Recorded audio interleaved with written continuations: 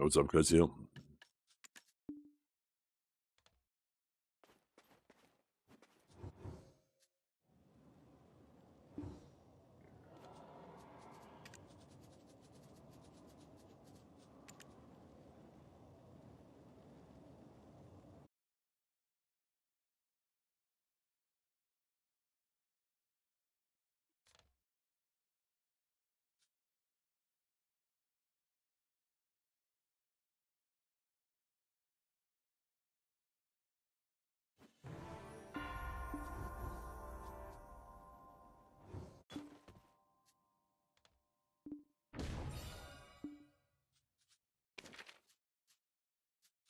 I wonder if they...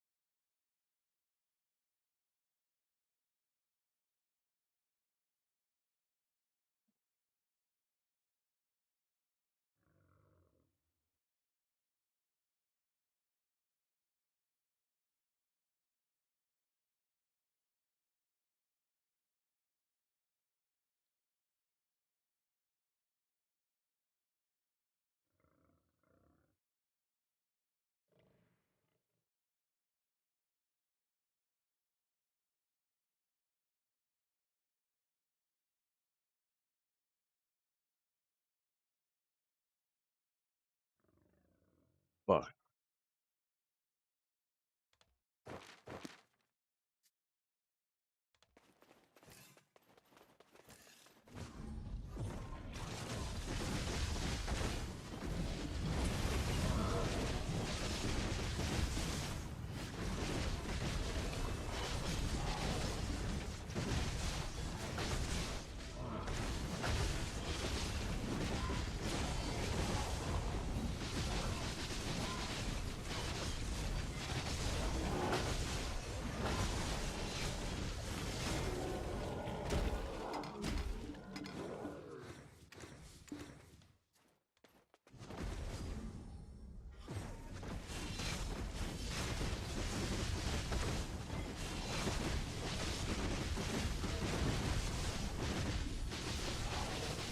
Earlier?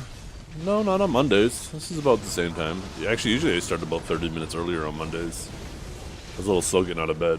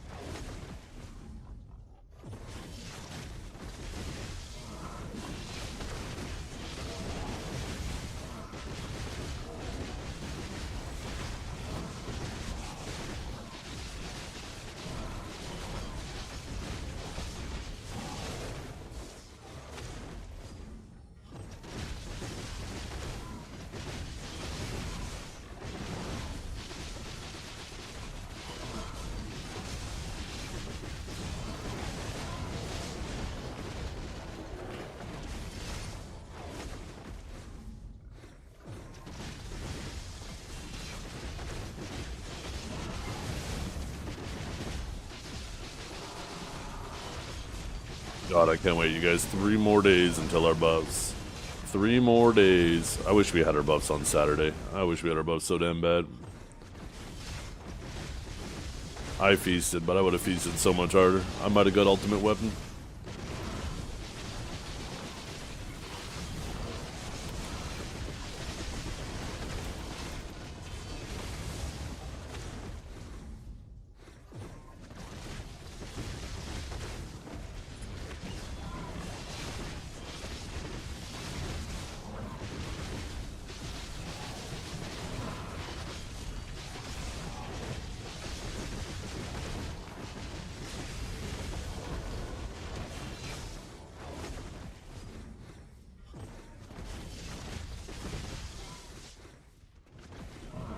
Hold on 1%.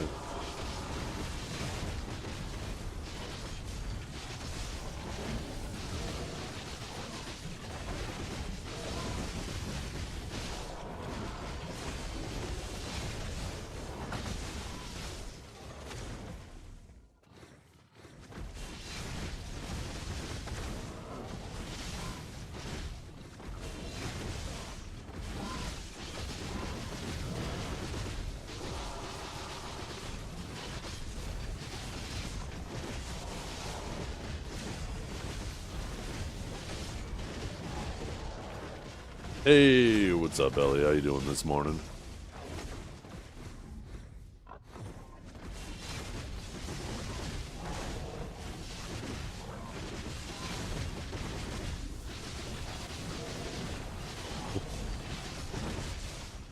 Thought I made that a sound.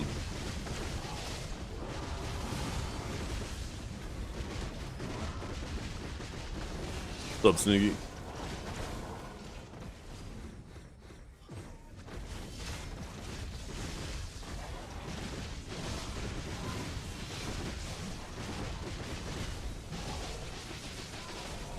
Wait, you didn't hear it?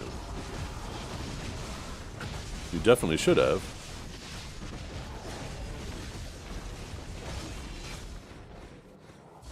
You sure? Did you accidentally have the stream muted or something? Oh, it isn't playing through. 1 second, I'll fix it.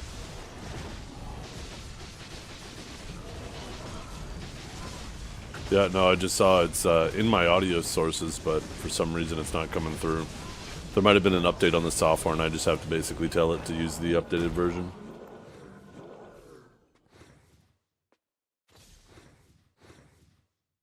Wait, what the hell?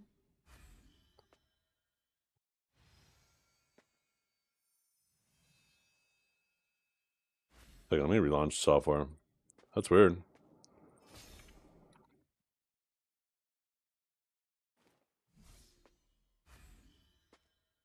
Okay, now it'll work.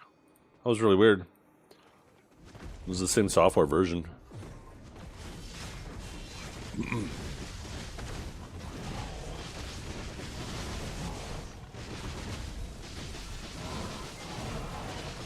Morning, Cavell.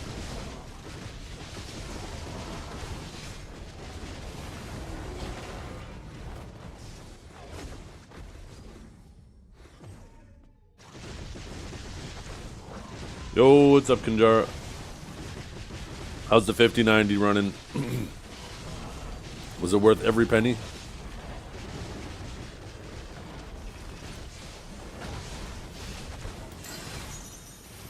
Oh, I only got 1 run.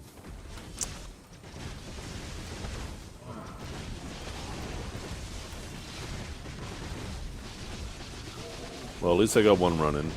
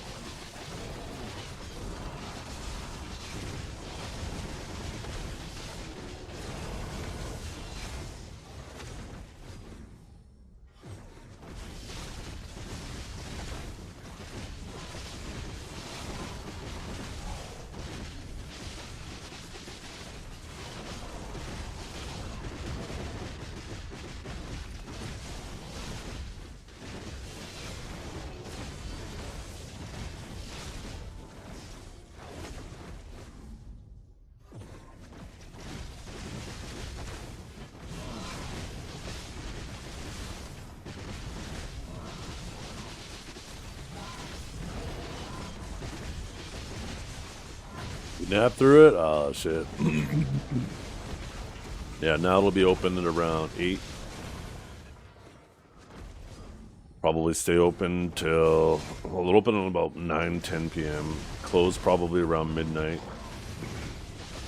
And then I'll be opening around noon tomorrow.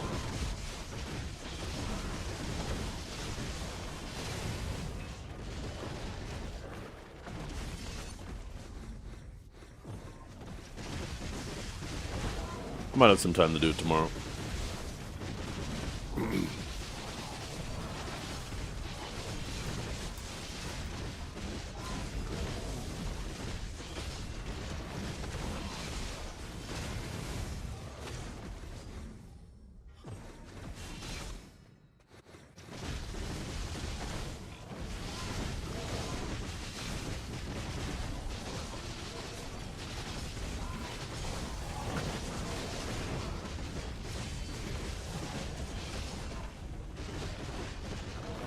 Yeah. Oh, the regular one's still good, right? The regular one is still good. It's just as good as Dark Seekers, except you actually get silver instead of something that you just gotta hold on to. Well, it depends on when it opens, right? The more people there are on, the quicker it closes. It's closed in an hour. It's closed in under an hour. It's taken 3 hours.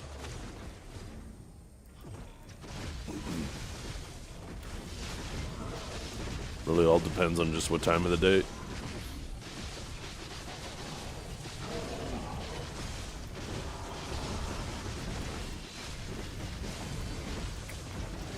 I think on average, though, it does close a bit quicker in EU, which is also even more evidence that EU is more populated than NA. As much as NA players hate to admit it. All the evidence you could possibly muster up all points towards it.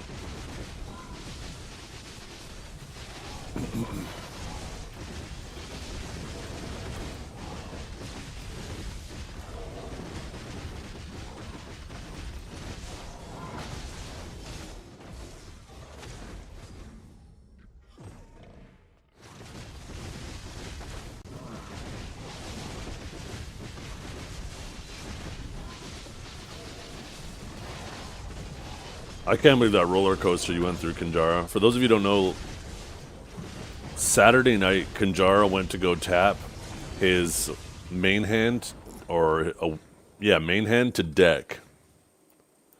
And he accidentally raw tapped and it downgraded. And then he got it back to Nav in like 12 clicks or something. And then he ended up getting it to deck in like 10 more clicks or something. So went from absolute despair to probably jumping out of his chair.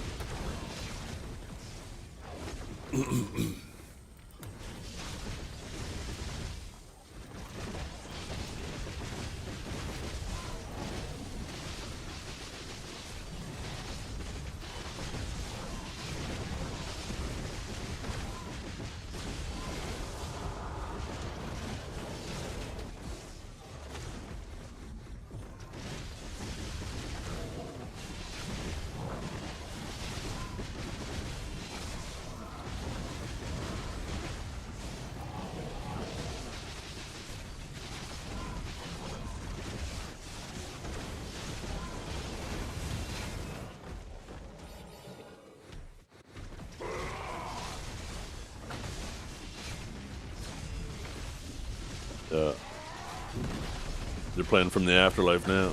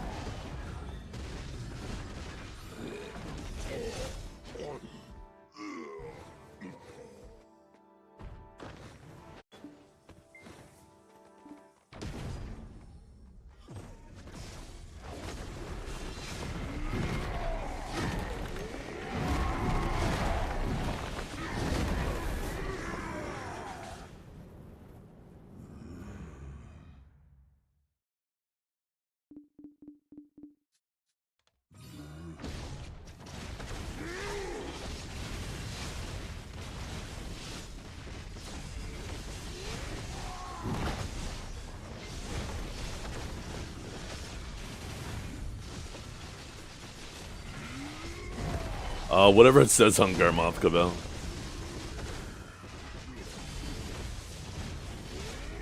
That's the average.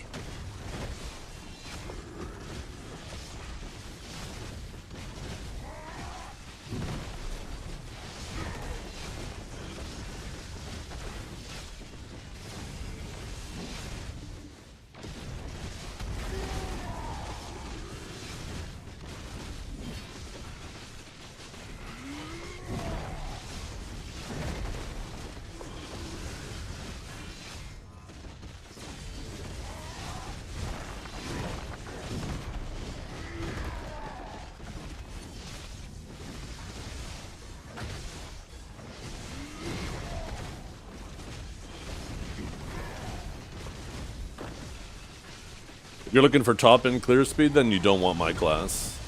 Once again, you asked for average, you didn't ask for top end. Right? That's the thing about averages. If all you want is top end in your averages, then you don't want averages anymore.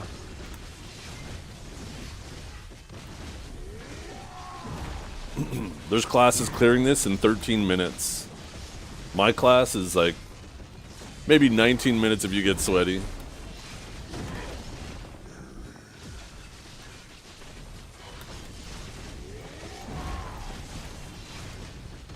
Yeah. Garmoth is the better average to go with. You get rid of anecdotal, you average out bad reporting. Yeah, but you should be doing a lot faster though, Cavell. You should be clearing in like, on Suck Warrior, probably sub 15 minutes.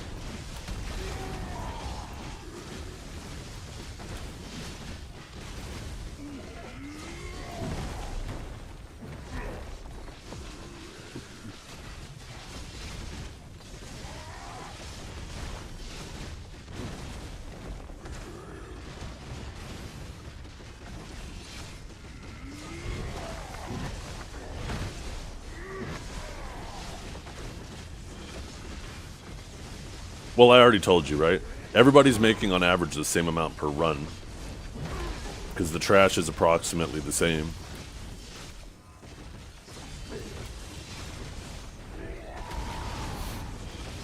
At that point, it's just RNG on the drops.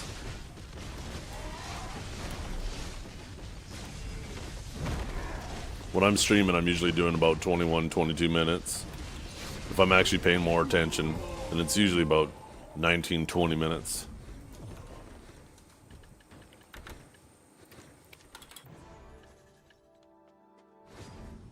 Then you have a 5-minute cooldown after.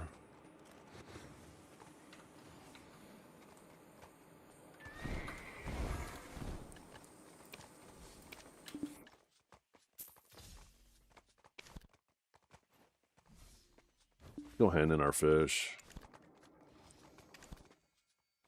I just jumped right into the pig pen because I wanted to at least get one lap in. Let me grab my coin before I forget. There we go. So because I went to go buy the new family weight, and because I I accidentally bought the individual instead of the 2-for-1, which gave me basically like 1,000 pearls off. I accidentally only bought one. So I went to refund it, and because I refunded that flamenco, they won't actually refund it. So now I just gotta buy these separate, which fucking blows, but what you gonna do?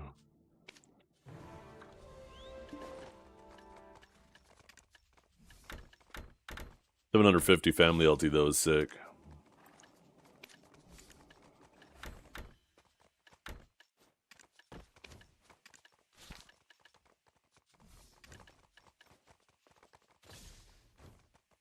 How much family LT do I have now?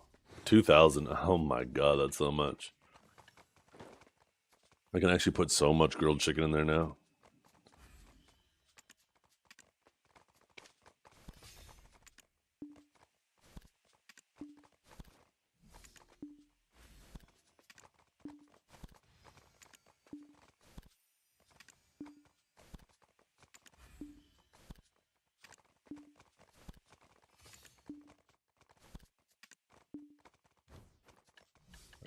I won't have to feed my workers for a little while now.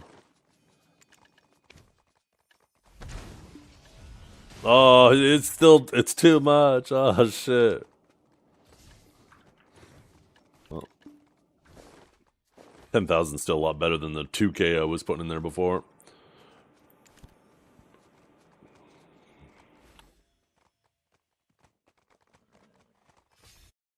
Oh,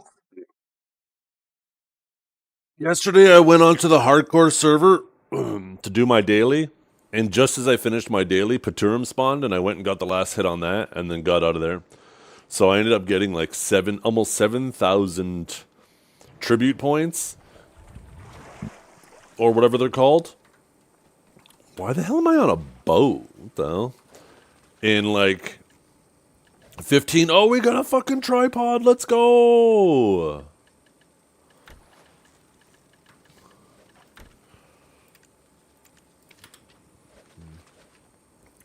Yeah, ended up doing that in, I guess it was more like 20 minutes. But 7,000 of those points in 20 minutes is sick.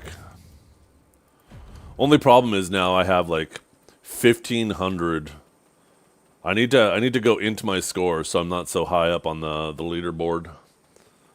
I'm not looking to get hunted.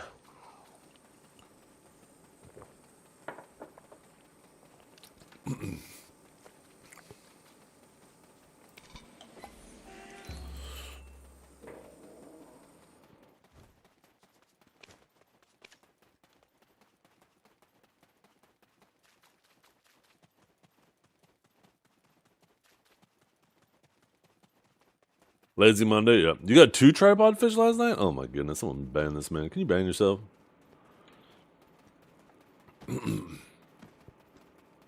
Also, if you told me it's on my APM just bad, I would agree. But I'm just, well, I don't know how good or bad you are, and I don't know what your gear is. So if I said, I'd say something like that to Trep just to piss him off, but I have no reason to say something like that to you.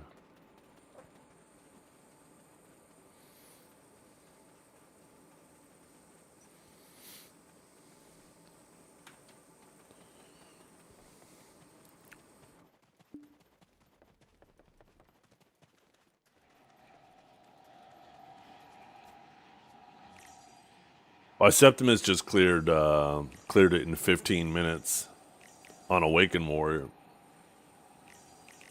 and I'm sure Suck Warrior is slightly better.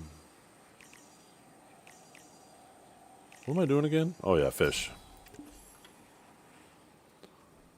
Yeah, no, it's important to recognize that. Same here. I'm an average player, maybe slightly above average. I like to think, but I think most people aren't for some reason aren't willing to admit that they're just average players. And then they blame everything bad that happens when they're fighting people or someone else on imbalances, which, you know, maybe imbalances contributed, but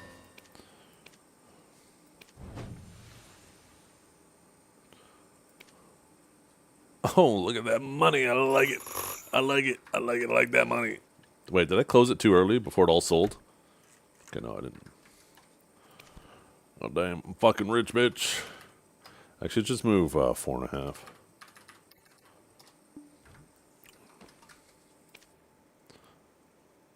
Arc map is so nice. I'm so happy I grinded up that second map. It would have been so annoying just running back every time. Here, I'll be back.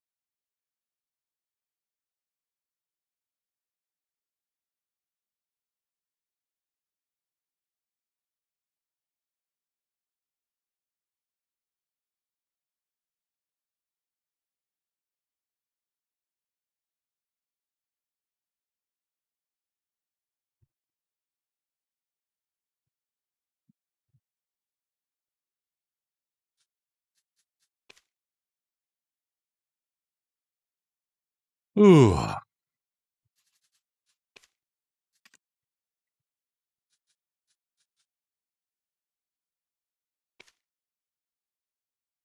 Yo, what's up, Pinks? How you doing?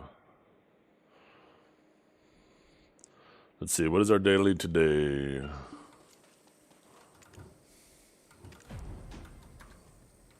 $400 crescents.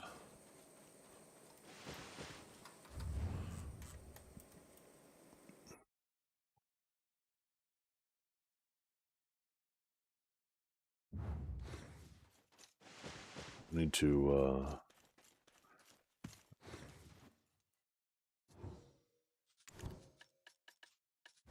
TP there. Where is it?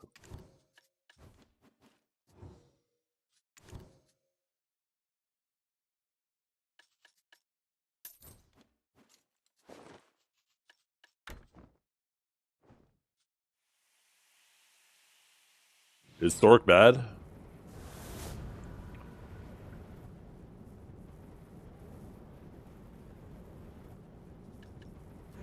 I don't know why they would put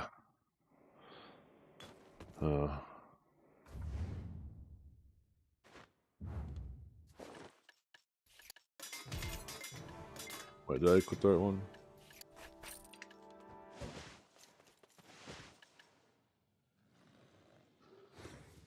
Like, why do they have +1 attack speed, but also -5 attack speed? I don't understand what the purpose of that is.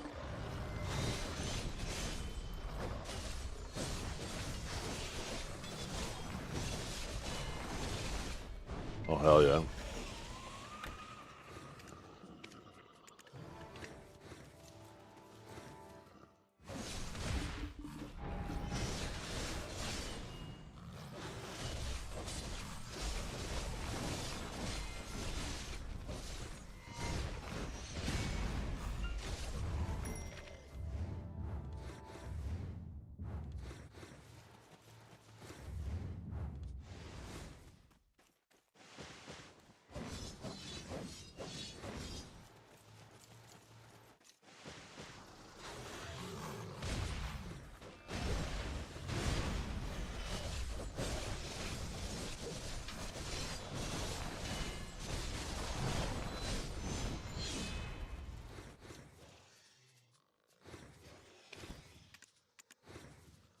It's so sluggish with remastered on.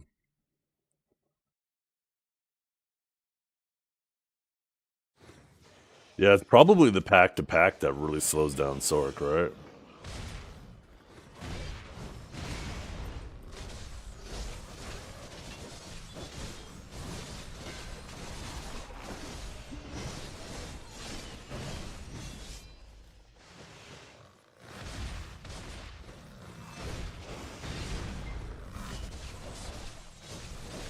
I heard mana issues are a big deal too. And that's probably exclusively a Sork problem.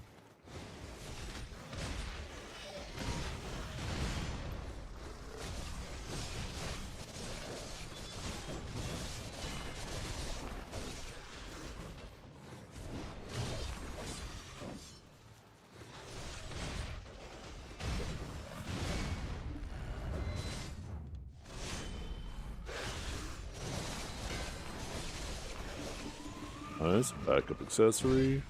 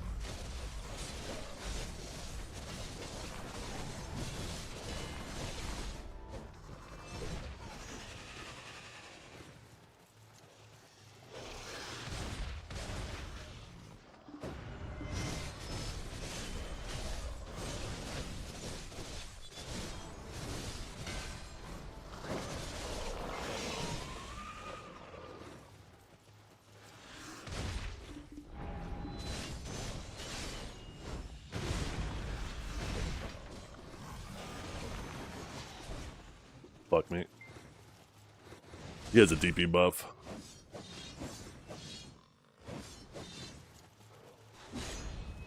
No, thank you.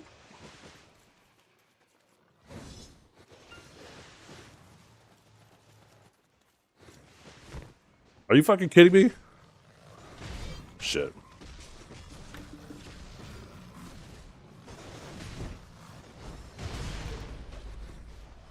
Or maybe he has the AP buff. He's fucking chunking me.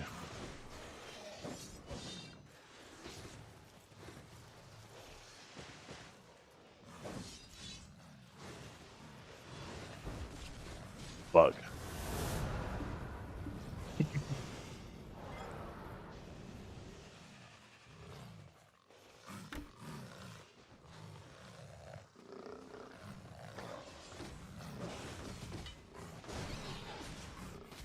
Oh shit, I'm dead. Oh. Rip. We got fucking cooked there. No, there's two different AP buffs. There's a normal AP buff that's all AP, and then there's a human damage buff that's absolutely insane. It looked like he had the normal AP buff, which is just 100 all AP.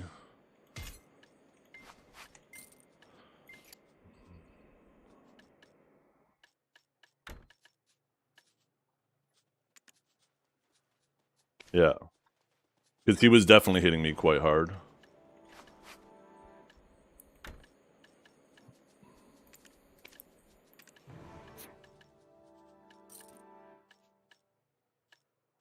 Let's see. Helmet.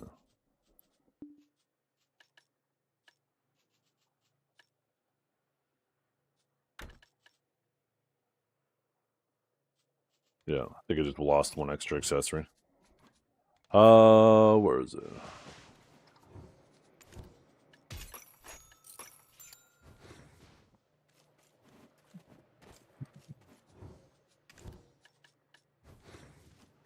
Did this vendor? There we go. Oh, got 3 minutes. Look, it's just gonna take just as long to run back.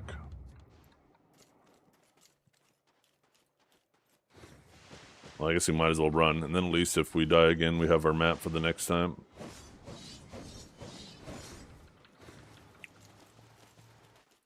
Yeah, the buffs are garbage. Not being able to play your main class is garbage. Calling it hardcore is garbage. Weapon durability or gear durability going down while grinding is garbage. You should only lose max durability on deaths, not on... Like, you should be able to repair your gear, and it should be just like normal gear, right? Except, you know, like on live, like if your max durability goes down, it's only because you were enhancing, right? But there's the normal durability too. You should lose normal durability while grinding, but you can go and repair. And then if you die to either mobs or players, then you lose max durability, which can't be repaired.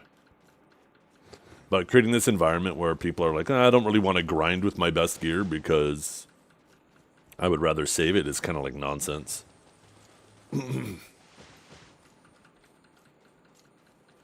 If they did those 4 things, I think this mode would be great.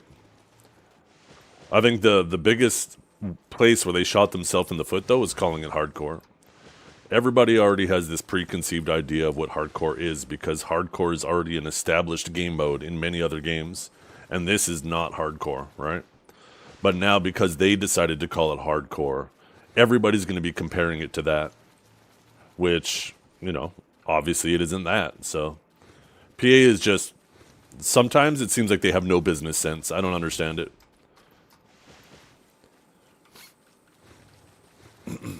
You finished Invincible? Yeah, I watched the last episode last night. It was good.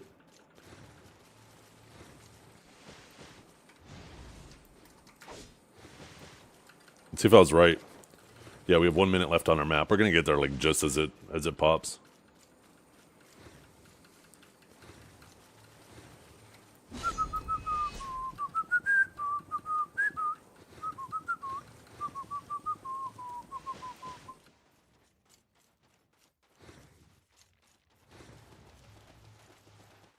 Oh, it's not that you can be bothered, it's just people don't want to bother bothering.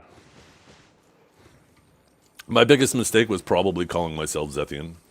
People are like, oh, streamer, let's go. I should have named myself something random. Although maybe alternatively, there might be some people who be like, hey, cool, that's Zeth.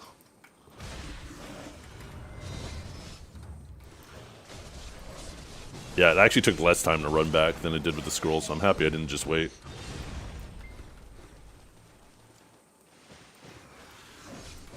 Not Zethian. Yeah, that would have thrown him off.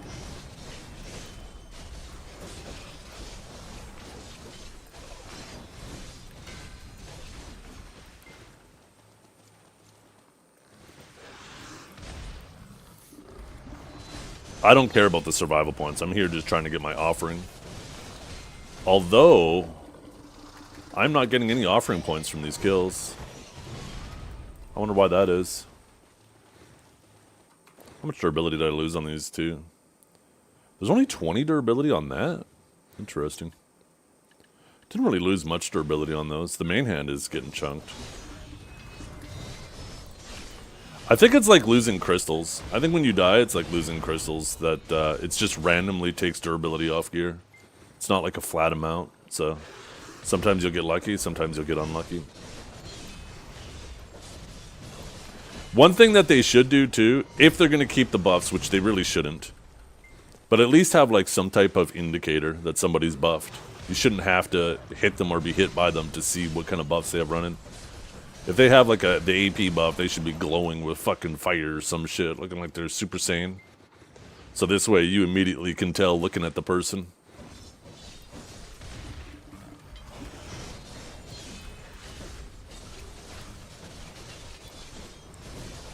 But those buffs need to go. They're fine for PvE, right? The extra loot chance, the extra... maybe they could change, like, the... get rid of the all AP one, but change the human damage one to monster damage. Change the DP one to monster DR. I think that'd be fine.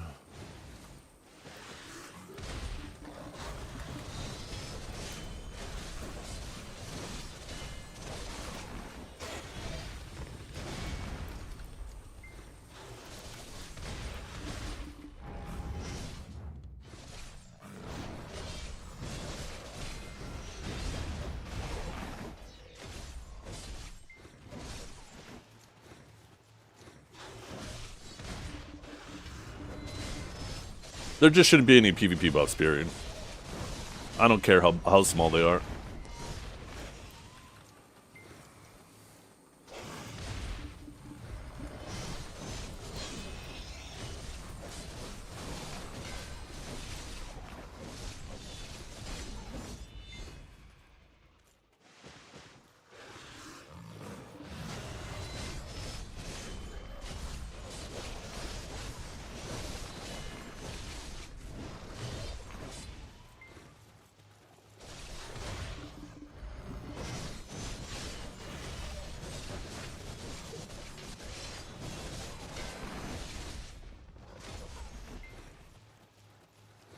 Also, them having resists in this mode, too, is fucking nonsense. Like, but that goes for the whole game, right? That's not just this exclusive to this mode.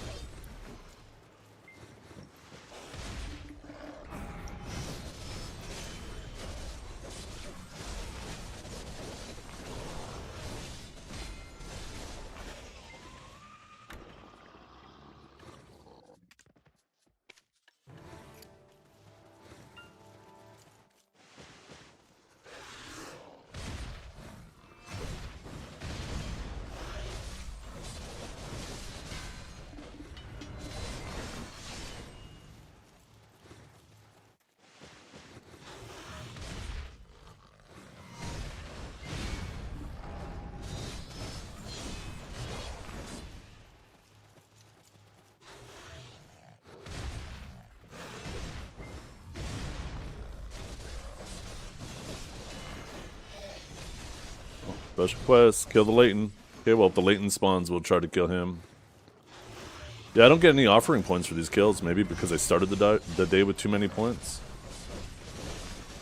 It's not that the kills really contribute a whole lot, it's really all the quests. We should take a peek at the map, see if there's a latent spawned right now.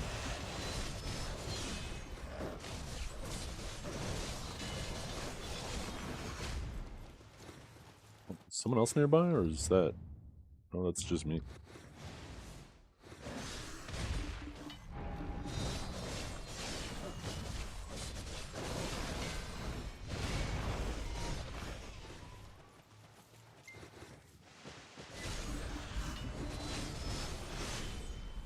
You get points when you pass your highest score?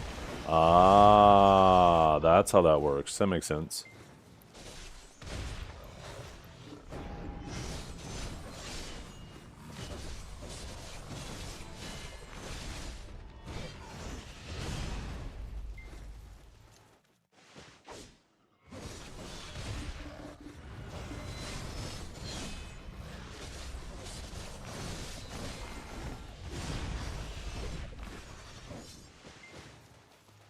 That would explain why I got 7,000 points yesterday, too, because I did the first daily, and that was like 3,000 points, and then the quest for killing Paturin was 3,000 points. But then I ended up finishing with 7,000. I was like, where'd that extra 1,000 come from? Probably from just the kill and my offering points going up. See? Oh, look at that. We got the human damage buff. We can go, maybe go back and fight that warrior. Go kill him standing.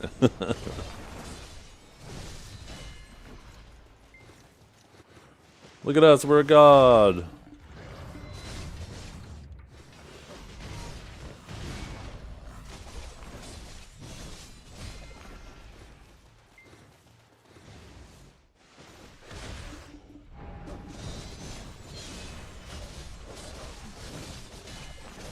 I actually don't care to go do that. Like I said, I don't want my survival points going up, and that's all you gain from killing other people's survival points.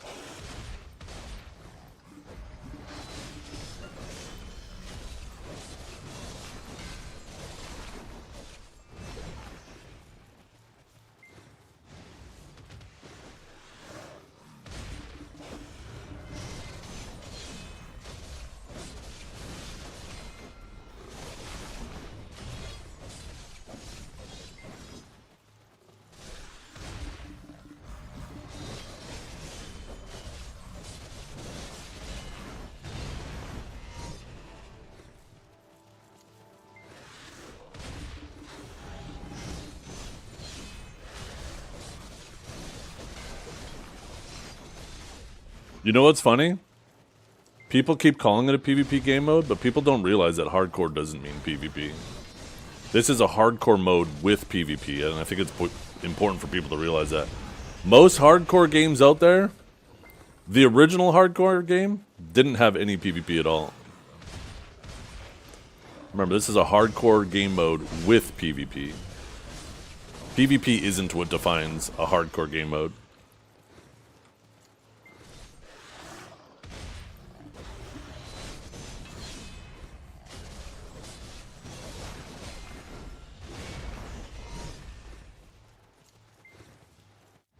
Although, it is a great addition to it. Don't get me wrong, too. I'm not saying there shouldn't be any PvP in it.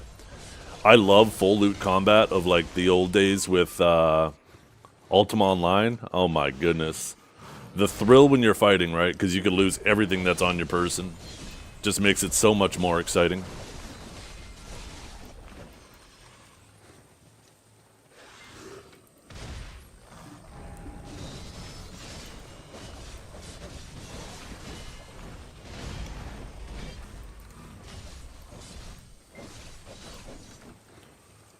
$100 more kills.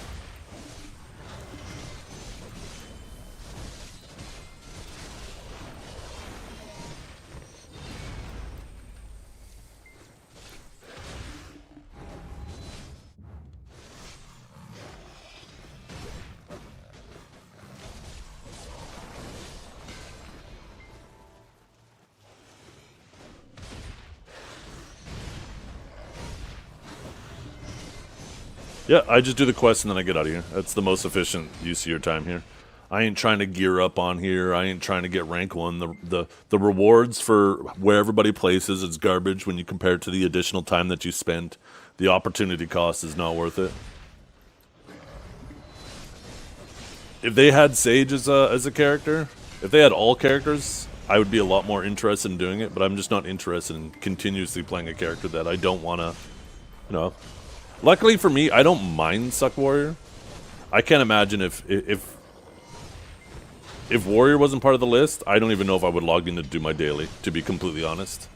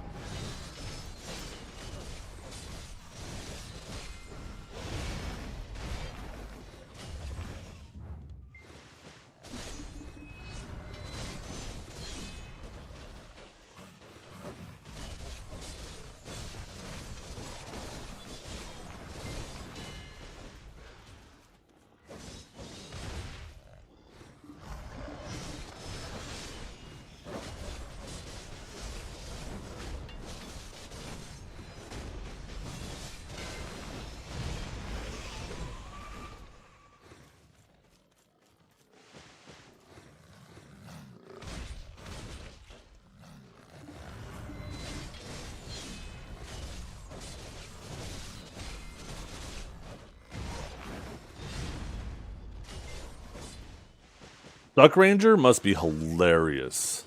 Especially if you get the human damage buff. I don't even know if any class will be able to close the gap on you before you kill them. If you have the human damage buff as a Suck Ranger.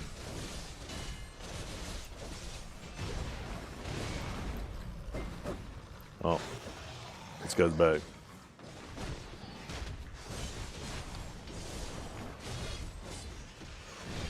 Wait, is he buffed again?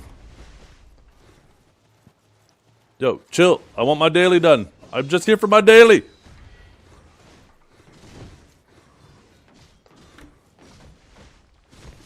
Fuck.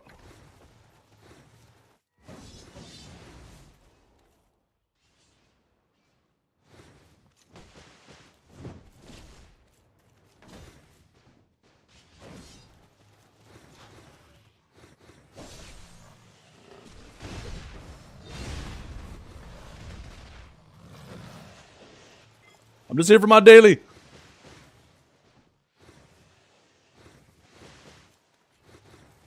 I'm just here for my daily, bastard.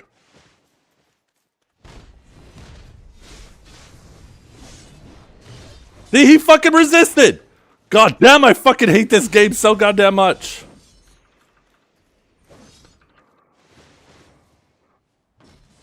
Oh no, I went to run off. Let's see.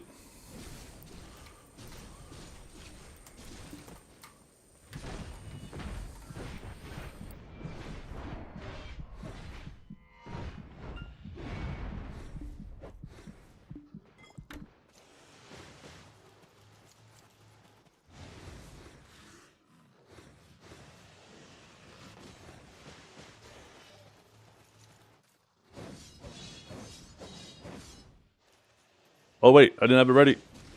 Oh fuck. I thought charging thrust was ready.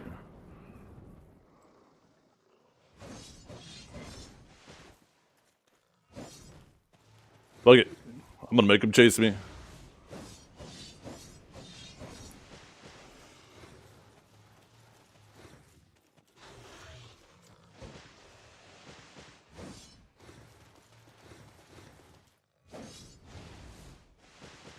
We're running back to the sanctum, buddy.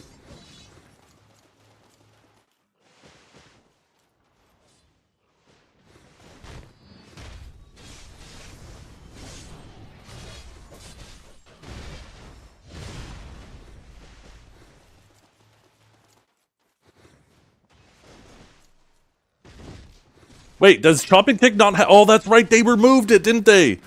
I gotta stop doing that.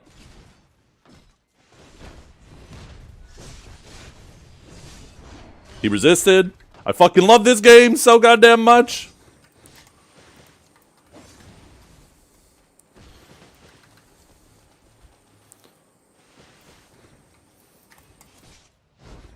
Fuck.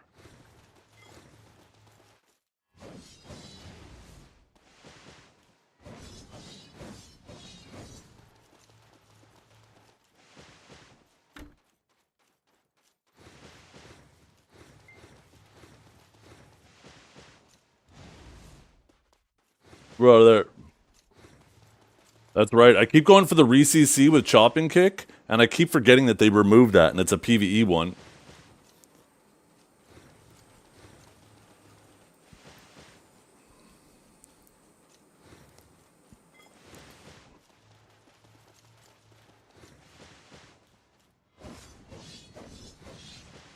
Yeah.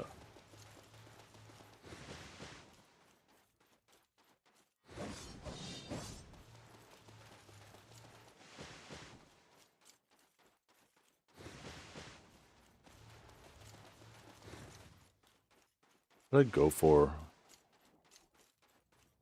Maybe... No, that wasn't it. Yeah, there you go. Maybe that. Probably cap him, though.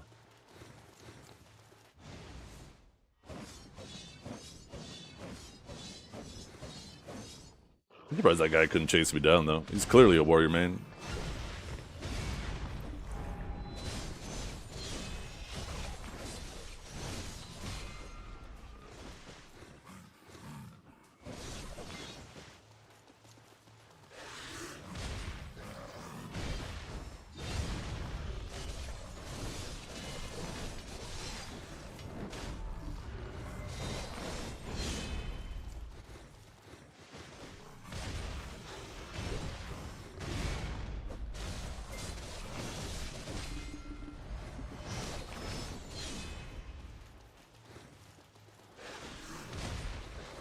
I wonder if instead of Earth Tremor, maybe I should just use Scars. I wonder if Scars would do more damage. Am I ready for what? To run it back again on Saturday? Oh, fuck. Hell yeah, I'm gonna have my class buffs. I wish I had my buffs on this Saturday. Why couldn't they have waited a week? Although then our archers wouldn't have done so hot, which probably would have been worse. I don't even know how many archers we had, to be honest. We have, like, what, Zach? I don't even remember who all of our archers are. Man, I would have loved to have the Awakened Sage buffs, though. Judgment hitting harder, Divine Executioner harder, Impaling Flash hitting harder. Oh, Forward guard on Chain Lightning. Well, today, I sure hope I don't stub my toe. Well, why? Why? It, man, I would have feasted.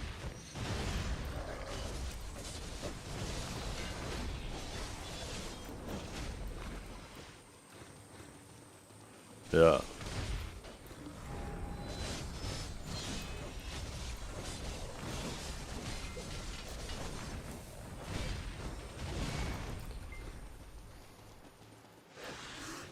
Well, that's clearly the trend they're doing, right? So I don't know why anybody's surprised at this point. Every time they do overall class changes, they make people more protected, not less protected. So I don't know why people become surprised when classes that are less protected become part of the more protected tier.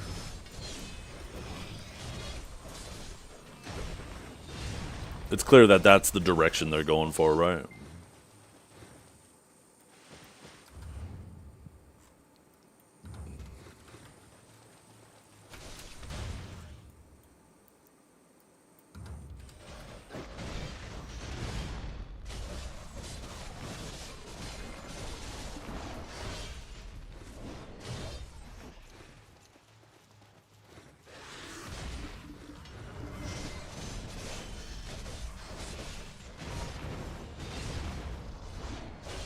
They're just changing the game into a perma-protected meta. Okay, now, if that guy wants points so bad, he can have them. We're going to take the shortcut back.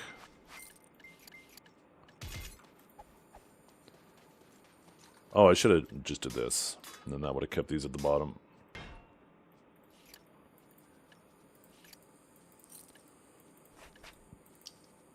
Oh yeah, that too.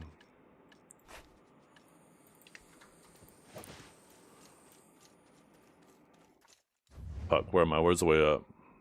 Oh my god, there's a bunch of people in there now. They all like TP'd there or some shit.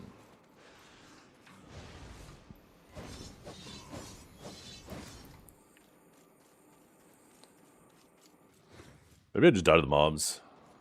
I really don't feel like running all the way in there.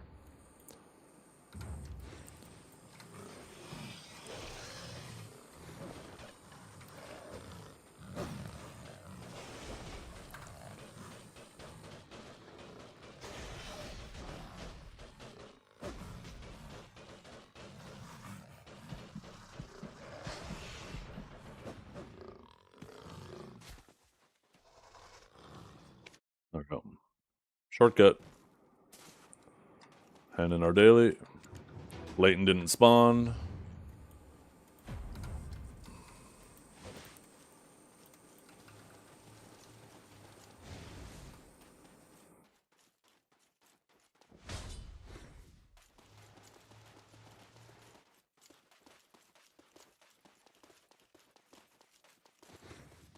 I think that would defeat the purpose of it, right? There has to be a sacrifice.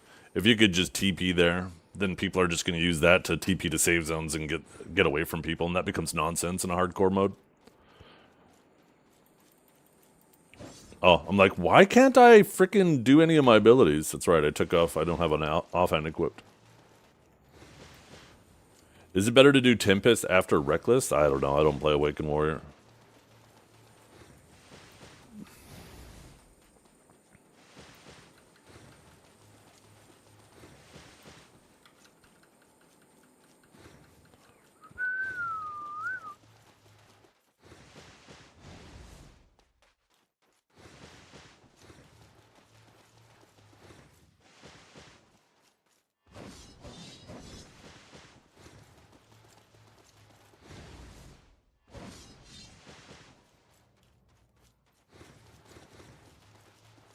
Oh, I should have managed my inventory. Oh well. We're already extracting.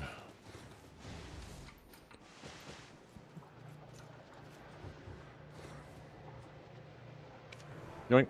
Take my 3,000 points. Get the fuck out.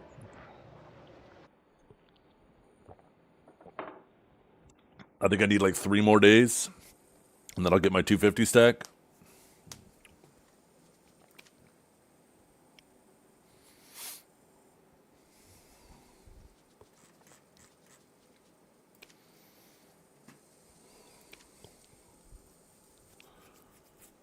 Isn't it like 20,000 points for the 250?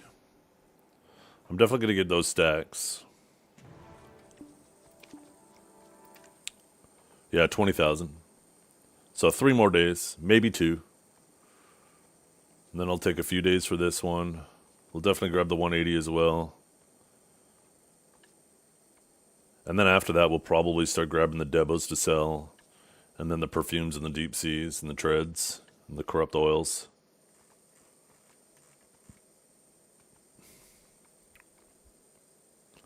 And after that, I guess just the hardcore boxes.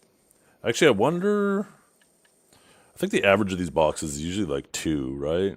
You get 200 mil for 500. Oh yeah, the doubles are definitely going to be better.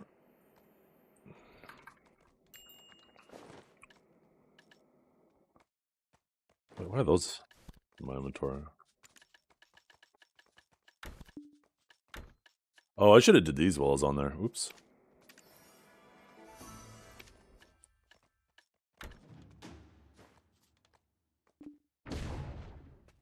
Oh, for personal use. Yeah, definitely personal use. No point selling something I'll have to buy back. You just throw away silver to the tax man for no reason at all.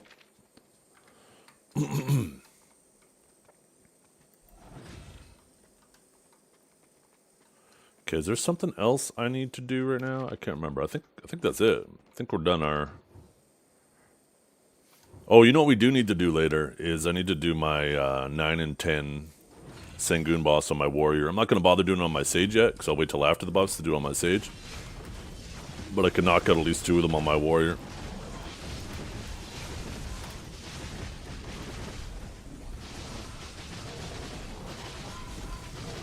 I think this week, though, I'm going to make sure I do 9 and 10 on the warrior instead of just 8 and 9. It's kind of lazy just doing 8 and 9.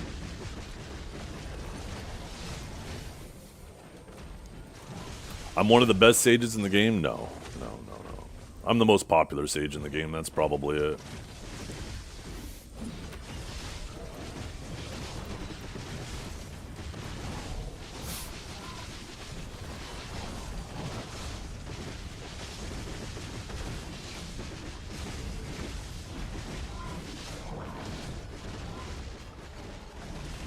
The best sausage in town.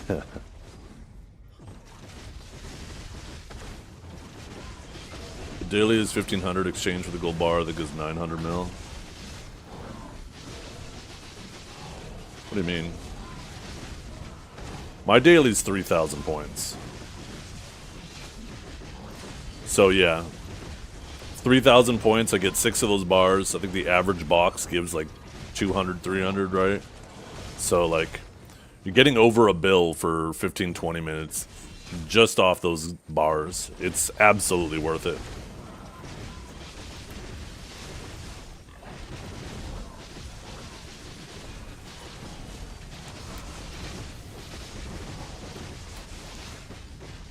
In PvE, it is annoying, yeah.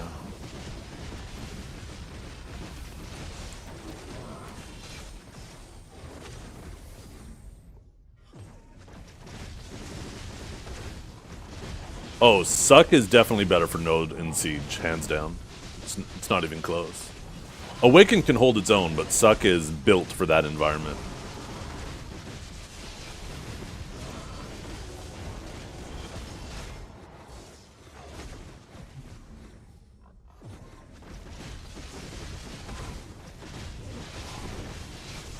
Awakened is built for...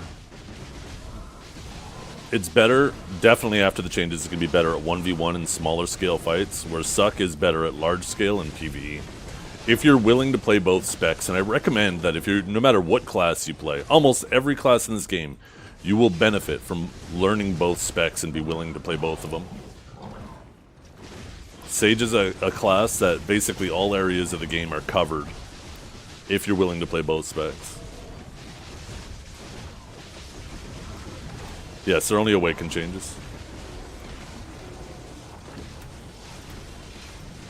It'll be interesting to see if we see more changes this week. I don't know if they will do much for Suck Sage, though, to be completely honest. I think they do look at that duality with classes, and I think they kind of want to keep, as long as one of your specs are fine in it. They're not trying to make any specs that are like goated in all of them. Although some classes will always do well with all, like Zerkers, for example.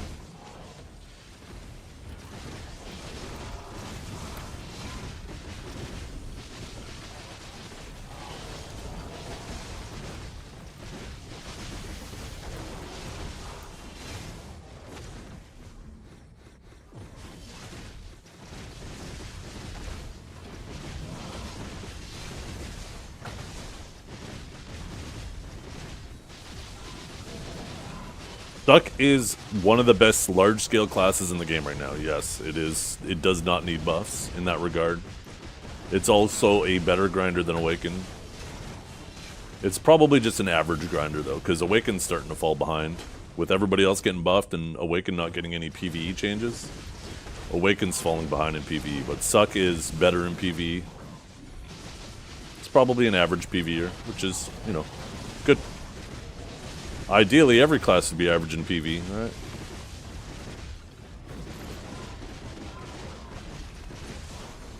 right? But Suck is one of the best large-scale classes.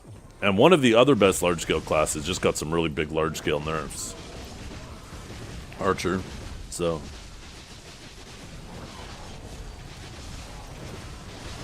Archers are probably one of the most annoying things for Suck Sages to deal with in large scale because they're just doing screen-wide AoEs. And you're just dying in a Rift Chain. Because they're just shooting at other people and you're getting hit too. So with their large-scale damage coming down, you might not just randomly die to Archers anymore.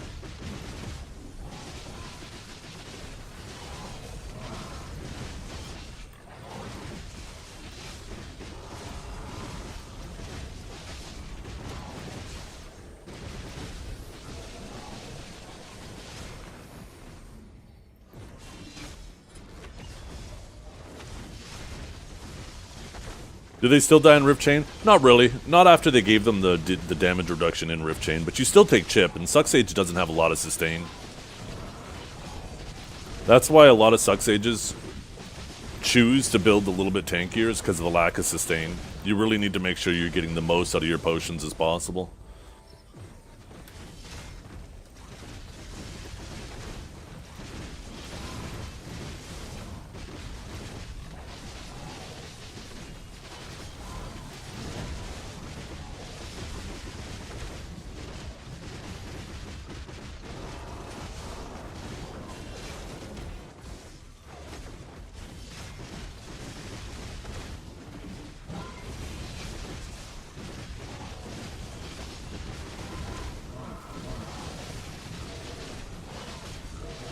I can't wait for Divios to play with his DR set. I don't think he understands how much more damage he's going to do with his DR set. I bet you he falls in love with it. He thinks he's not going to play it a whole lot. But every time I put that shit on, it is a night and day difference. You don't feel... Like, you obviously feel a bit squishier, but you don't feel as squishy as, like, you once would as a Sage putting on the DR set.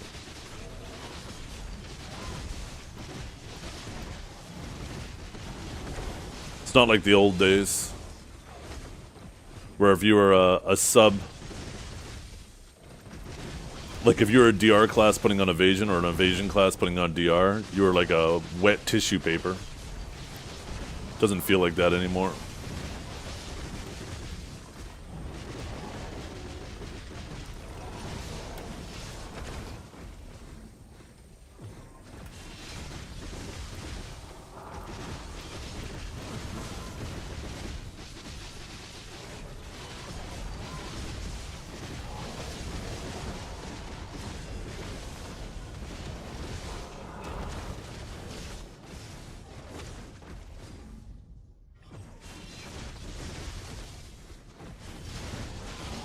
Trep, don't act like you know anything about this class. Stick to your classes. Stick to Musa and Striker.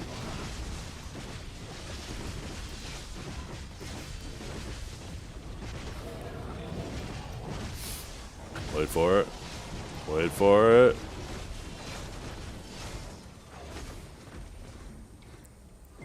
And he's pissed.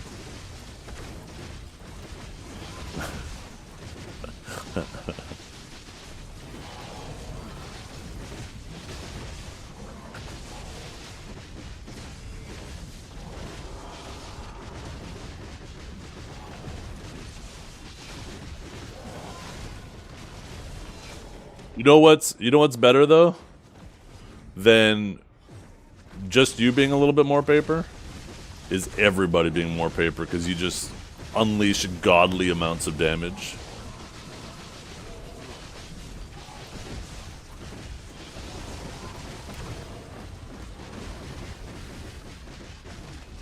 I don't know. My stream schedule is between 9 to 3 when my kids are at school. So I don't get to stream in the evenings, and I don't feel like firing up the stream for 1 hour.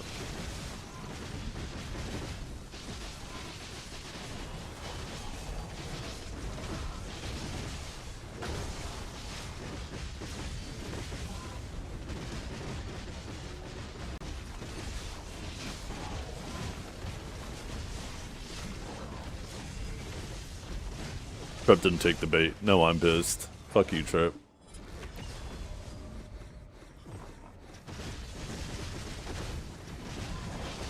How was the war on Saturday? Oh, it was a fucking massacre. If we would have held out for 4 more minutes, we would have got to keep the castle too, but I'll be honest. A fight like that barely comes once a year.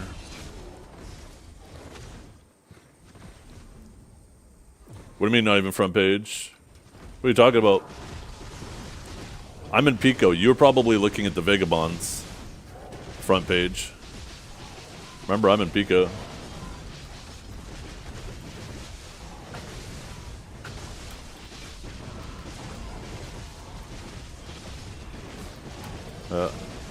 Oh, never mind. Trip is pissed. I was wrong. He did take the bait. He's just trying real hard. Oh, thank you, Trip. Never mind. I'm not pissed anymore. You're pissed. Dekia Tree's release date? They have not. No, they haven't said anything about that. Which is kind of weird, because like when they first talked about that was a long time ago now, right? I'm pretty sure that was back at the Heidel Ball of last year, so it's almost been a year.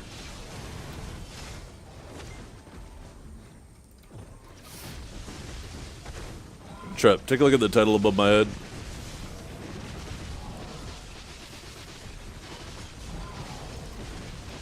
I just... Man, if they would have done that attack next week, I would have feasted so much harder too.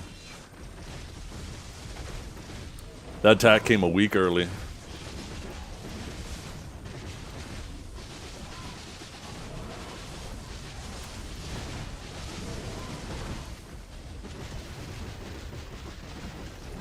Nah, there is no losing in that fight. Only for the attackers. Even if you lose, you win when a fight like that isn't a leg fest where you can't even play. Like I said, a fight like that, you're lucky to get once a year. That's the whole reason why you siege. Every week, week after week after week, you ask yourself, why are we doing this? It's either a free big, or it's a leg fest, and nobody gets to play. Every week you're asking yourself, why do I siege in this game again? Why am I in a siege guild? And then a fight like that comes along, and you're like, oh my god, that's right. This is why we do it.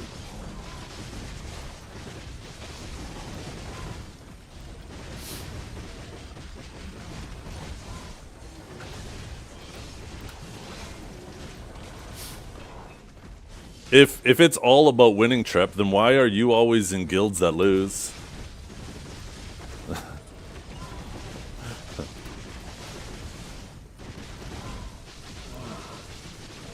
Right? Right, Josh? I will take a fight like that and hold that L with pride if you get to feast like that. Oh my goodness, with pleasure.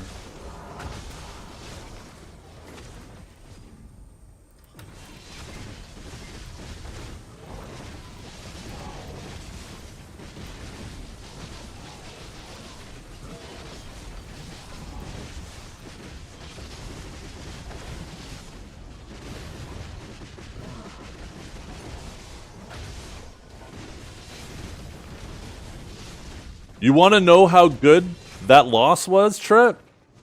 I bet you if we had the opportunity to play that back exactly how it went, again next week, and the week after, and the week after, the guilds that attacked us wouldn't do it again next week. Even though they know at the last 4 minutes they would get that W, I promise you they wouldn't do it again. Nobody has fun doing that when you're attacking that shit. They would not do that again, even if they knew they would get the W at the end. Because that is not a fun way to play your night.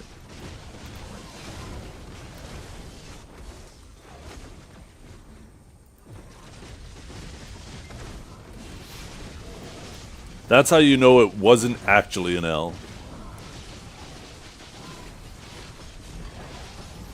If they got asked to run that back again next week, I promise you they'd say, no thank you.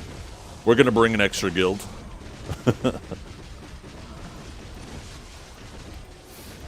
Mind you, they could have done a little bit better.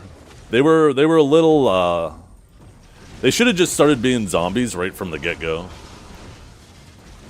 When they threw away strategy and just started being zombies, they were far more effective.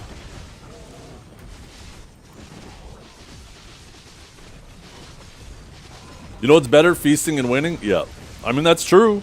I mean it would have been so much better if we held off for that extra 4 minutes. But like I said, I'll take the L and have a fight like that over the other 99% of the BS you get every week.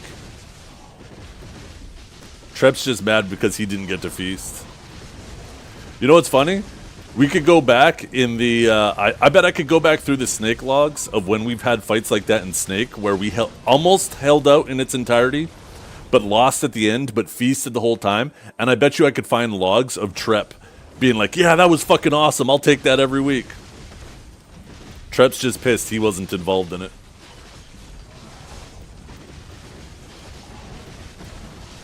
That's a once a year type of fight right there.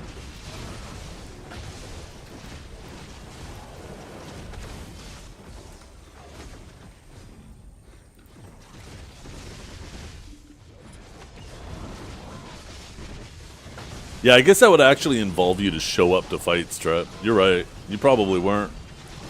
You show up to like one fight every 3 months, so the chances of that lining up with the one fight a year that is a feast is really, really slim. Trep's always been that that cheerleader from the sidelines, talking her shit.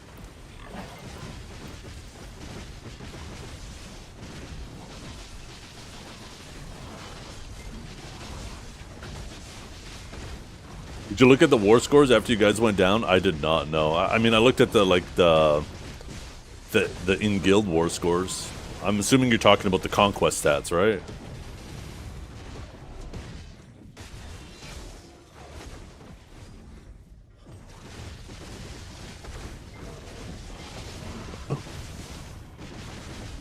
One guild had 1,500 less deaths than the other. Is that because they had less players, though? Because it was like 2.5... Oh, it wasn't the Cannon Guild? Who was it? Was it Rivals or Soaked? I imagine it was probably Rivals.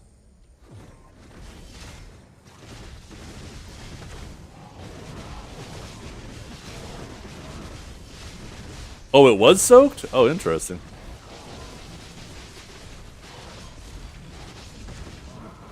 What did the kills look like for both?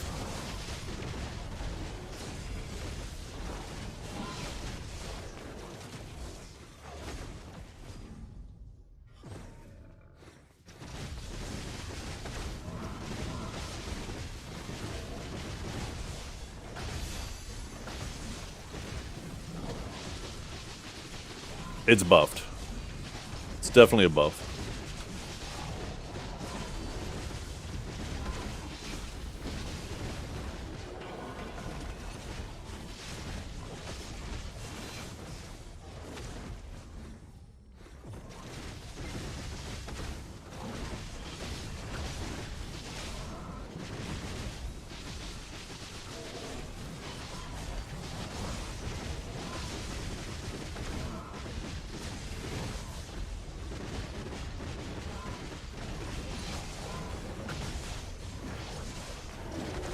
Oh, I should be burning my Agris. Even though this isn't the optimal place, I don't feel like going to Darkseekers to burn it. I think we're just accepting the fact it's going to take us about 16 years to get level 67 at this spot.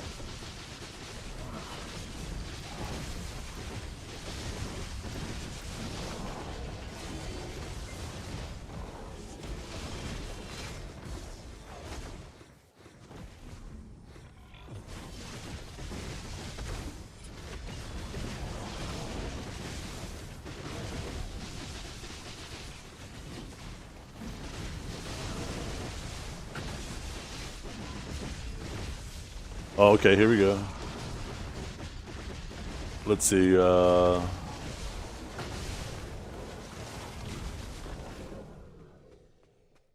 damn. Yeah, Rivals did the heavy lifting there then. More kills and more deaths.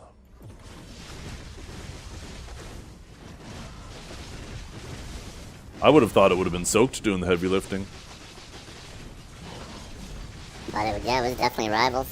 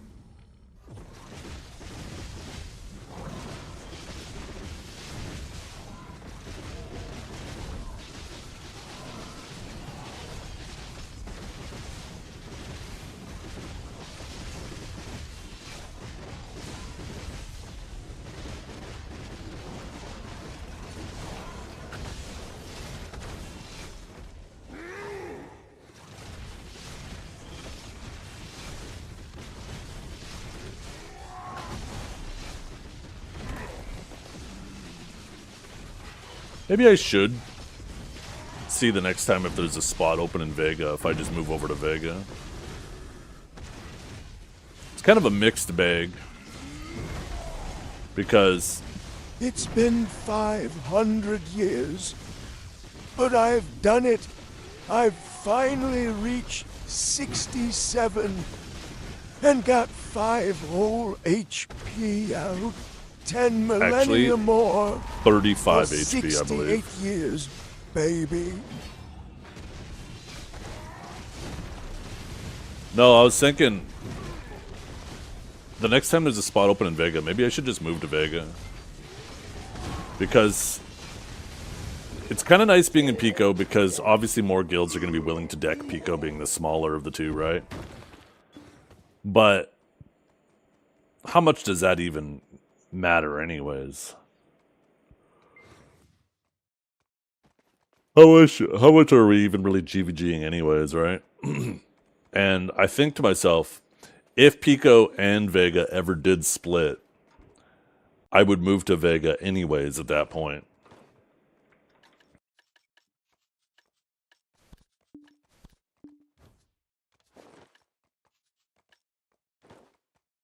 Oh, Preps is jealous.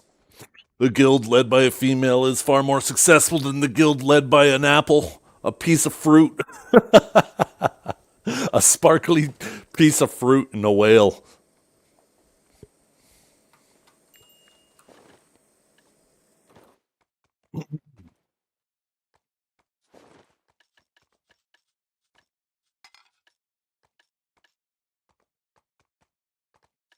Oh, we should pop this.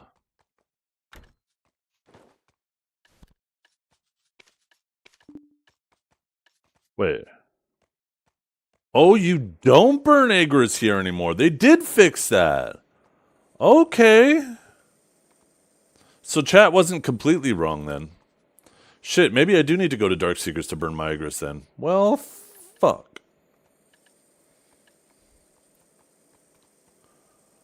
We'll wait and burn it tomorrow. I'll be back at 100k.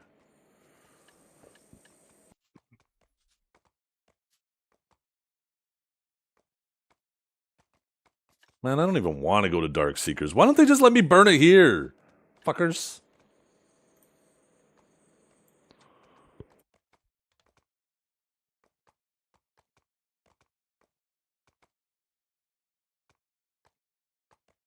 Well, apparently it isn't, because I was just in there with it turned on and I didn't burn any Agris. Although I did kind of turn it on near the end. Shut up, bitch!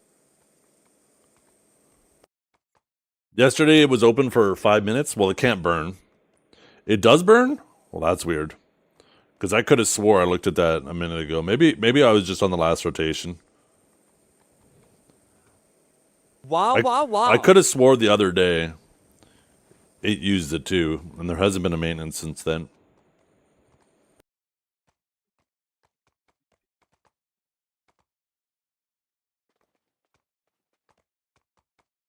We'll find out in a second here.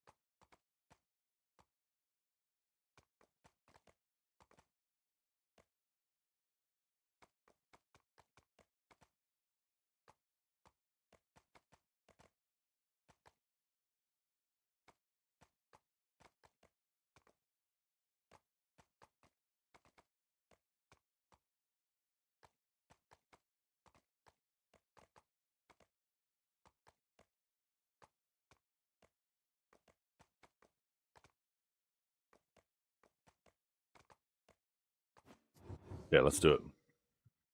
Still on cooldown. Oh my god, I'm too fucking fast.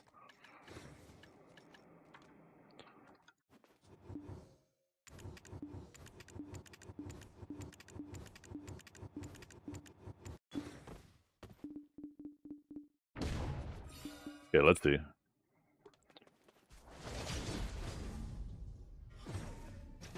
I didn't do my boss? Oh, you're right, I didn't do my boss!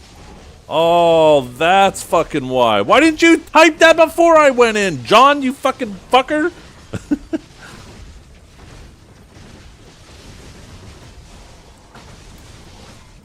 And this scrolls only lasts for 10 minutes, doesn't it? Well, 5 more minutes now? Fuck.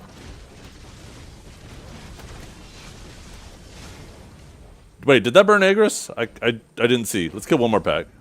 Here, we'll kill the pack out here.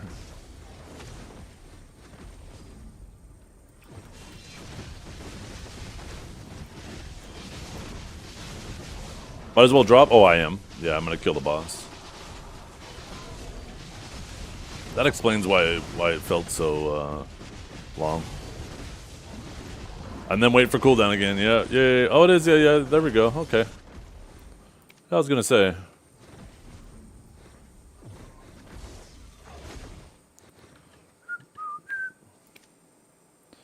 Maybe it'll let me summon the boss in here. Do you think it'll let me? Has anybody tried? Actually, no, I probably don't want to... Oh, I should probably still have time, then.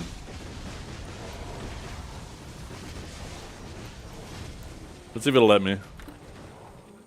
No. It was worth a try. That would be OP.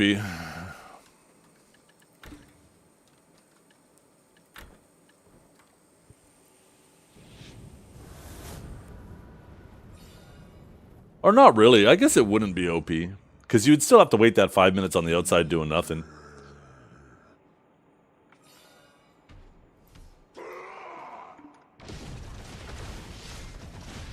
Oh.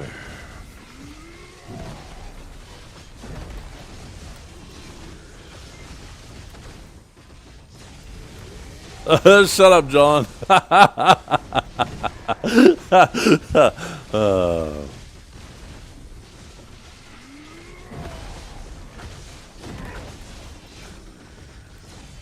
Why do I feel like you're talking about me?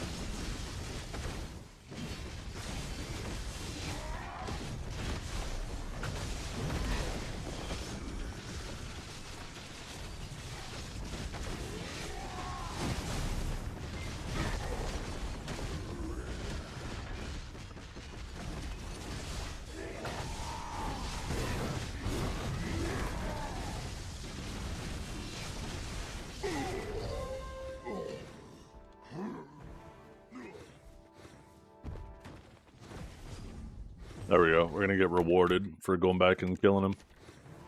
Just kidding. Now we wait for another fucking 3 minutes.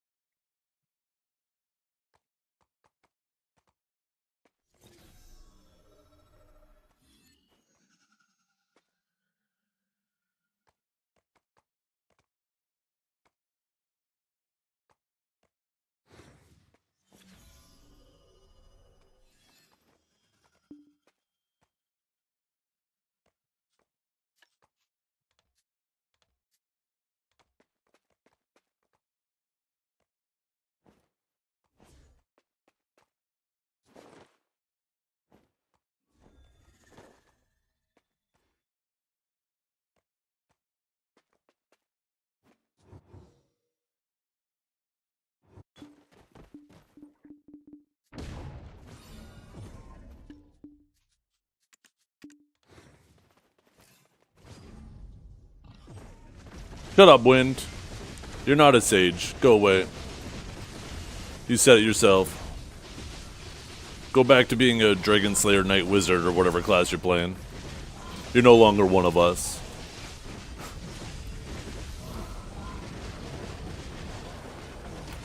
If you don't love us at our worst, then you don't deserve us at our best.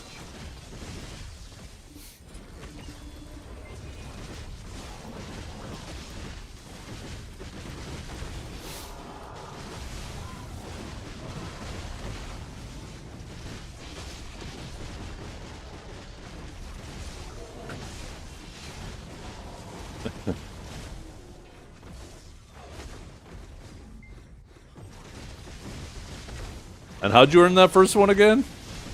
Remind me, I have conveniently forgotten. I don't know about the second one. I don't remember there being a second one.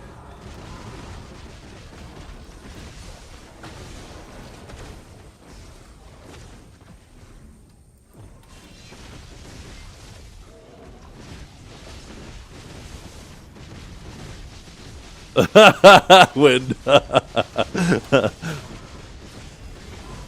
Yeah.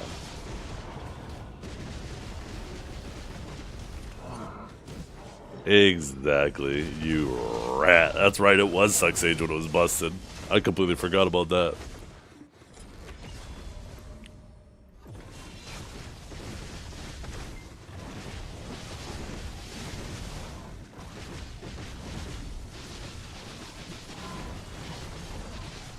Fucking idiot. Not you, sorry, I'm talking about this video.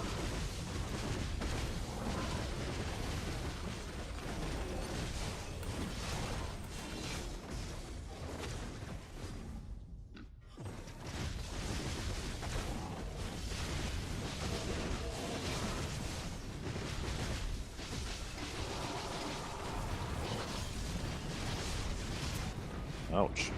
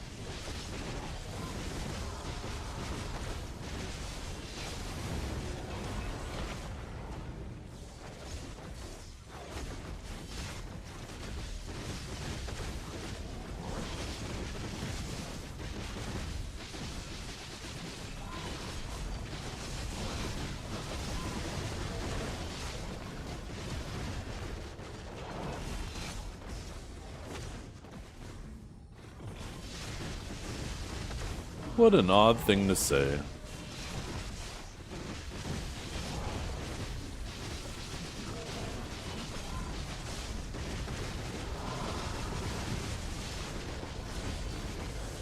I'll be honest, I would much rather be a part of the US than the EU.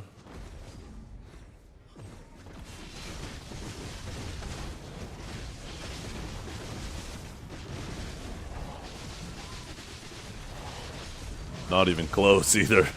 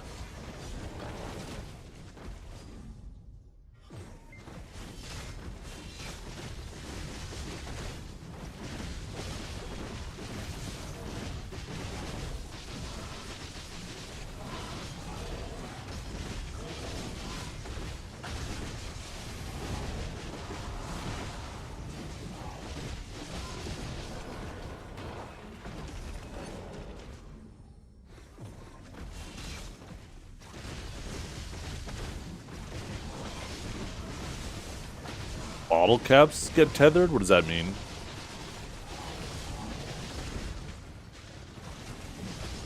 You gonna loot for the poster, nothing else?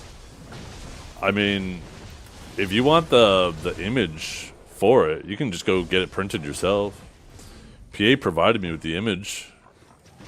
All you gotta do is go down to some type of business store, that like Staples or something, or you can even order it online.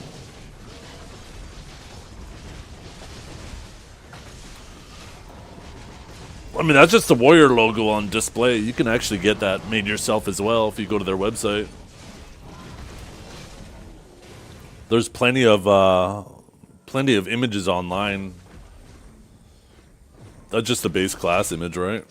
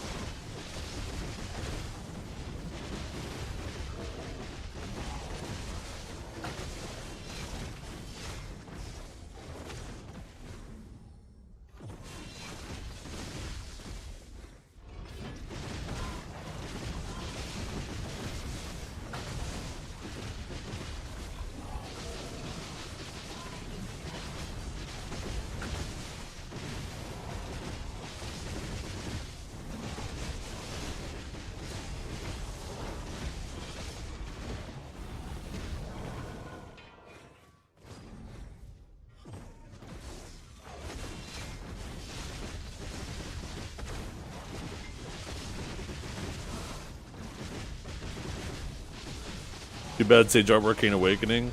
Yeah, I didn't have a choice, unfortunately. I would have preferred if they had an Awakened Sage one.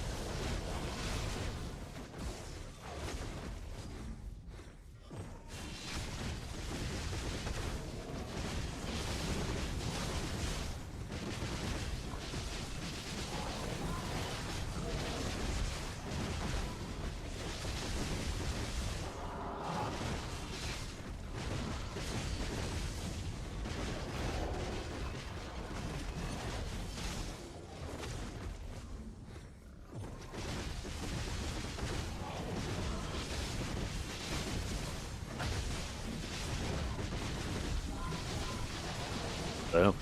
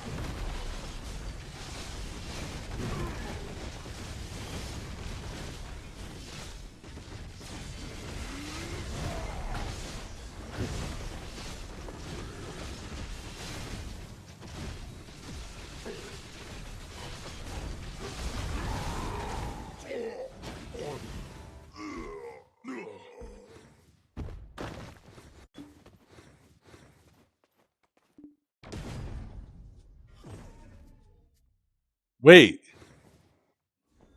Does it automatically turn your Agris off when you go in there? Is that why it's not using my Agris? Or did I accidentally turn it off?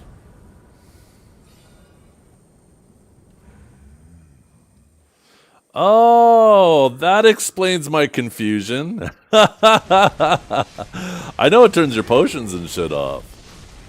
That's why I was like, I could have swore I turned it on, but I didn't use any Agris. What the hell? Unless I'm crazy, I don't know. Maybe I accidentally turned it off when I went in there and I didn't realize it. We'll find out in 5 minutes.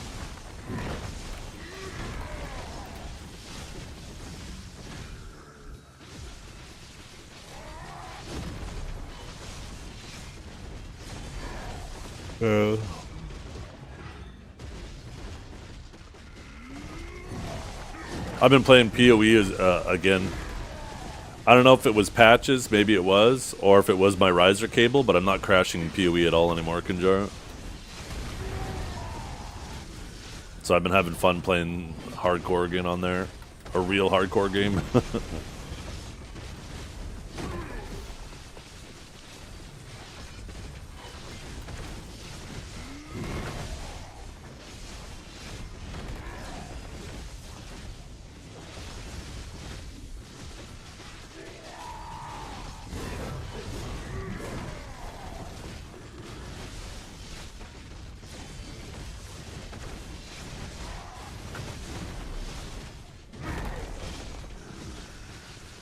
Oh, they're not reinventing.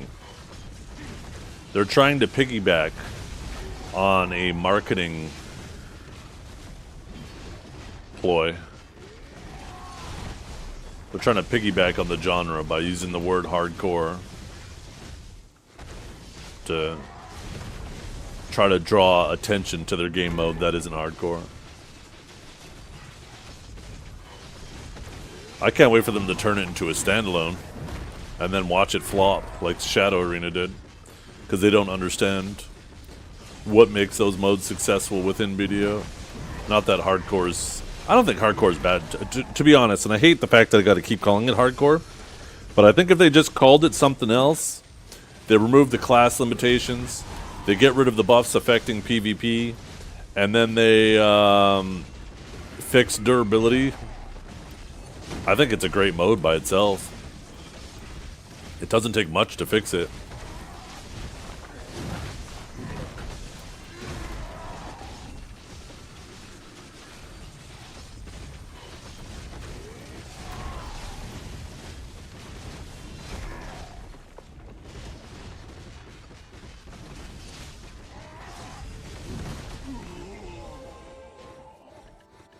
Oh, we barely got shit that run.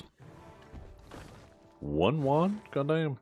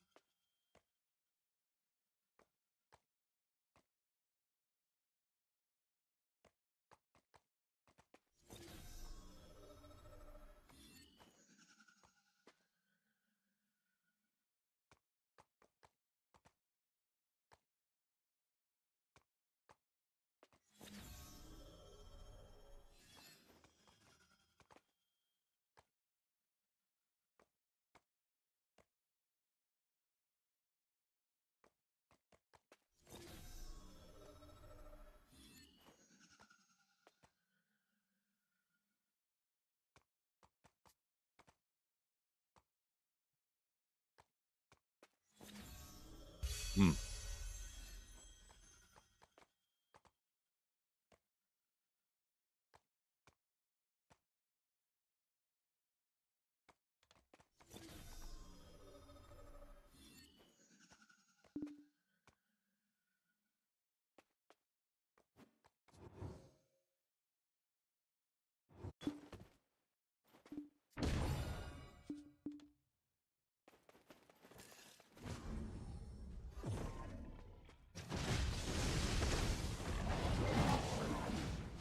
Leave me alone, piggies.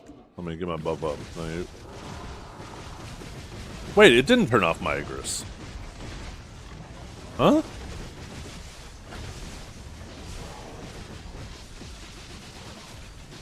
Did I just accidentally turn it off?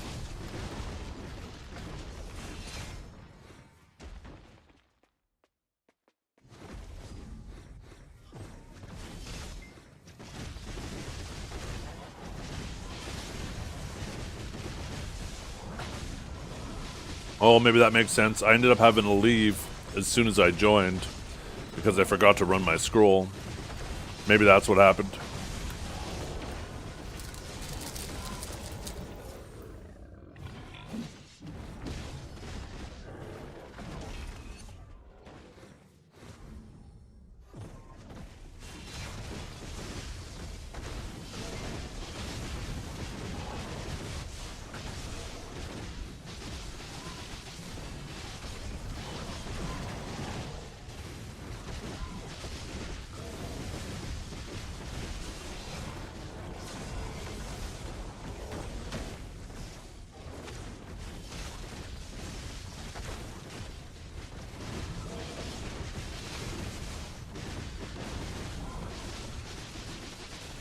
Oh, what's our silver at?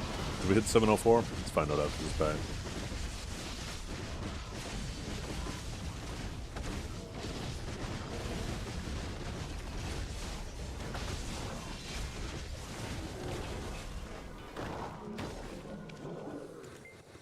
Nope.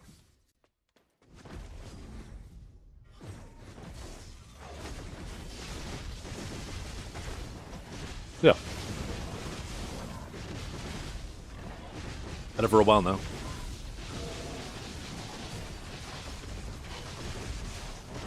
I had to work really hard for it too. 19 clicks.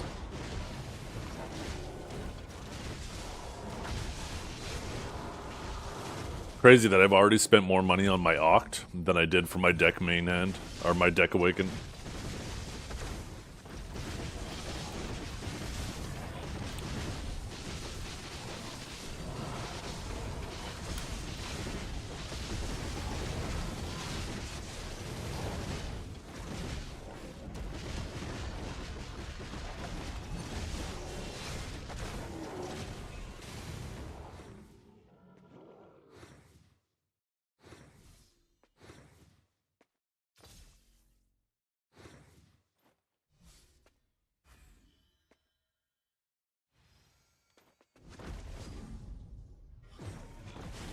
Damn.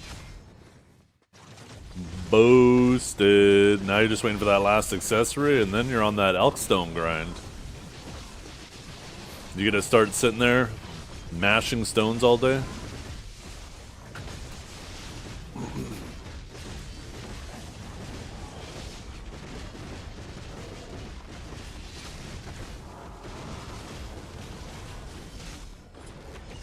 Boy, that grind's gonna be fun.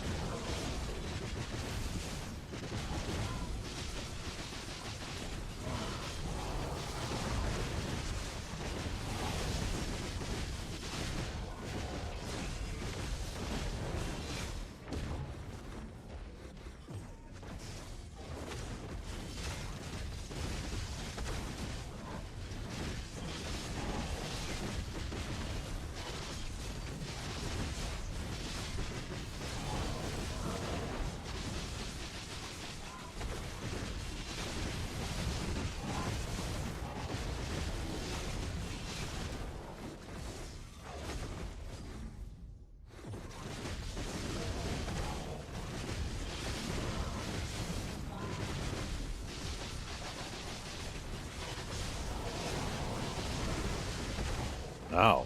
Oh damn, all those guys attacked at once. That hurt.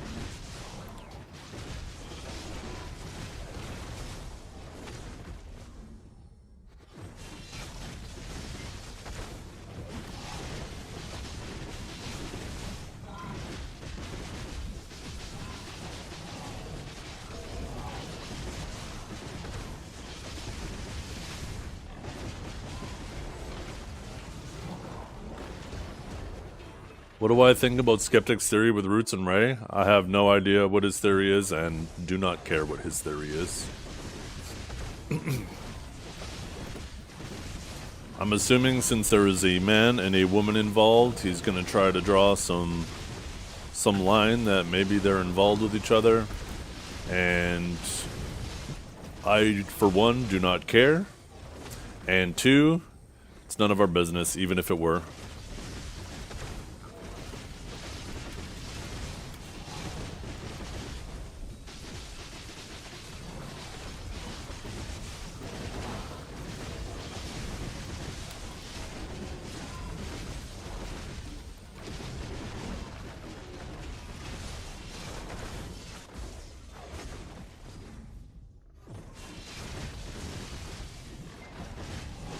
What's up, Briskendo?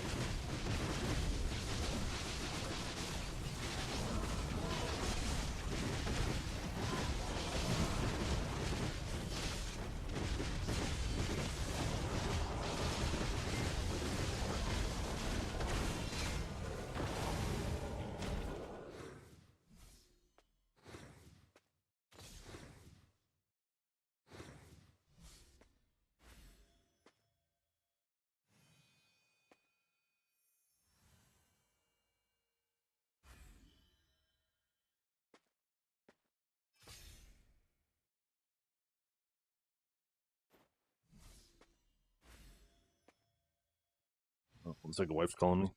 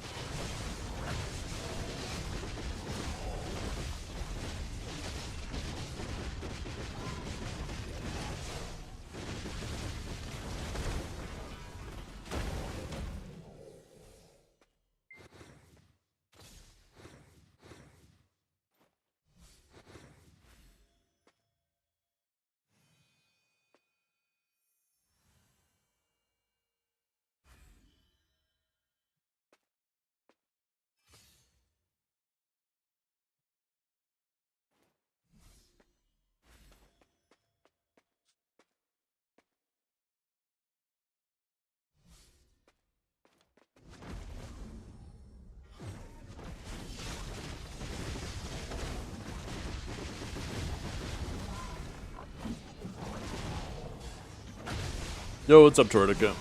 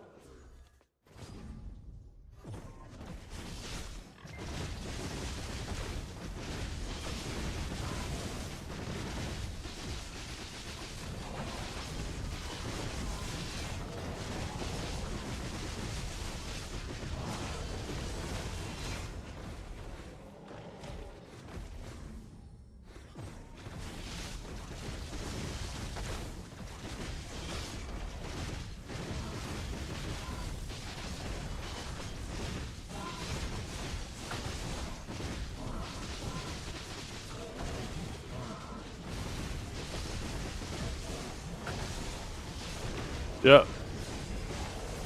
It's not a well-designed system. You literally just need to be perma-run mode. That's assuming you care about your survival points. If you don't care about your survival points, then you can just go ahead and kill them. It's not a big deal. You lose survival points, but it's not like you're losing the other stuff. It's certainly a lot better than dying, that's for sure. But I don't know why they wouldn't. I understand the premise, right? They don't want like really geared people on there to go and just sit outside zones and camp people. But you should at least be able to defend yourself if they attack you first.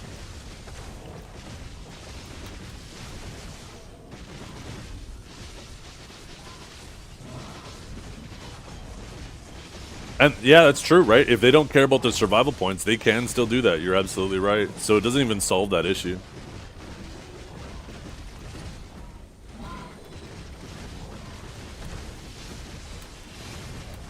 Yeah, it doesn't even solve that issue.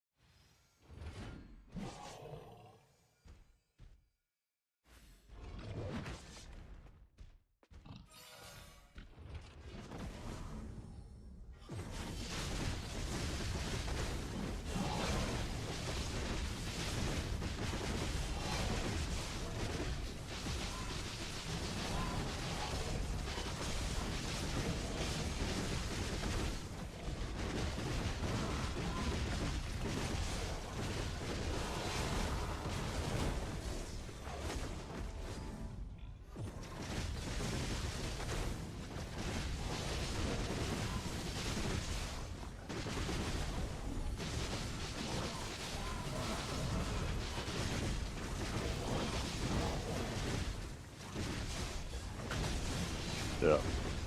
Whoever's idea was to call it hardcore is an idiot. Whoever's idea was to limit it to 4 classes is an idiot.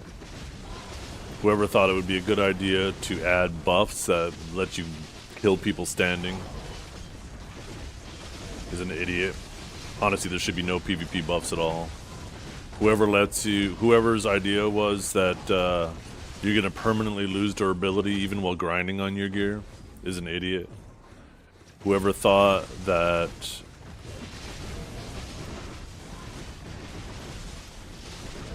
there was one other thing. They're just dumb all around. Could have been a great mode. Like it's so close, but I don't expect them to fix those things. Like they already have a dual durability system in BDO. I don't understand why. Like if you're grinding, you lose normal durability. And if you die to players or mobs, then you use max durability. Just like how you lose max durability while enhancing. Well, that could apply for death, right? In the hardcore server. But making it so you don't even want to grind with your best gear because you don't want to lose durability on it is absolute fucking nonsense.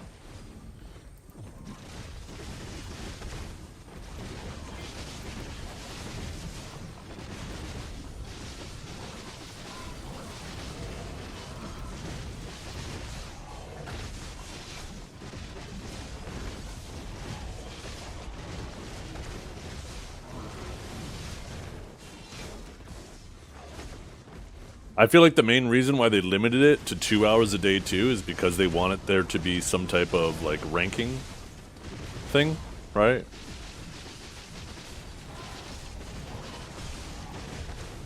Because there's like end of season rewards for hardcore. That's why they added the 2-hour limit, so the people who have tons of time, like myself, can't just go on there and live on there, and basically the, you know, your 9 to 5 casuals have no chance of winning. They wanted to limit that. I think it should have been just a permanent thing. Permanently open, no end of season rewards. Just make it worthwhile to play it and fun.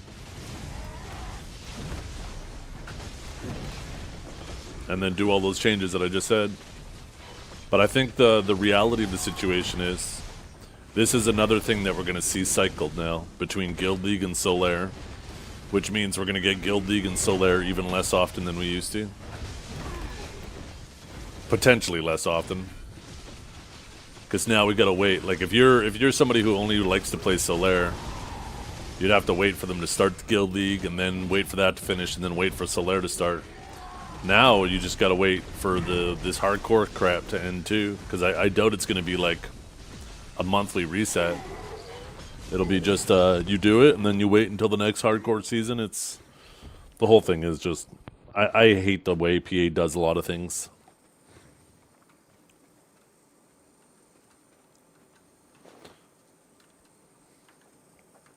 Yeah. Oh wait, it didn't turn my Igris off upon leaving. What the hell? So why did my Igris get turned off earlier?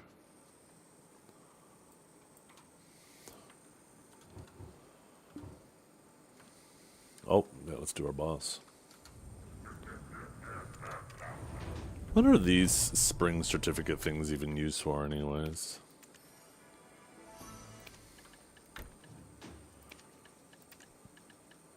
Oh, glasses, Supreme Old Moon box.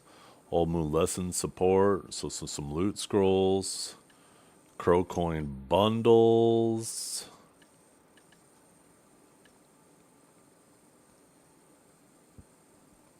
I guess you get the glasses. Gotta get the exclusive item, you know?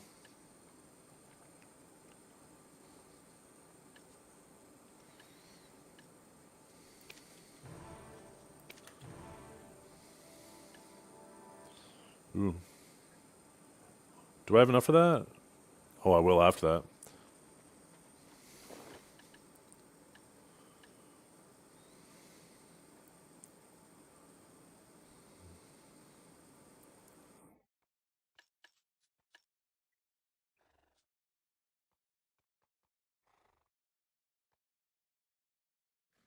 How do you make this evasion artifact work for you? You don't. Evasion's garbage.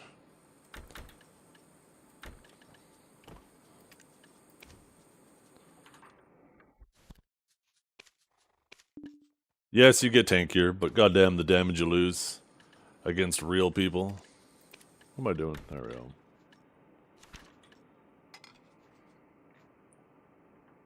Wait, I have another box in there too. What is that? Oh.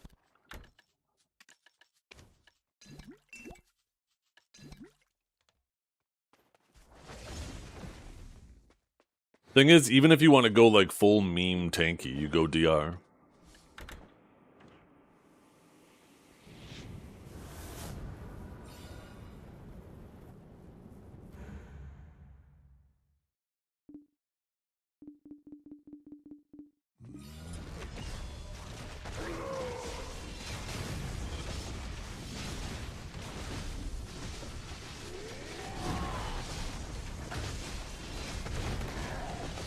The thing is if somebody wants to be tanky, and they go evasion to get tanky, let's say they put on a centaur, or the equivalent of what is a centaur.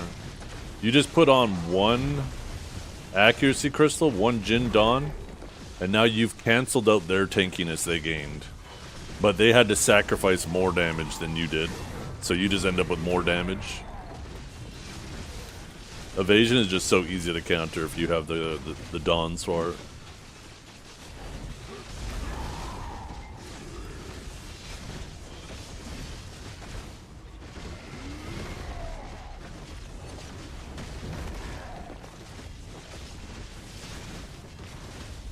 And if they end up removing Blur, That's going to be a huge hit to evasion if they don't replace it with something new.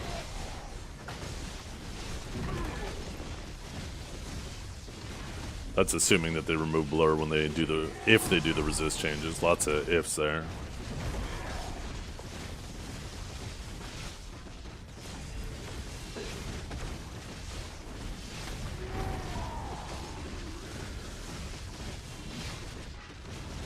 I think a lot of people think evasion is godly because they go into RBF where people are just given a ton of DR. So you have these evasion builds that also have a ton of DR, so even when you build the accuracy to deal with the evasion, you still have to deal with a ton of DR. And it makes them think that it's specifically the evasion that's making them super tanky in there. And it is, don't get me wrong, but it's really the game mode too.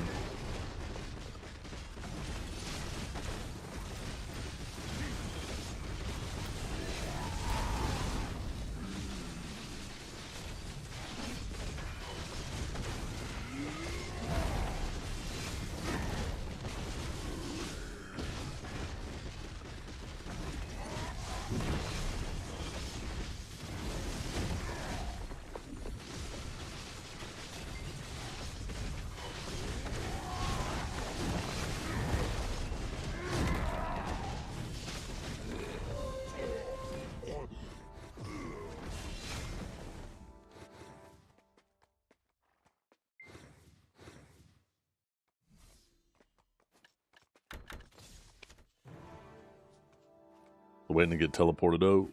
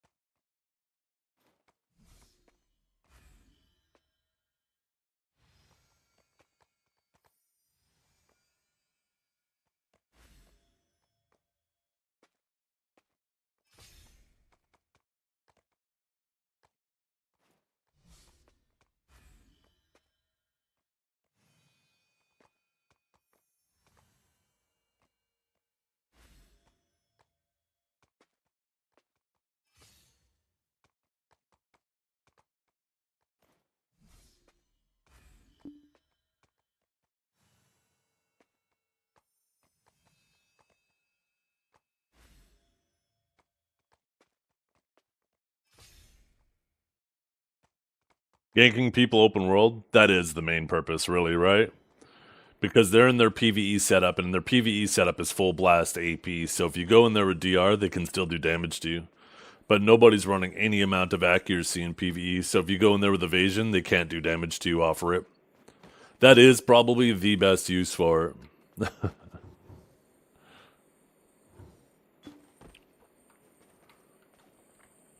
And then as soon as they swap on more accuracy, you dip. And then they can't grind while they have their accuracy on. Fuck. I love BDO, man. Every time we talk about shit like this, it just makes me angry that the game is in this state when it comes to stuff like that. And it's just, it's mind-boggling that they can't see what a problem shit like that is. How inconvenient. Like they work so hard on so many quality of life changes, but some areas they just drop the ball with quality of life so hard. It's alright. Maybe those presets that they're cooking up are gonna fix it. I'm scared of Divios' theory that hardcore is a test mode for the PvE buffs. That we're going to see that in the live game. Instead of them having to make it so you're actually able to grind in your PvP setup, they're just going to make it so you're constantly getting PvP buffs while grinding. So if someone ganks you, you have a PvP buff rolling.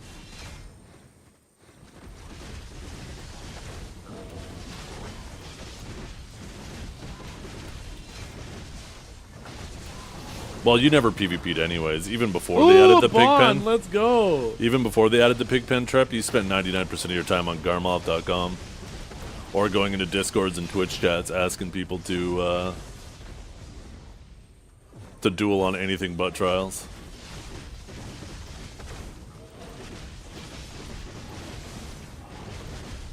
Trep, every time you say that, I end up putting you in the dirt. Every time. Every time. I don't know why you keep saying that. Why? It's like you want to just set yourself up for failure over and over and over again.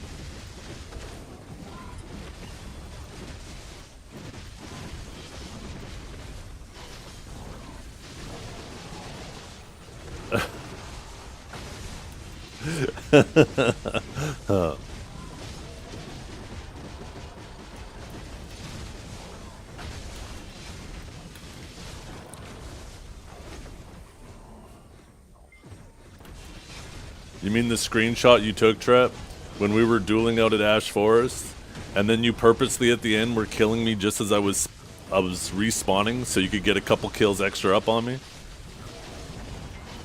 Remember, everybody knows who you are at this point, Trep, and this is why nobody wants you in their guilds.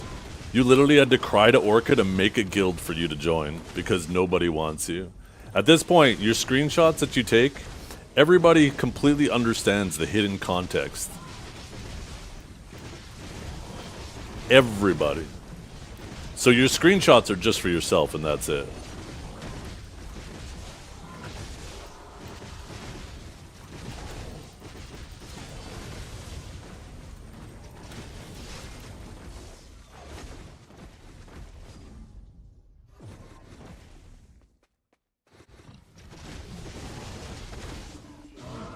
Trep does pay to have someone play for him. That is true. And the account he's on isn't even his original account. You can't tell if this is serious? Oh, it's always banter, but Trep always takes it seriously. So, I guess it's always kind of both. It's like Schrodinger's banter. Trep's just mad because every single time we fight, I put him in the dirt. So he'll take very isolated situations, screenshot those, and act like that paints the whole picture. Because he's perma-pissed that a PvE bot like myself is constantly putting him in the dirt.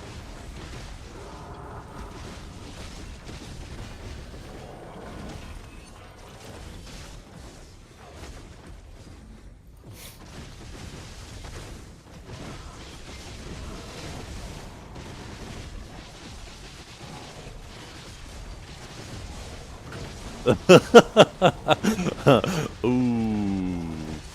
Ooh, Trep. It's true.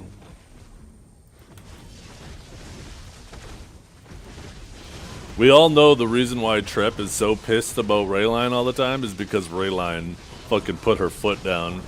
Wouldn't even let him get his toe in the door. Trep got 1-0'd by a girl. He can't handle it. Perma L mode for Trep.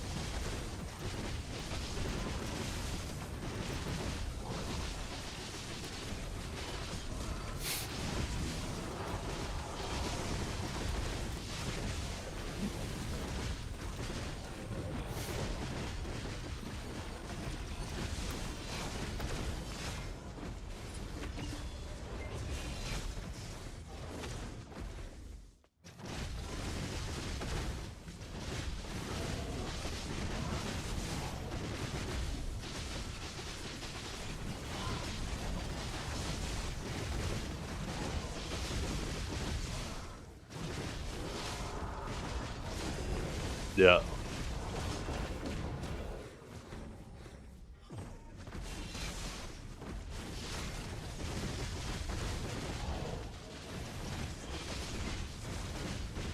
Well, he tried to join.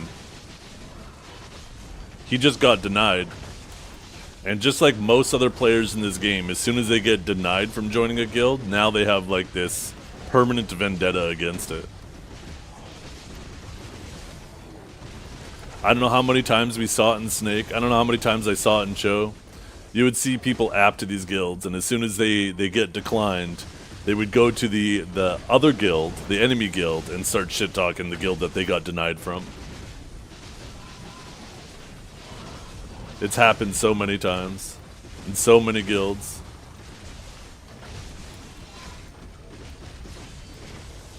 Trep is the embodiment of that.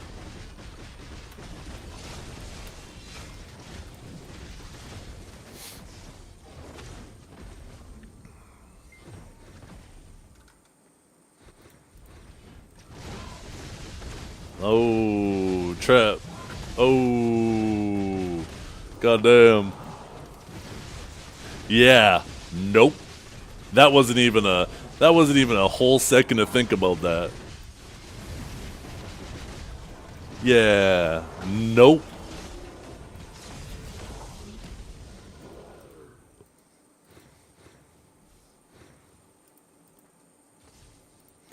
Yeah. Nope.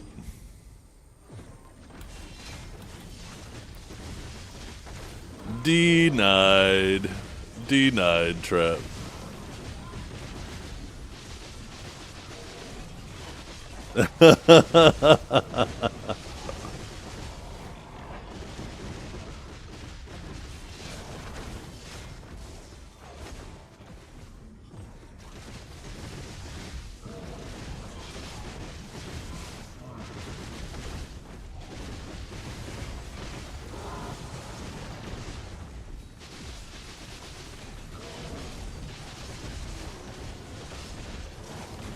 Negative impact trap, that's right.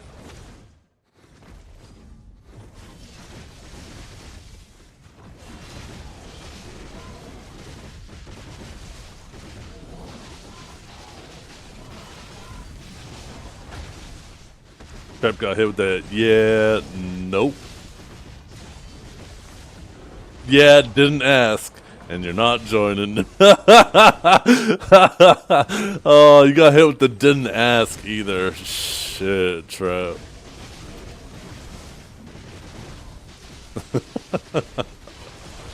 Trap out here writing a whole story. She's like, yeah, I didn't ask.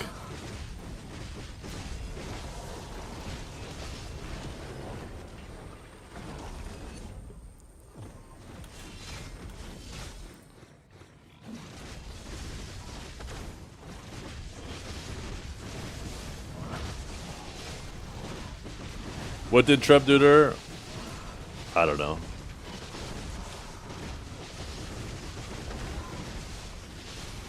I'm sure whatever it was, it is 100% justified. Considering how long I've known Trep and the way he talks to people on the internet, on top of the way he talks to or about women, I don't doubt for a second whatever reason it is that is justified.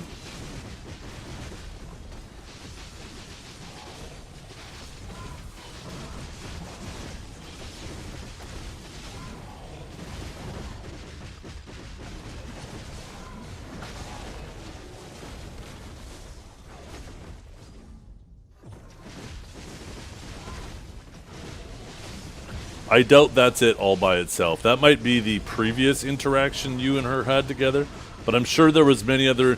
Just think, Trep, you're putting the cart in front of the horse. Maybe you're the reason she didn't let goats take the nodes, so maybe there was something before that.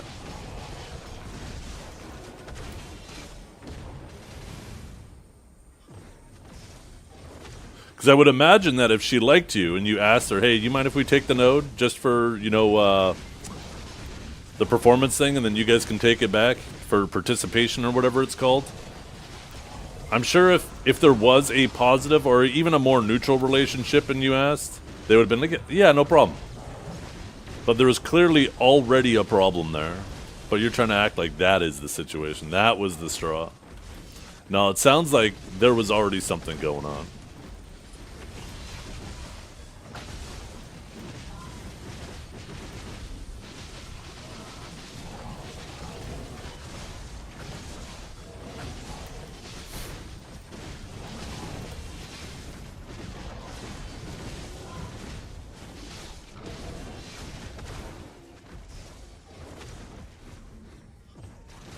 So that sounds like a you problem then.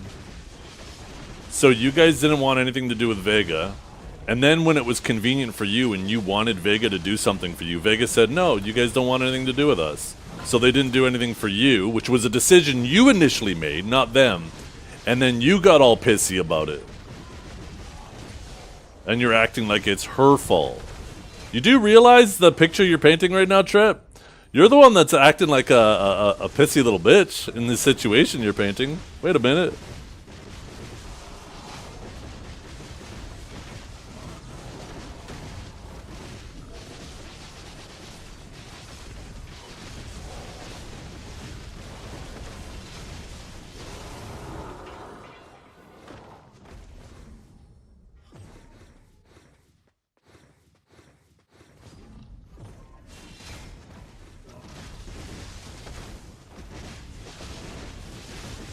Damn, 2023. 2 years ago.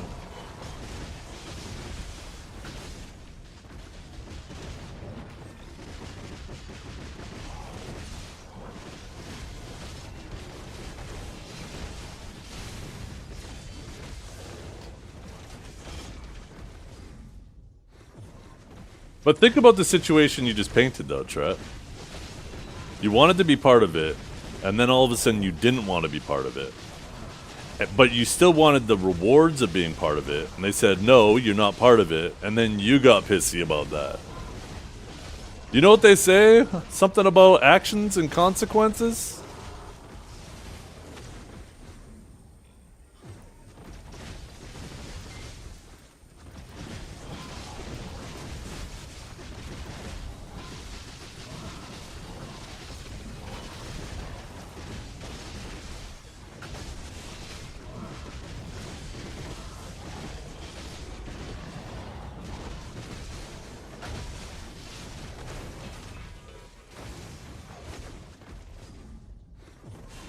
This is how you know when Trep's mad. I'll give you guys a little view into Trep's argument strategy. When he has nothing left, he'll start telling you you're mad to try to get you to go on the defensive to explain why you're not mad. And if you get baited by that, you automatically lose. But really, he's pissed because he has nothing left but calling you mad. So at that point, once he starts calling you mad, just take the W and walk away and let him stew on that.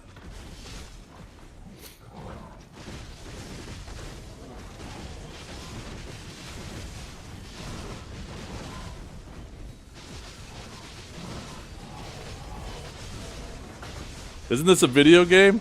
Nuh-uh. This is life.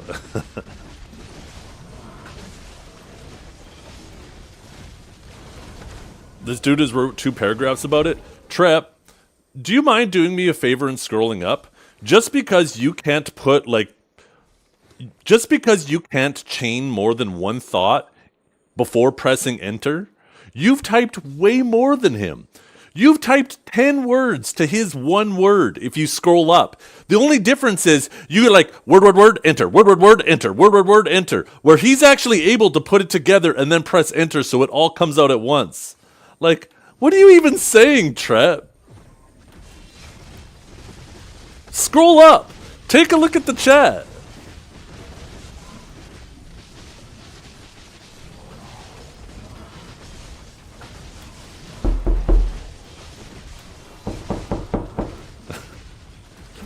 See, look at that. Because it's about me, of course I'm gonna have more to say about it. Oh, shit, Trap.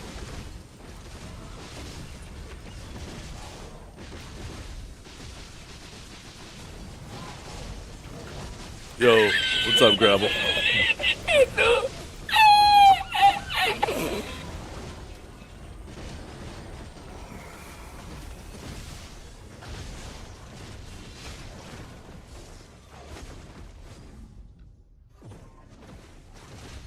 You know what this situation is like?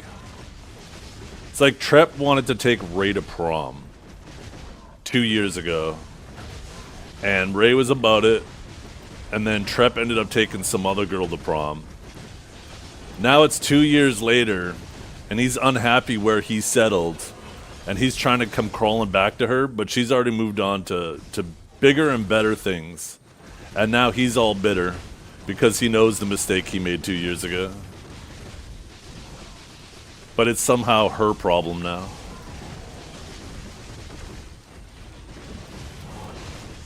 It's her fault.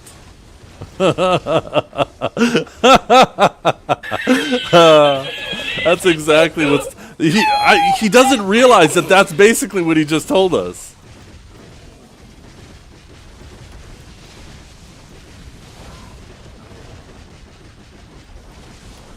That's what you told us, Trep.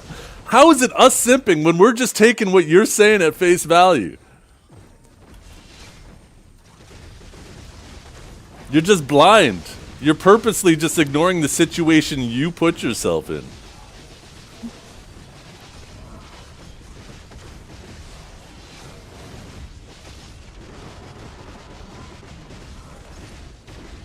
The real simp here is Corgi? Maybe. There is something to be said about that, right? I think the reality is, though, right, is how much do you mean to Corgi? Just because he's letting Ray decide whether or not you go in, he might just be like, you know what, it's not worth the hassle.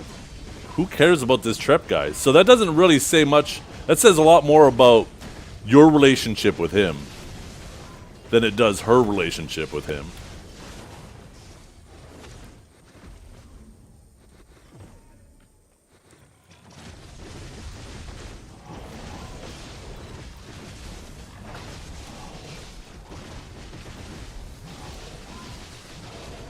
What's it have to do with killing an alliance, though?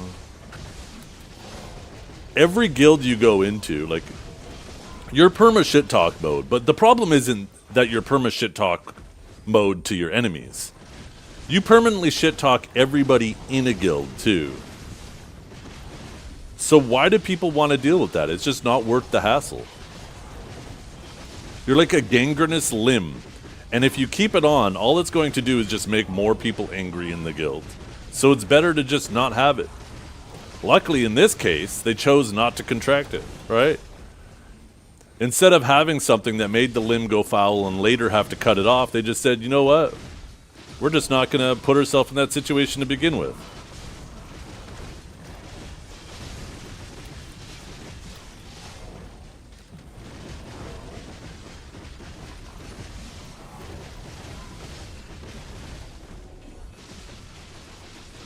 Game's filled with a bunch of soft liberals. I do agree with that to some degree. I think people need to grow thicker skin.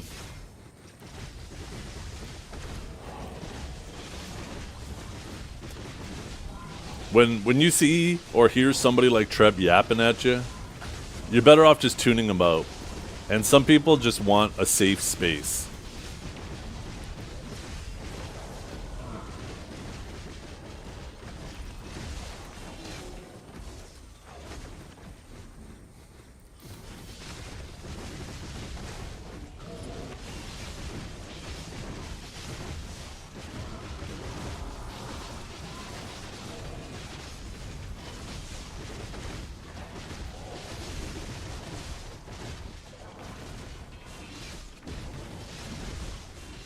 But seriously though, Trep, like, think about it for a minute. What do you contribute to a guild?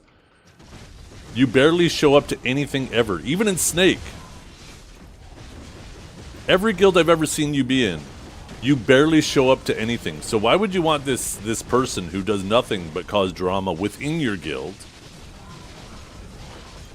And then you don't even get any benefit from it.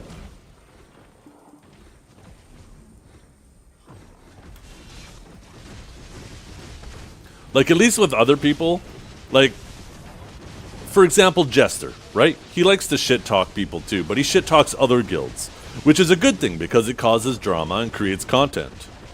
But he's not in the guild shit talking people in the guild. He shows up to things, he performs critical roles, he brings value, while also bringing shit talk. Where you're just like Jester's shit talk is focused outward. It's weaponized. Yours is just like a bomb that randomly goes off. There's no control. There's just shrapnel flying everywhere, and enemies and allies are all getting hit. Welcome to Watch Mojo. Today we're going over the top to Trek quotes.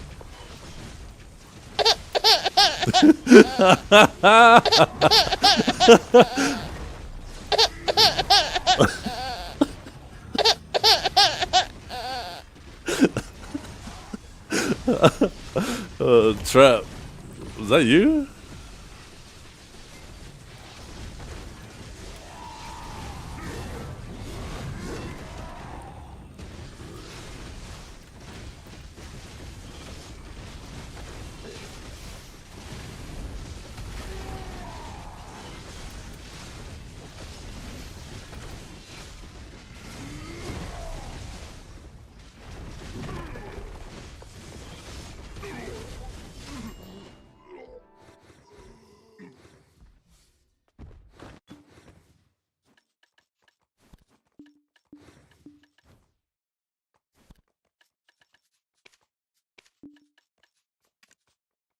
$705. This is making my day, guys. Keep going. Yeah. I like Trap. I wish more people, like, don't get me wrong. I wish more people had thick skin like Trap and understood that Trap is a content creating machine. And sometimes, like, if you want to be able to truly enjoy Trap, you have to accept the fact that every once in a while, you're going to get hit by some of that shrapnel. But the other 99% of the shrapnel is going everywhere else. So...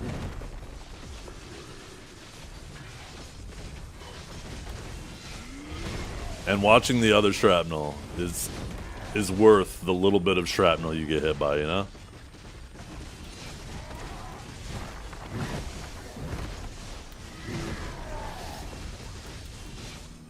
I wish there were more Treps in this world.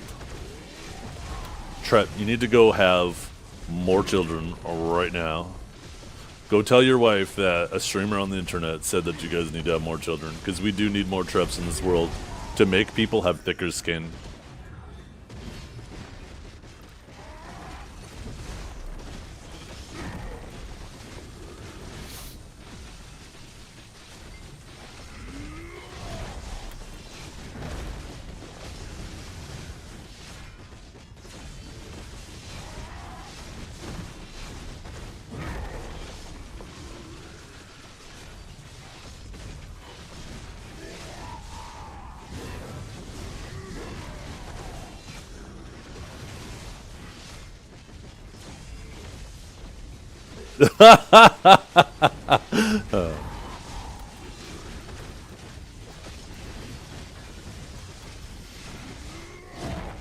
By making you my next child holding vessel? God damn.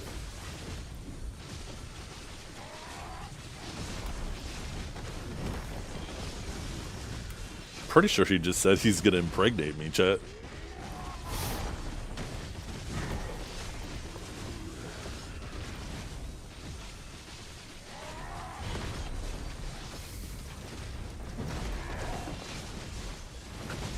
Belly looks like he's already got one in there. Shut up. Beefy, I bet you're fucking chubby as fuck, you little rat. That's it. Discord stream right now. We're going belly for belly. You know how Neptunes and Trilogy went for teeth? We're going belly for belly. You hop in Discord right now, cowboy. Beefy. We're going belly for belly on Discord. Don't be a bitch. Don't back out.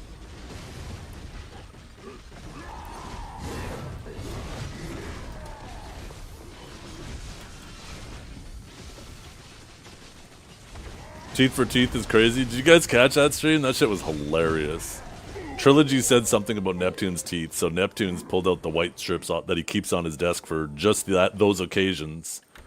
And then they went on Discord and fucking smiled at each other, showing their teeth. Oh my god, you can't write this shit. What is this community? It's so dumb just thinking about it. Holy fuck.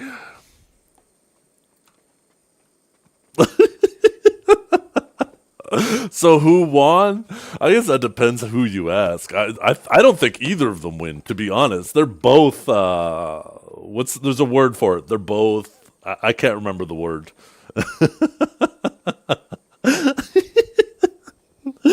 This was a while ago. This was like a year ago now though. I'm fucking crying. It's so dumb. Special, that's it.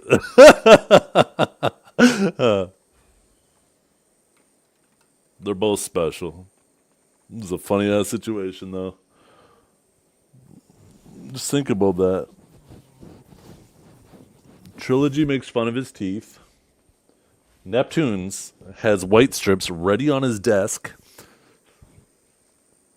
And then they go on Discord and have a fucking teeth off.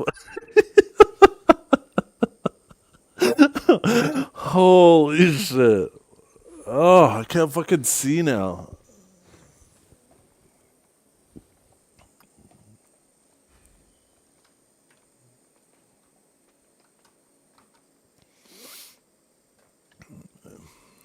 Fake uni versus tunes? Is there fake uni versus tunes going on?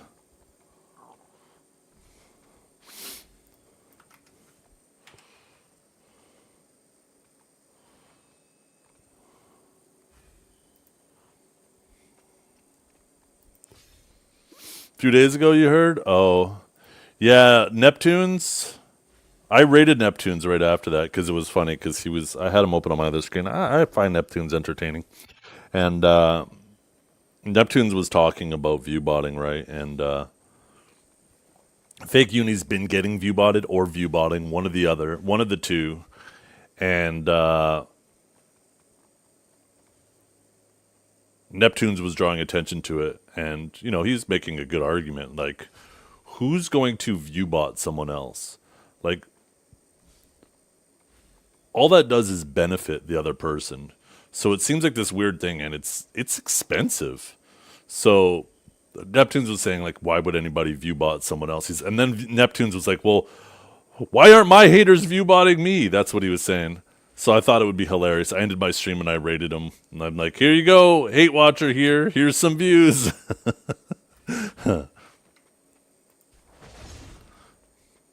Just throwing some gas on the fire, you know, as I do. Well, Fake knows he's getting botted. He openly admits it if you ask him about it. But he is claiming that it's someone else doing it to him. I just don't understand what the motive would be. Like, the worst that comes of it is your peers get angry at you for it, right? But outside of that, like, it's nothing but benefits. I don't understand why someone would pay money to mostly benefit you. It's weird. So, but people do weird things on the internet, right? The internet's a weird place.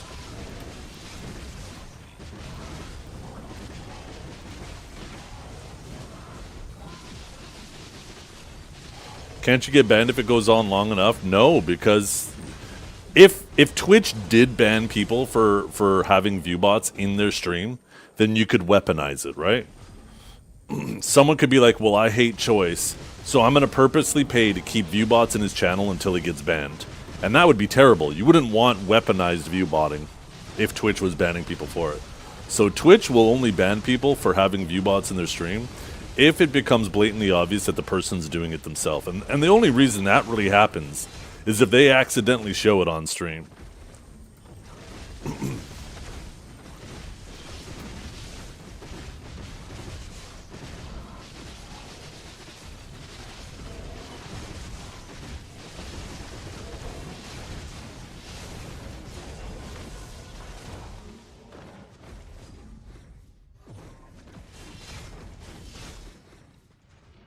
But how does it affect you negatively, though, Grim? Like,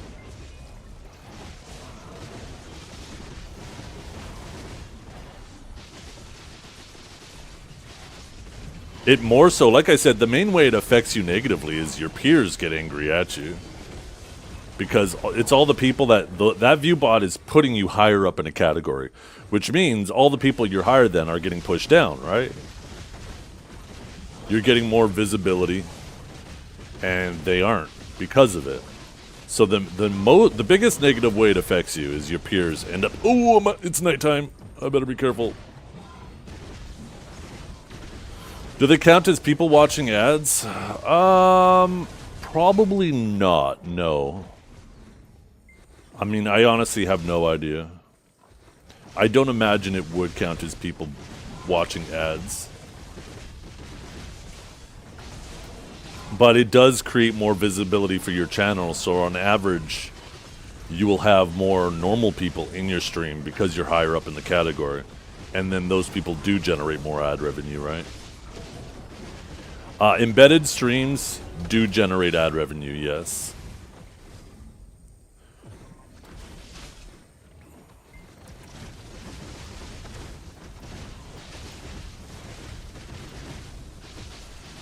Twitch has been trying to crack down on embedding, but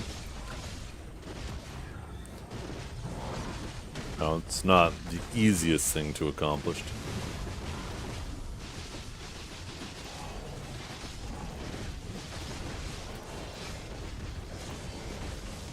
Wait, I realized since we're losing stiff on space, doing grab into stiff into KD, long biggest damage combos we can do now is a pain. No, it's definitely much better.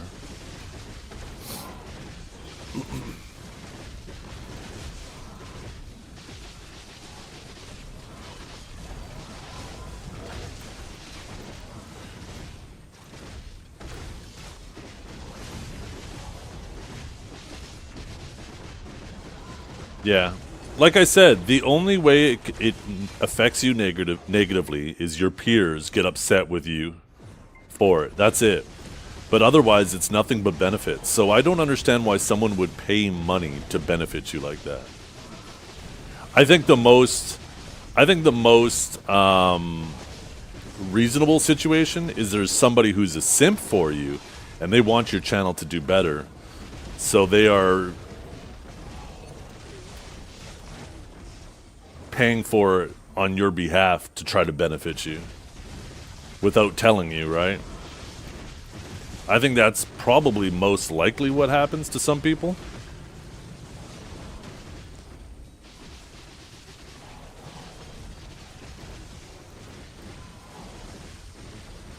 But otherwise, like, I don't understand why someone who, if they don't like you, is going to pay money to do something that mostly benefits you. It's like, even if it didn't cost money, why would they do something that mostly benefits you if they don't like you so much? But not only does it mostly benefit you, but it also costs them money, so it seems really weird. Like I said, I think the most likely reason this happens to some people is there's some simp that wants their channel to do better and help them out, and does it for them without their consent. I think that's the most reasonable reason why third-party view botting happens.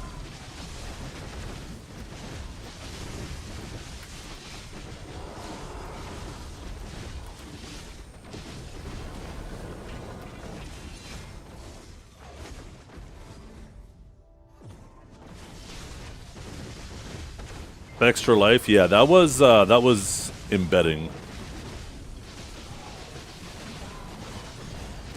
The mind is a weird thing. It is, absolutely.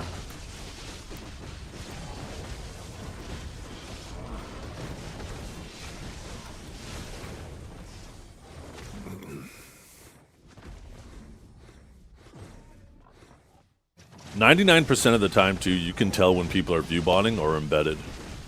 There's an extension you can get called Twitch Enhancer, which paints a very obvious picture when people are view botting, being view botted, embedded, or on the Twitch front page. Now, there's always going to be, because of the way it looks at the views and compares them to real views, there's always going to be a bit of a discrepancy. Usually within 10 to 20% margin is fine. But you'll see some people where the immediate red flags is when somebody starts up their stream and within the first 5 minutes, all of a sudden their views jump. Normally you'll see a gradual increase. The more popular they are, the more the more rapid it is. But you'll see, like, for the people who are being view botted, you see this immediate bing as soon as the bots kick in and join the chat, and it registers them, right? And you can take a look at something like Twitch Tracker, and take a look at people's individual streams and see that immediate jump. Second is a massive difference between, like, those registered accounts and the views. And sometimes that can happen naturally, or I guess it's not really natural, but like if you're on the Twitch front page, there'll be a massive difference between the amount of people who are in your chat versus watching the stream.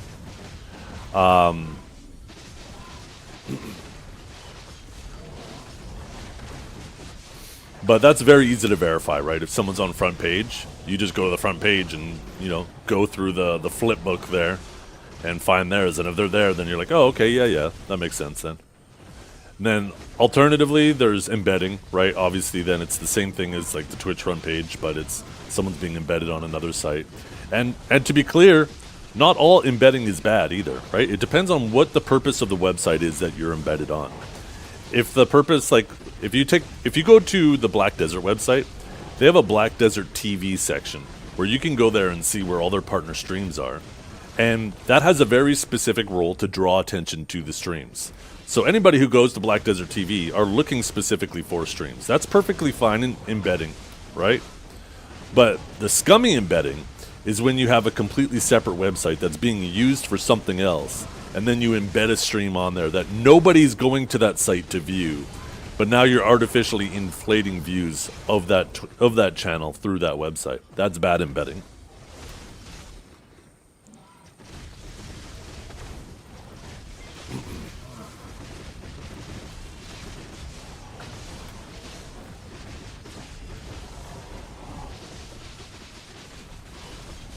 Yeah, every now and then too, yeah, the bot, you'll see all of a sudden a spike proportional to the amount of people that typically join the stream at the very beginning. You'll see, like, for a minute window, all of a sudden it'll drop that 200 and then come back up.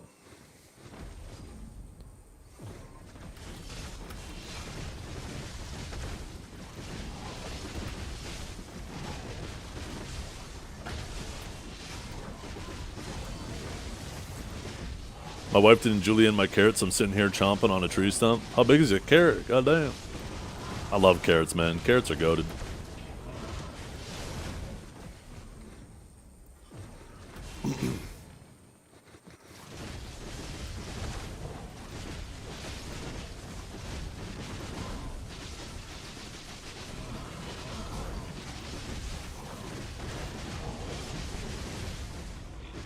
Typically, though, I don't like getting involved in the whole let's complain about who's being view botted. Like I said, it's impossible to prove that someone's view botting themselves versus if somebody is maliciously view botting them. And I put that malicious in air quotes because I think it is questionable about how malicious it actually is. But it's just not a hill that I'm interested in trying to die on, trying to get mad at people for whatever is happening, because the reality is most of the time the viewers don't understand the whole intricacy of everything, and if you start coming at somebody being angry at them about it, then most people view that as jealousy more than anything.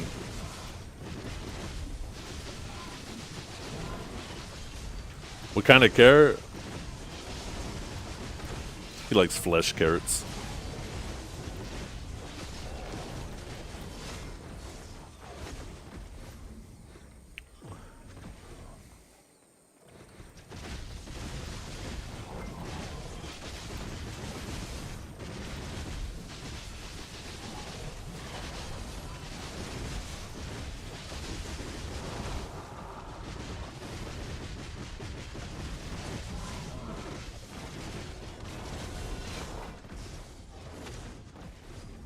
If you pay attention long enough, though, as a viewer, the streams that do that become blatantly obvious.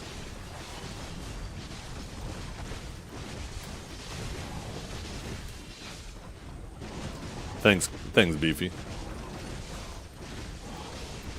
I would fully expect a man who names himself Beefy Pounder to fully understand what I meant. and to explain it with such finesse.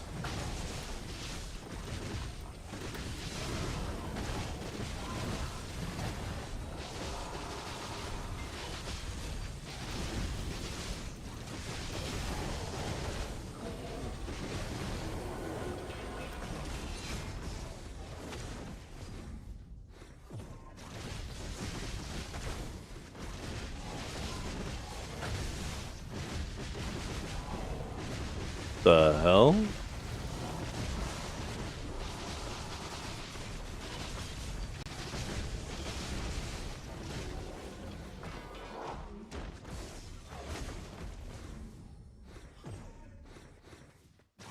Yeah, I mean, in her defense, so there's a lot to be said there about the validity of all her views, but in terms of chat interactivity, you really got to take a look at the game that's being played and what's currently going on in the stream. There's a lot of people who just go to Twitch streams, for one, like to collect drops. People will legit hop in a stream and go to work, right? And obviously they're not going to contribute to the chat at all. But also BDO is very much a game where people will be grinding as well at the same time. And they can't exactly be typing all the time while they're watching their streamer type. It is definitely a game where it's kind of like our way of playing together in this very solo game. 99% of what you do in BDO is solo. But I think a lot of us found more enjoyment in the game by finding communities where we're grinding the same spots as each other even though we're not in a party. It almost gives us that sense of community, right?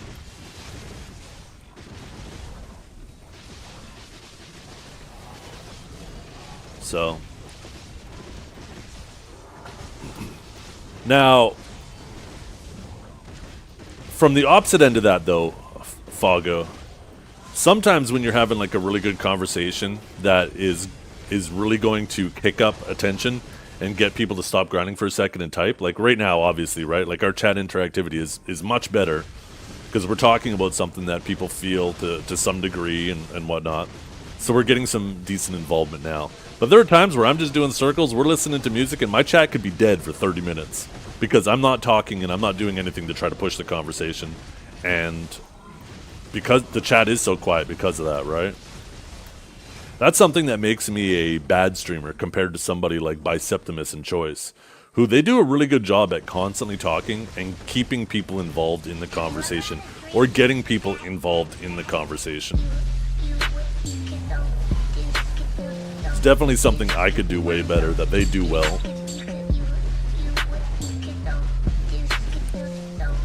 But sometimes I just like to shut off the brain and do my circles. And then I got Dregor's stupid ass coming in here, fucking being all zesty and shit.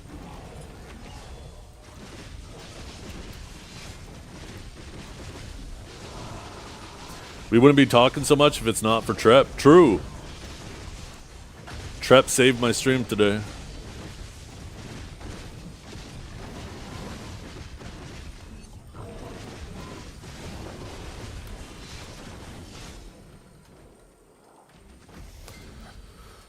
Trep cracks me up. There was something he said a while back that tickled my funny bone perfectly. So as you guys know, I like to lurk in other streams while streaming, right? And there was one time, I think it was Let in me play you a beat stream. from my new single, check it. So one time he was in Aurelio's stream, or maybe it was someone else's, but it doesn't matter whose it was. And he said something, and I made a little jab at him, and he goes, "Look, Zethian's stream is so boring, not even he can stay in his own stream." Oh, that shit is fucking funny. And it's shit like that. Like, that's why I love Trep. Trep's a funny fucker. I think once you get past his shit talk, you realize that he's actually a gem. Although he is a little washed. Cowboy's consistently funnier these days. Cowboy's beefy pounder, if you guys are wondering.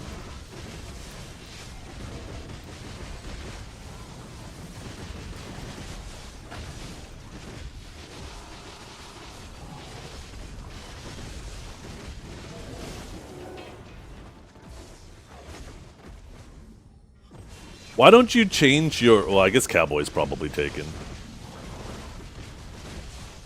I was gonna say, why don't you change your Twitch name to Cowboy, but there's no way that's not taken.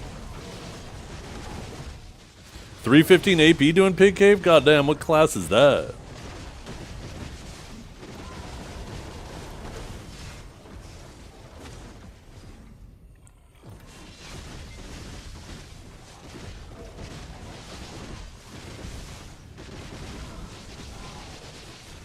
Lucklon? I mean, it adds up. Didn't Choice just retake one this weekend? Makes sense. If you guys ever want to know who the best grinder is, just look at who Choice is grinding on. Cowboy Pounder? Yo, wait a minute. Is that your new Twitch name?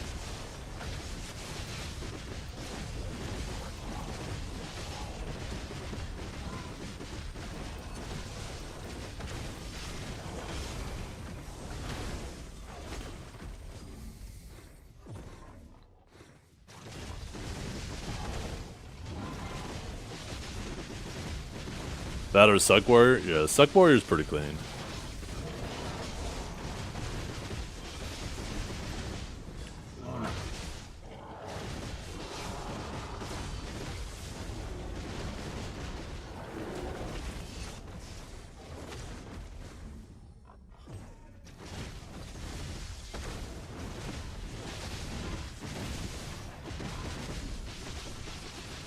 Do you prefer Awaken Lawn if I'm playing Lawn? Is Awaken Lawn a good grinder, though?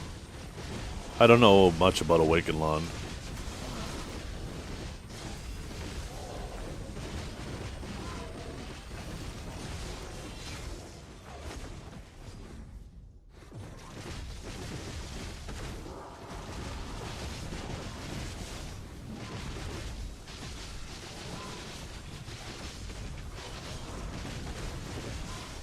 By the way, Lakota, if you're concerned about getting that stiff after a grab, you could always use Shock Relay for the stiff. Shock Relay is a short enough cooldown that if you stiffed to get the grab, then you're not going to want to stiff in the middle anyways. And if you didn't stiff to get the grab, then Shock Relay should be available.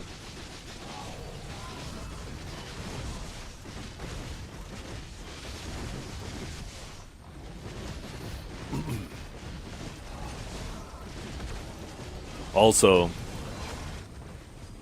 Impaling Flash, the knockback on that might be enough to substitute for it too. Losing the stiff and the down smash on Lightning Surge though is a huge blessing. It also makes Rift Storm a lot more useful. It's super annoying when your knockdown knocks people out of range of your Rift Storm.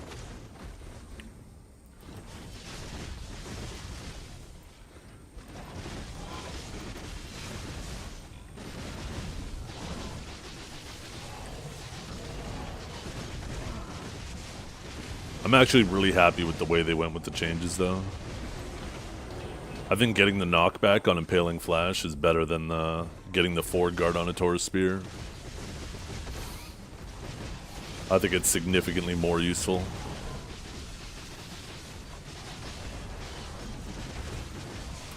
Yeah. Oh yeah, absolutely.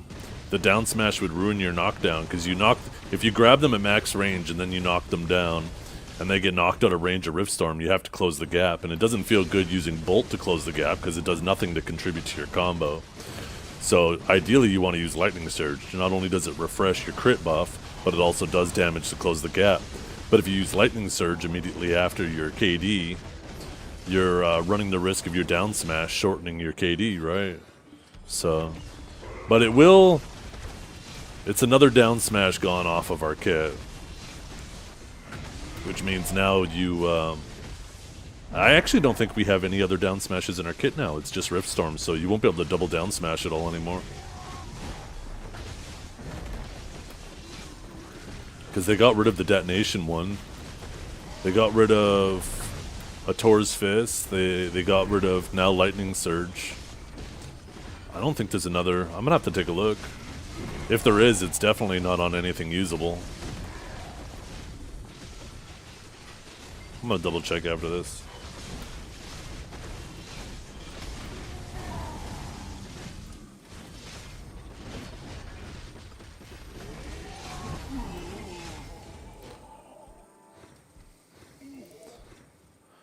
Decision of emptiness.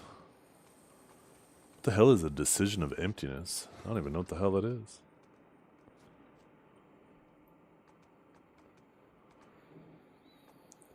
That looks like a translation error, like it's meant to be something else. What would a decision of emptiness be?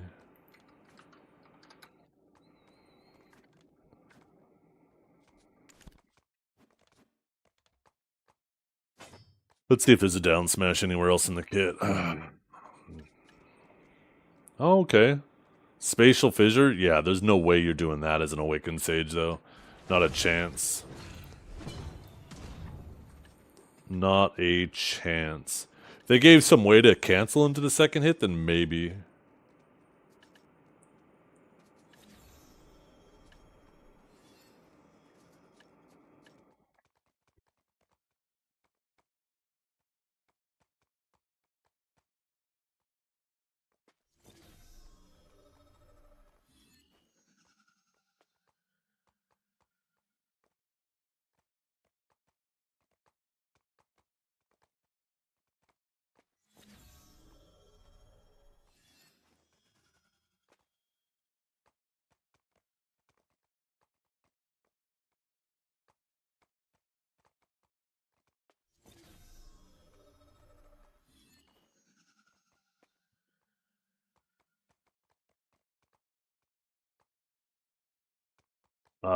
Oh yeah, down smashes, that's what I was doing.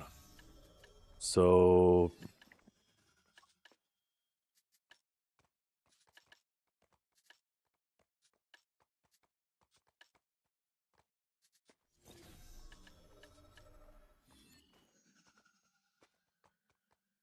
yeah, you're not going to unlock this and use this. Because that'll fuck with your...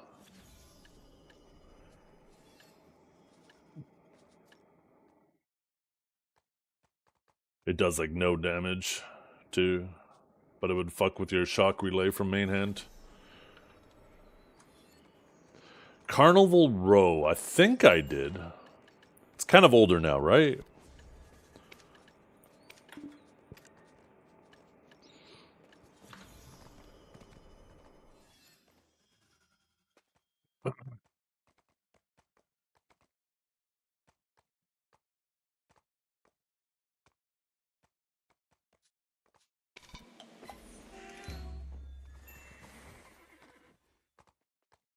Honestly, though, double down smash isn't that bad. We're going to have a pretty mean combo now if you run the Spearbolt core. If you get a Spearbolt catch, you'll actually be able to go Spearbolt, Stiff, with Shock Relay, into a KD, and then do your down smash at the end.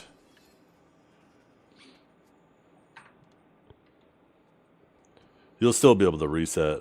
It's just going to be a very specific thing with if you run the Spearbolt core and you get a Spearbolt catch. Or if you get an Ator Spear catch, I mean, it'll work too, but obviously that's a lot more risky since it's an unprotected ability. Unless you use the BSR one to get the catch. Oh, we still need to do our scroll. Let's not forget. Don't want to do that again.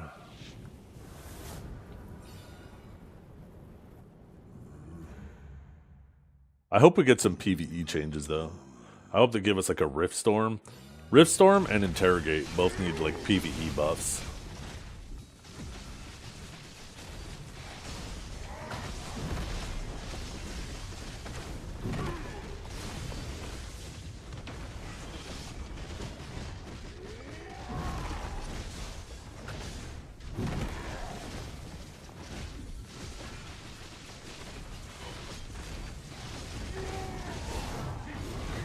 Ugh.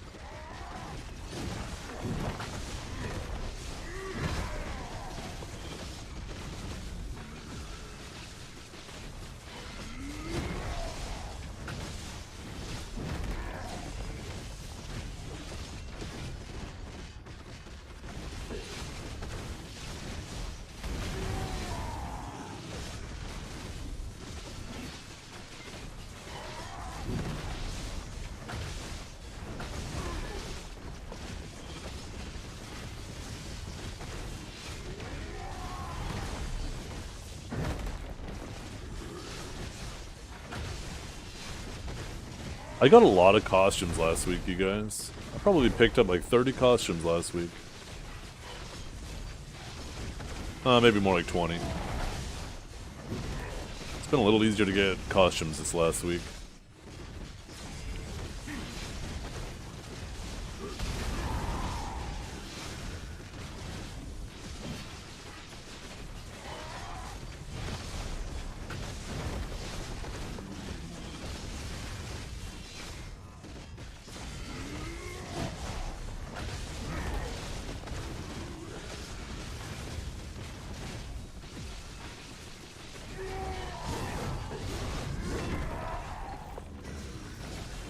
I did see that, yeah. Lucky bastard.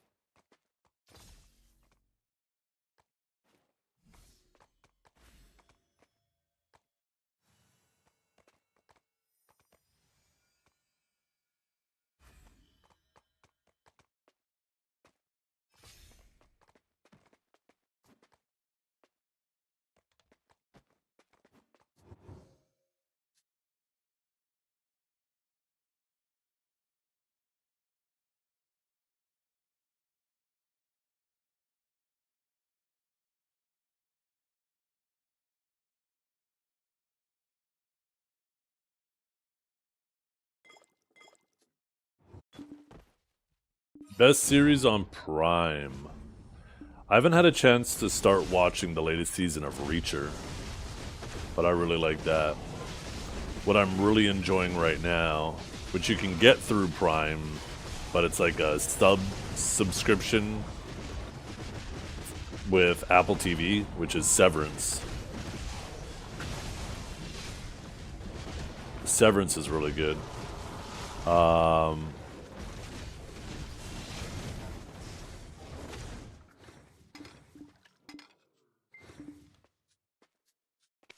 The Boys, yeah, The Boys is good.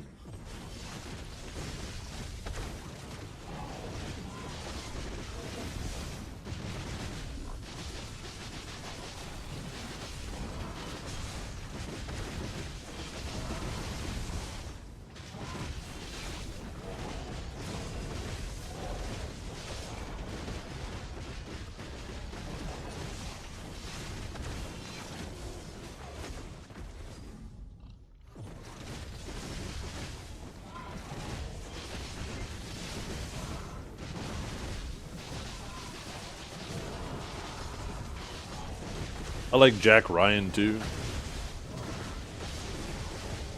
I thought that was good. And then, oh shit, there's another one too with, fuck, I can't remember the name of it. I can't remember the actor's name right now either.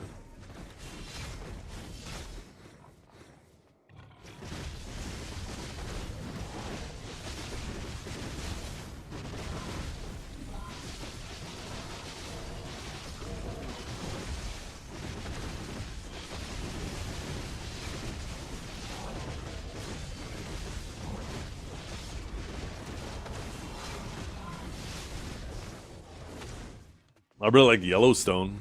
That was a really good series. I wasn't crazy about how it ended, but I think that's just because I didn't want it to end.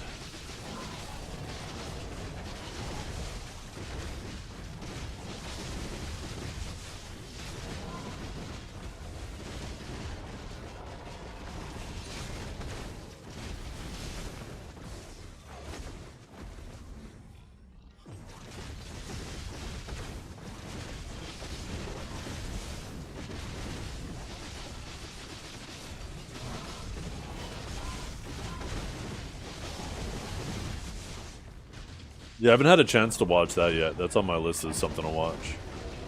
I can't remember. Is that a series or is that just a movie? I know there's one that's just like a movie, and it's meant to be a prequel.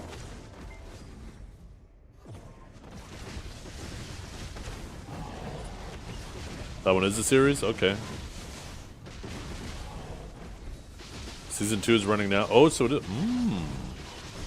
Well, I need to finish off Severance first. Like I said, I haven't started Reacher yet, so I definitely want to watch that first, but then that's kind of like right after that.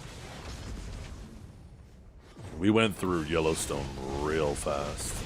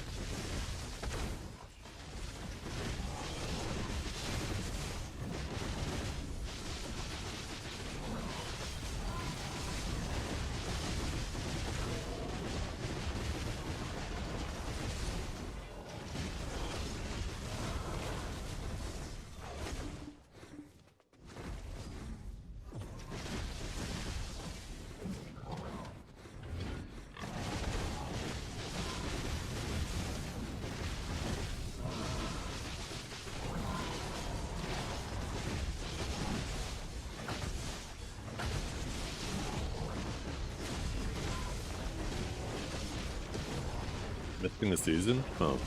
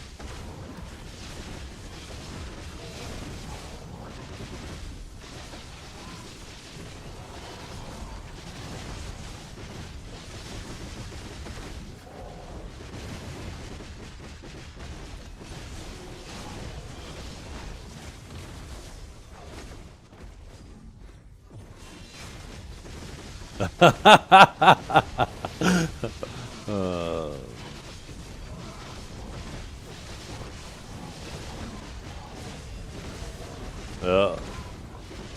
Well, I definitely command all the people with special force. You need a commander, Beefy.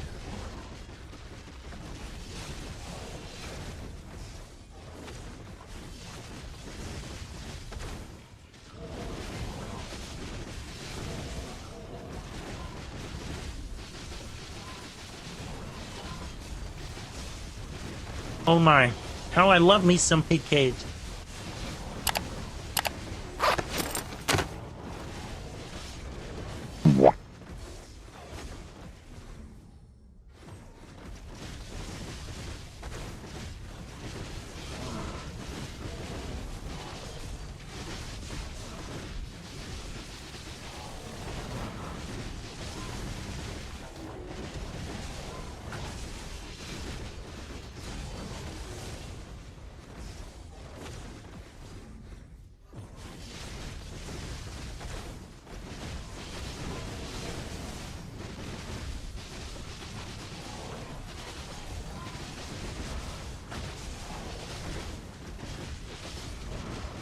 Ooh, that looks awesome. Thank you. Oh, you cooked the egg perfect, too. Did you put some sesame oil on top, too? Oh, my goodness, you know how to do it, baby.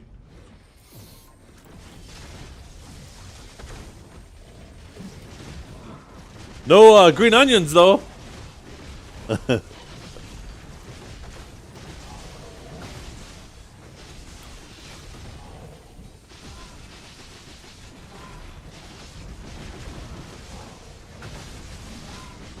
No, it'll be fine.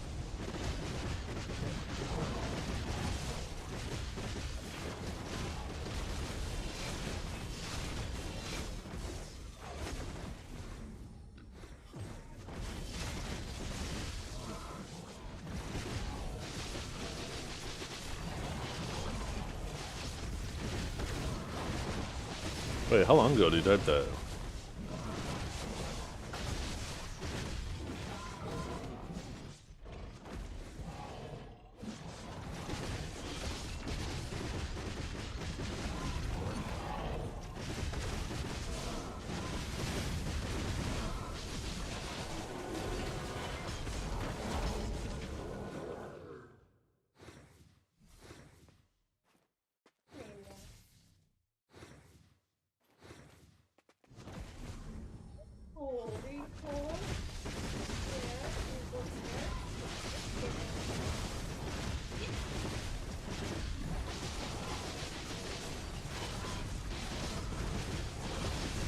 What are you even saying, Trap?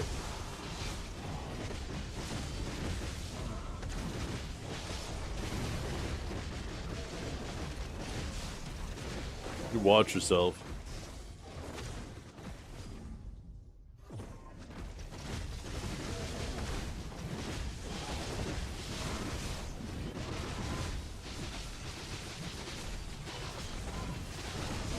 Maybe he doesn't want pussy. Maybe he wants your hog and you're not catching the subtle gestures. Maybe he wants your hog.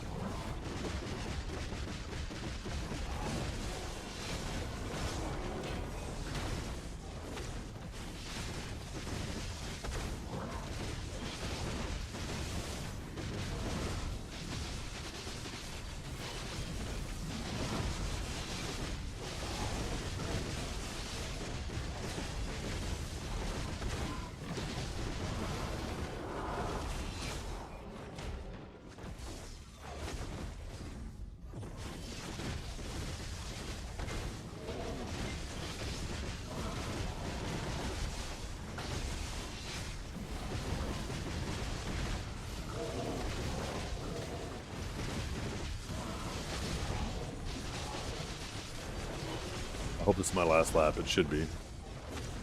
I had a nice bowl of ramen beside me here, and I want to eat it.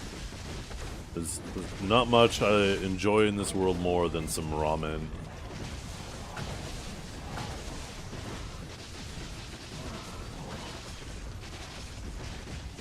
Yo, what's up, Josh? Good morning. Weren't you here, like, first thing this morning?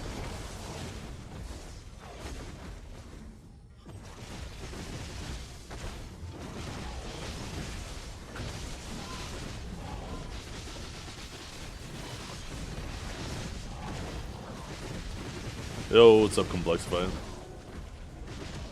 Maybe for a second, yeah, I was gonna say, I thought it was you. Maybe, oh wait, no, it wasn't you. It was someone else. Different Josh. That's right. The other one didn't stick a blue beam in my eye.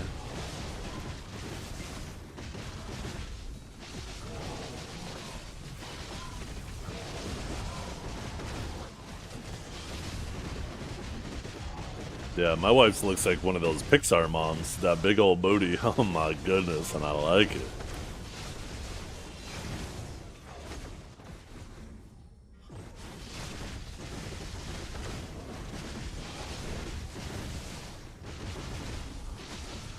A booty so big she could suffocate 2 people with it if she wanted to.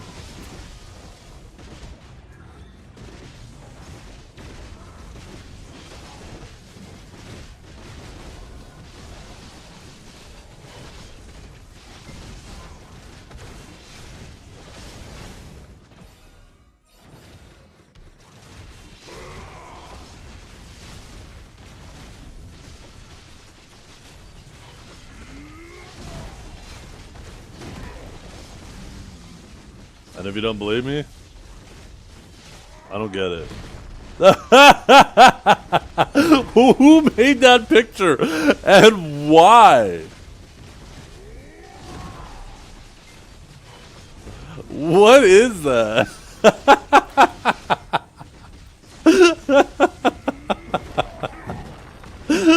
Oh, shit. Oh, fuck.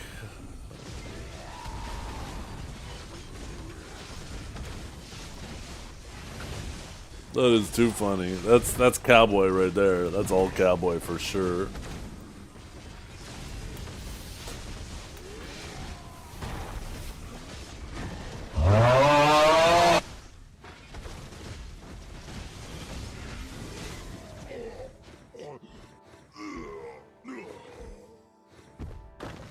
Let's see. Dashboard, content, clips. Oh, look at that. Beefy Pounder was the most recent person to make a clip. Let's see what he clipped.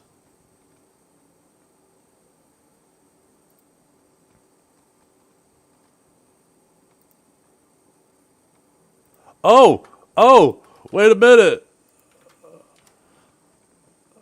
Making a meme template. Your cook's kiddo. I just noticed the title.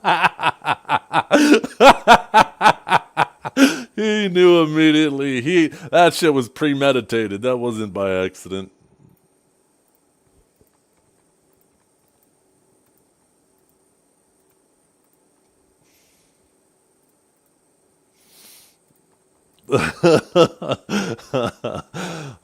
See what I mean? Cowboy is so much funnier than Trep.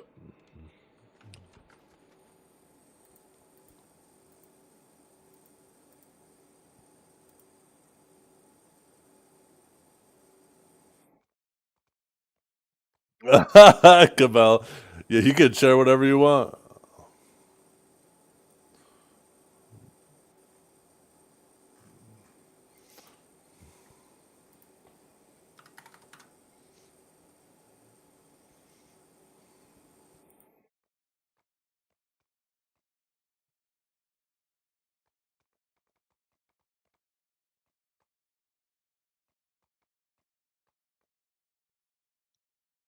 I want to eat my ramen.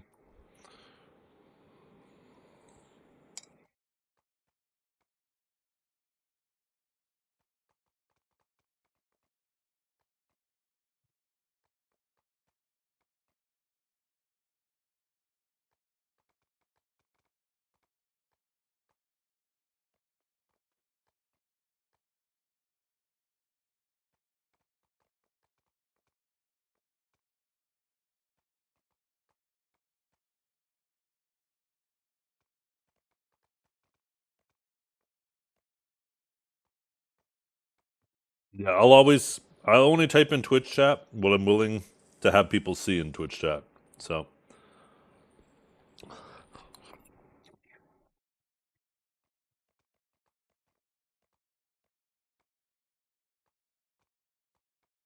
deleting stuff from my phone. Yeah. Fun fact, Beefy, those are your mother's feet.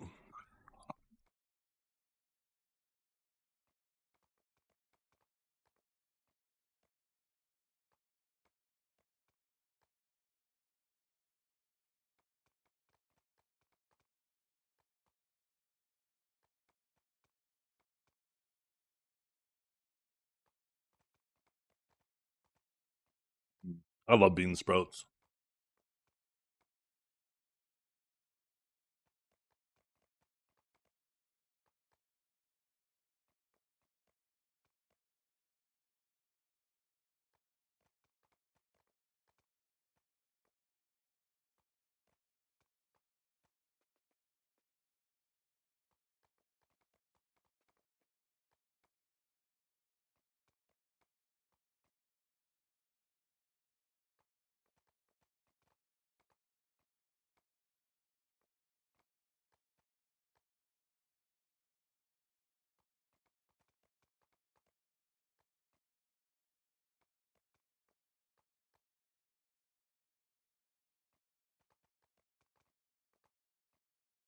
I love the Smashing Pumpkins.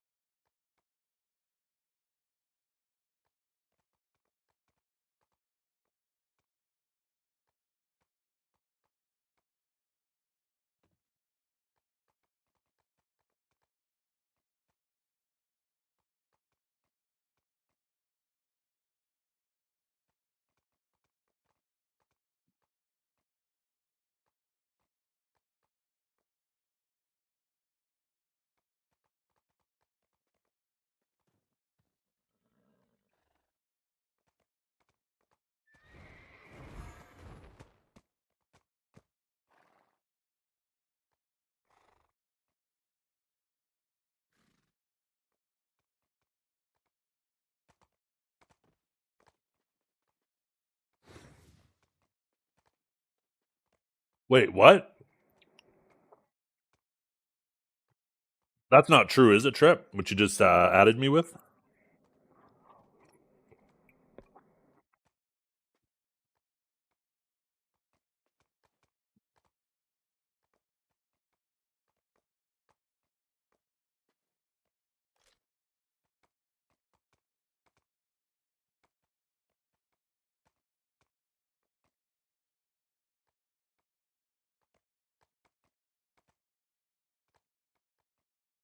That's what you heard? Oh.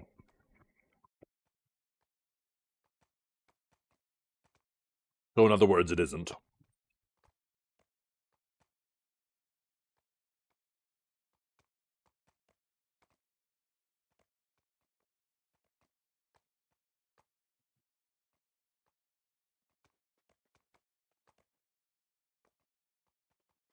That looks like Kythar in the background. Like, if you take a look at that picture, it looks like Kythar in the background taking a picture with his phone.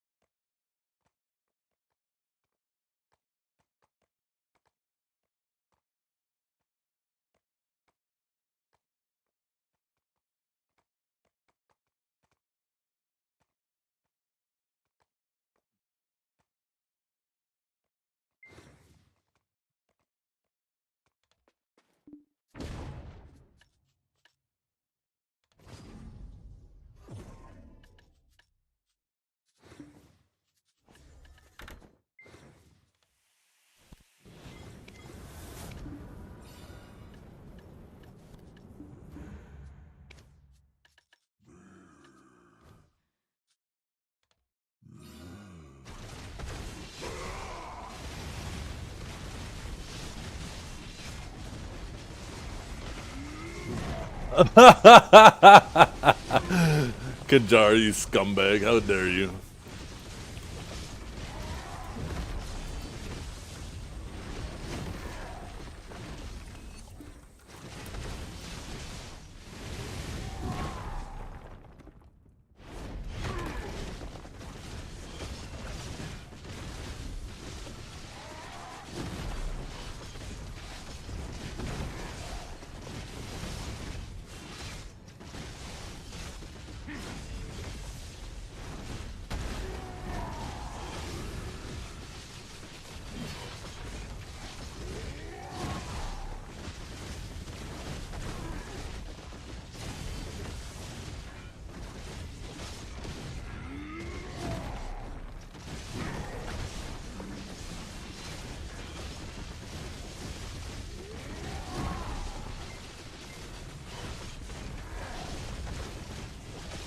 Mom, I'm on TV. Get the camera.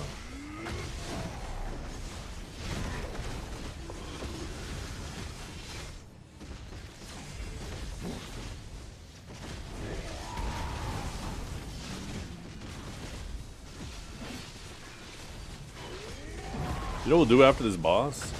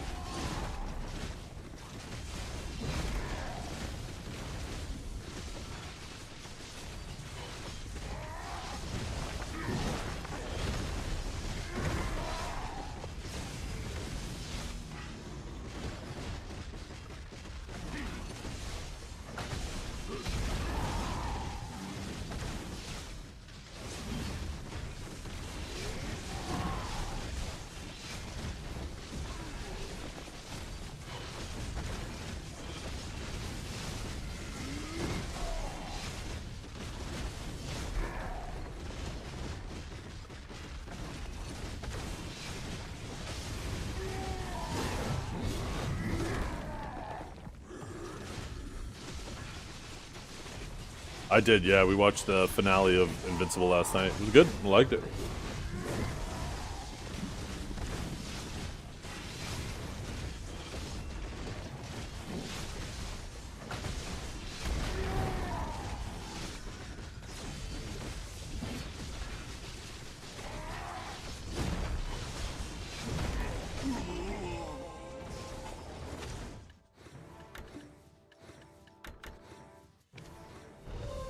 Ooh. Little tri-lunar action.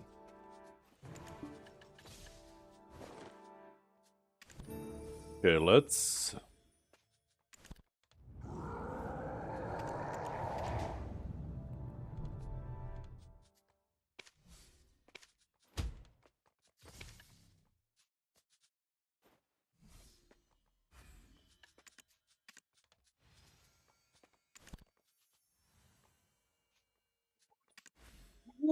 Oh, fuck!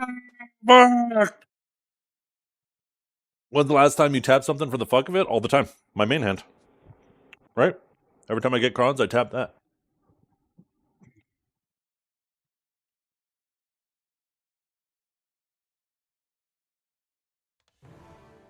In fact, we are about to go tap something. Wait, did I wonder.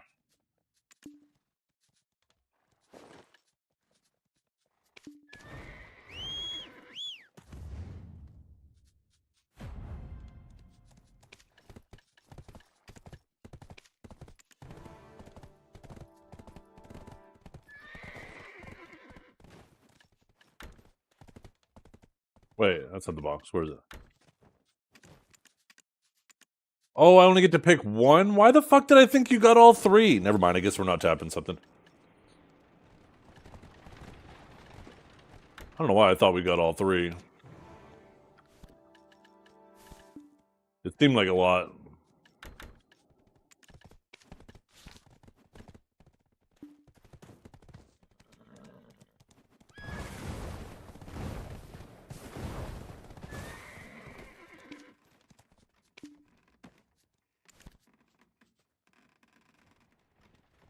was gonna go do some horse taps because I got like 21 or 22 clicks on my horse. It's got like a 30 pity now.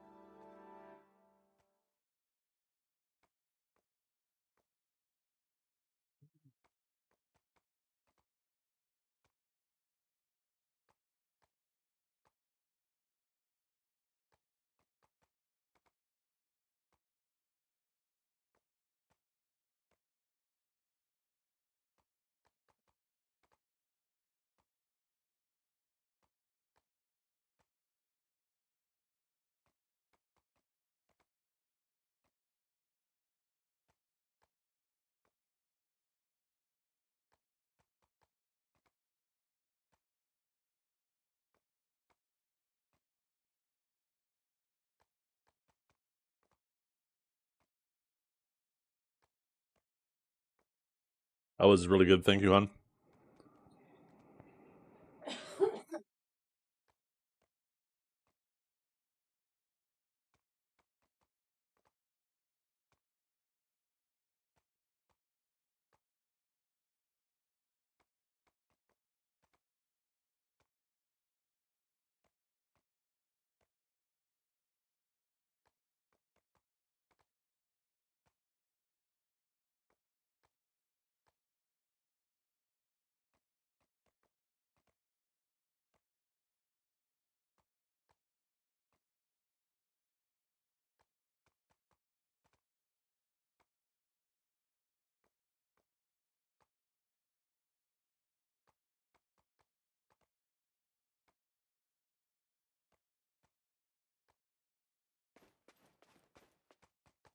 Oh, we need to go re-house buff. Oh,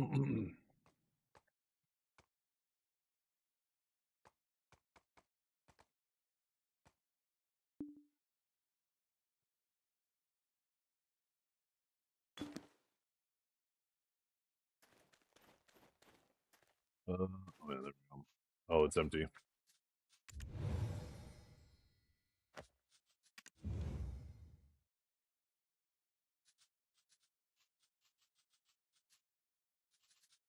Oh, what?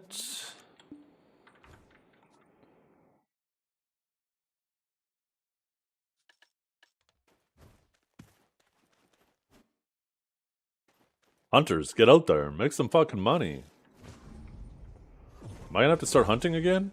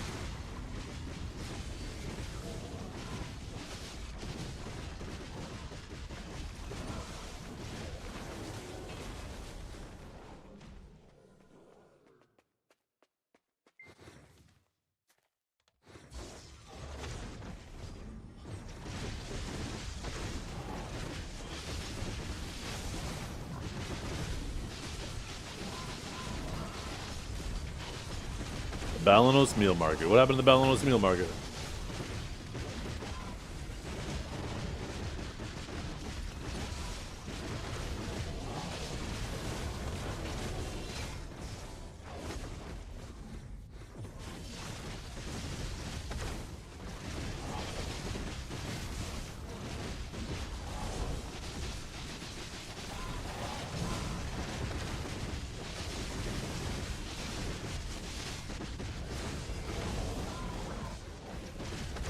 706 now.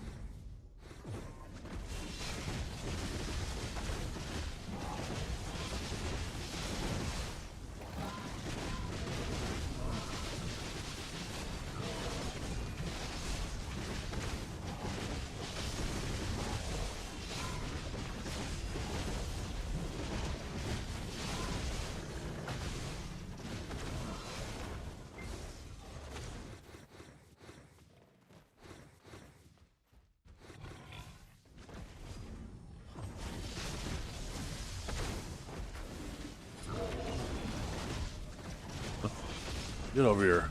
There we go.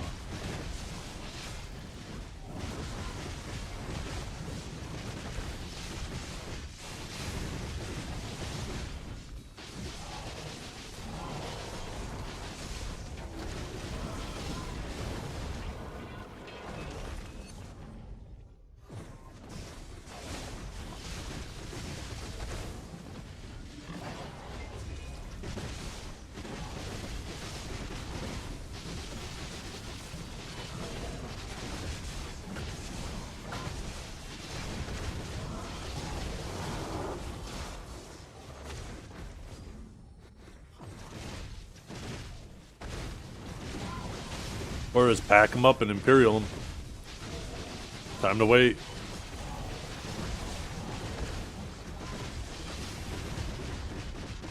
It'll take you a long time to hand them all in, but...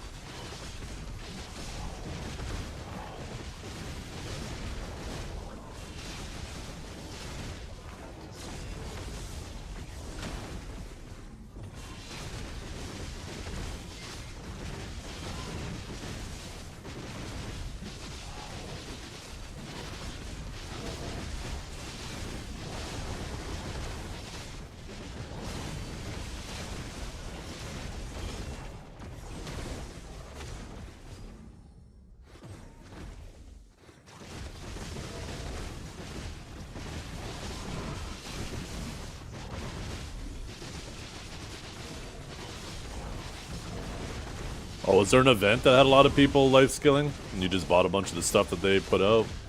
That makes sense. Ugh.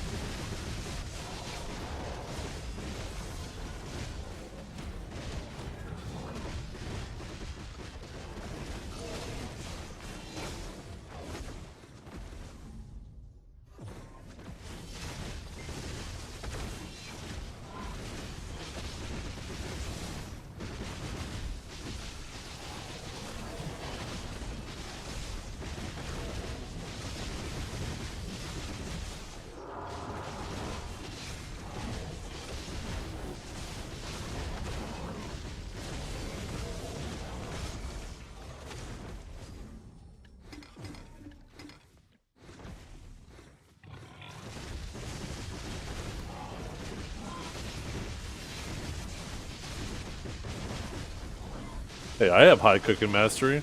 I'm over 2,500.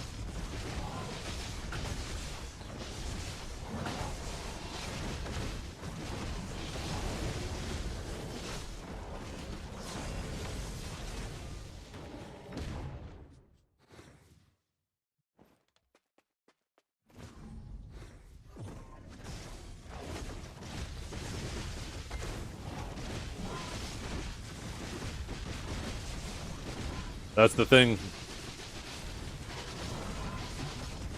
Accuracy only has value the more evasion has value. And they've spent so much time nerfing evasion.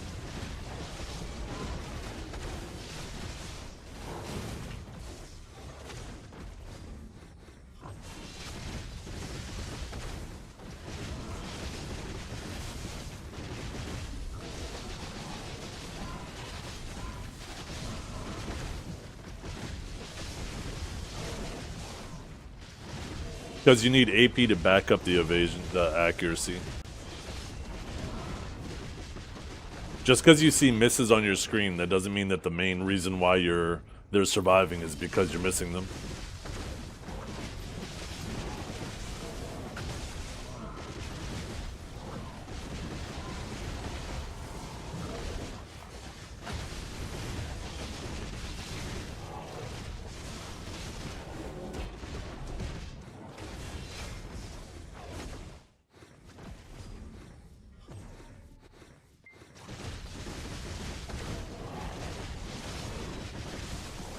I find that running anything more than 2 accuracy crystals is too much. If you can't kill them with 2 accuracy crystals, then it's not evasion making them tanky, or they're building in a way that they're not doing anything anyways.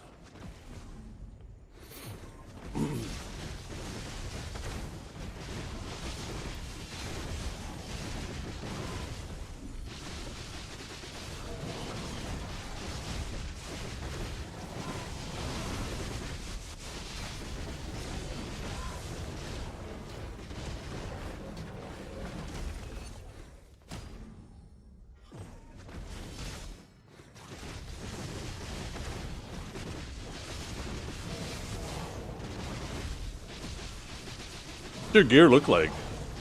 It sounds like you're just getting gear checked. Either that or, like I said, or the person's building.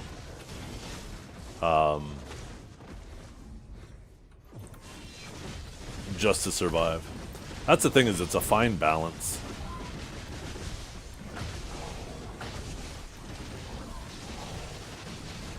The problem is if you go too glass to try to kill somebody, then you end up increasing their damage more than you end up increasing your damage, because you end up making yourself significantly squishier.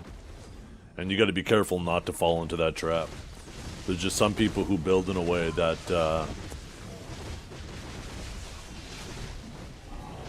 you gotta at least make sure you're not completely sacrificing your own survivability. And then you'll get yourself in a position where they can never kill you either.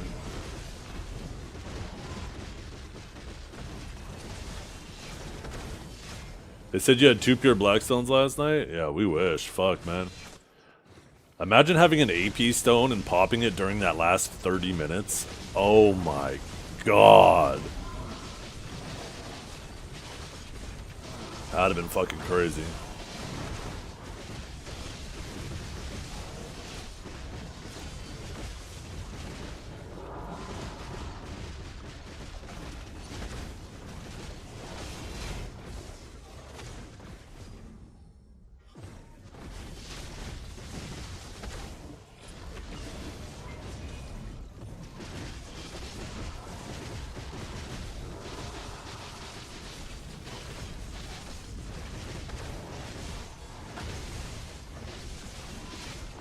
That's why you need an AP stone. Who needs buffs when you just kill people?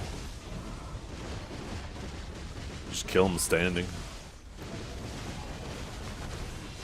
Man, the things I would have done for higher damage on my Judgment and Divine Executioner and Impaling. Radiant. Not that Radiant does a lot. But most importantly, a Ford Guard on Chain Lightning would have went so crazy on Saturday.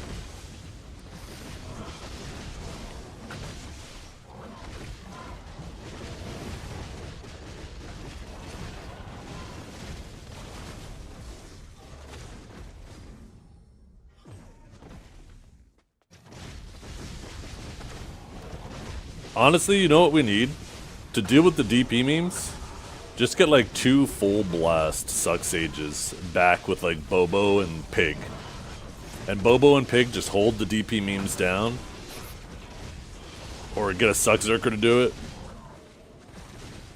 And then,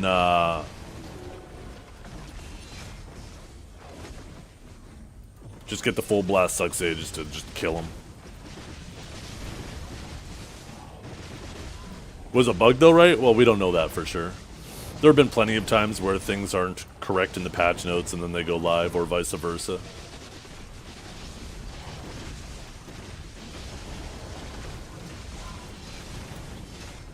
It's one of those things where we might get it, we might not.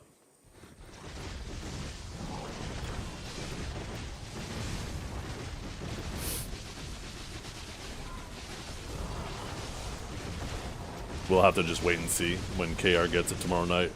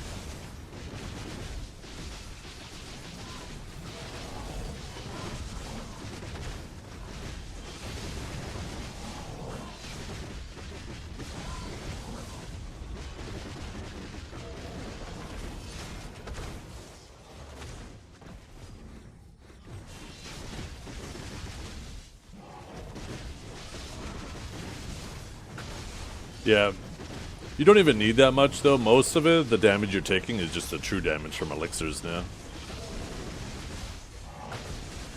It's all those people attacking you and the true damage just kills you. It's not even the normal AP when you're running like a DP Blackstone anymore. There's probably no difference between running like 6 Jin DR crystals and running 6 Jin DR crystals with a pure Blackstone. Because at that point it's just the true damage. Either way.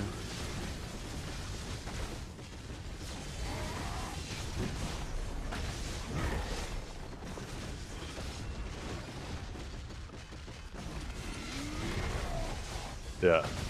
Oh, you definitely do. If you have a pure Blackstone, then you run evasion for sure. Because then you got the DR to bottom them out, but they also don't have the hit rate. And then the less of the true damage comes through.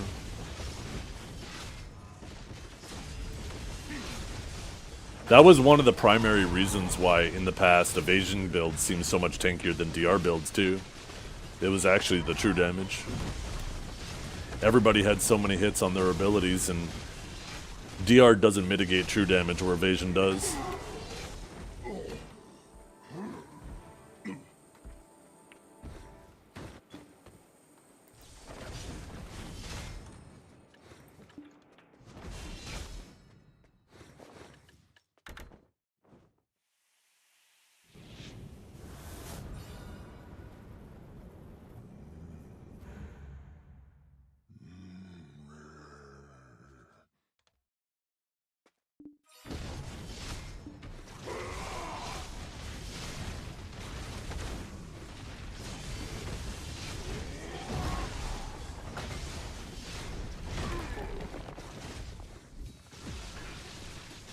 Probably doesn't matter what class you play, even if you're playing like a Zerker or something. If you have a pure DP stone and you plan on using it, you probably just go swap to evasion gear.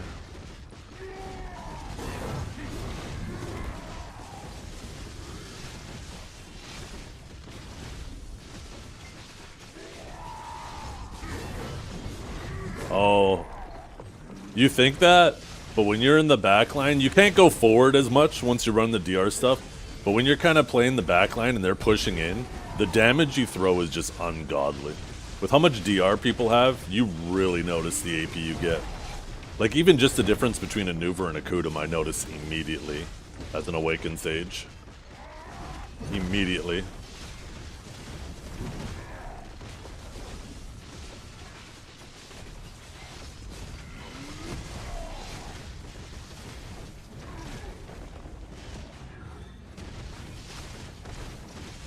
That's the thing, is I don't notice a difference between 330 and 350 either.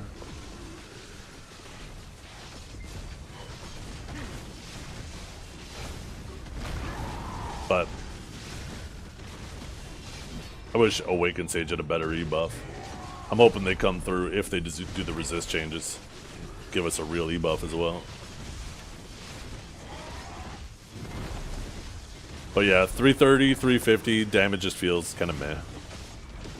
And then I put on the Nuver, ditch the Hooms for human damage, and that's obviously the most of it.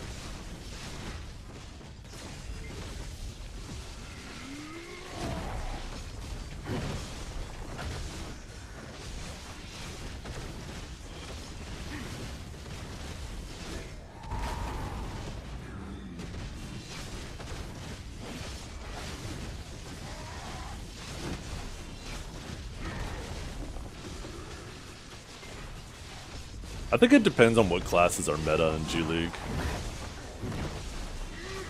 It could go really either hit or miss. If there's classes that are good at focusing the Suck Sage, then probably not. You'll want the survivability. But if you can be left alone, oh my goodness.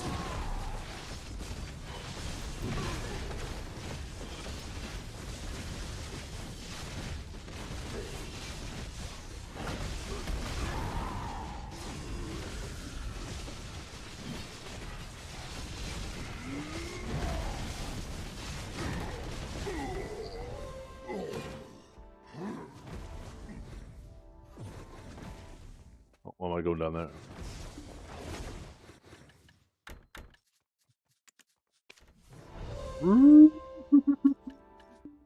We like that. We like that a lot.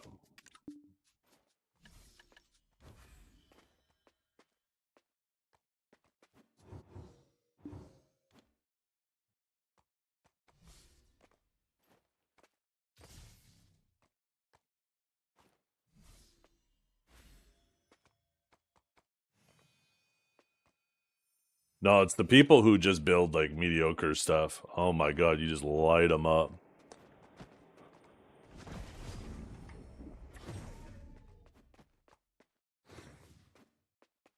When I'm running full blast and I'm throwing a lightning prison into an area and I just see people running through, is just last hitting so many people. That's why I'm so excited. I hope we get that Chain Lightning forward guard. Chain Lightning's fast enough that you can still get away with throwing it, but in large scale, you get hit by random CCs all the time. Where if we get that forward guard on it...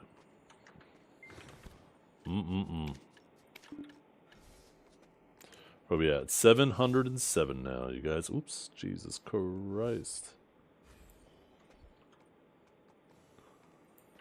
On a scale of 1 to 10, how good are the new buffs? Oh, they're 10. They're awesome. I would have liked to see more PvE. I'd like to see more PvE damage on Interrogate and Riftstorm, but PvP-wise, they are godly changes.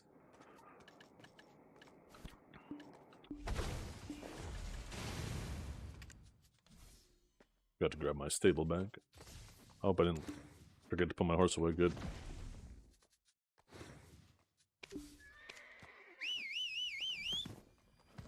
Yeah, the game doesn't revolve around 1v1 though, Trey.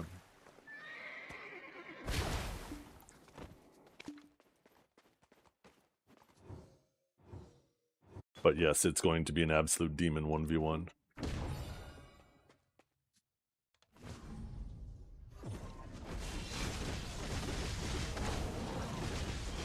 Does it make it much better in large scale? Oh, it absolutely does.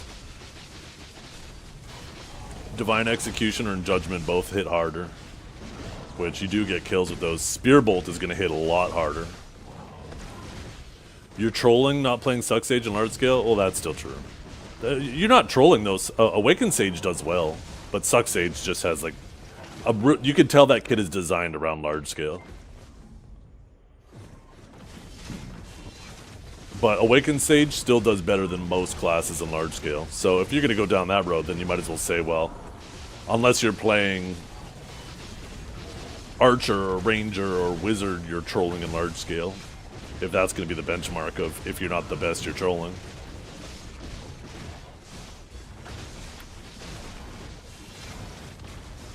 But Awakened Sage does better than most classes in large scale.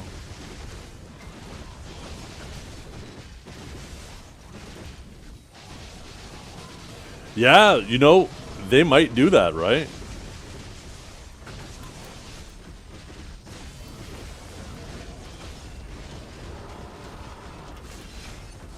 Unless they want... sorry, one second. Unless they want just one of the specs to be large scale and then the other one to be kind of focused more towards Solaire and smaller. Archer's kind of a weird one since they don't have an Awakened in a Succession. It's just whatever they call that kit. Ascension? No. What do they call it? Doesn't matter anyways. They only have one kit, so they can't exactly do that duality like they can with a lot of other classes.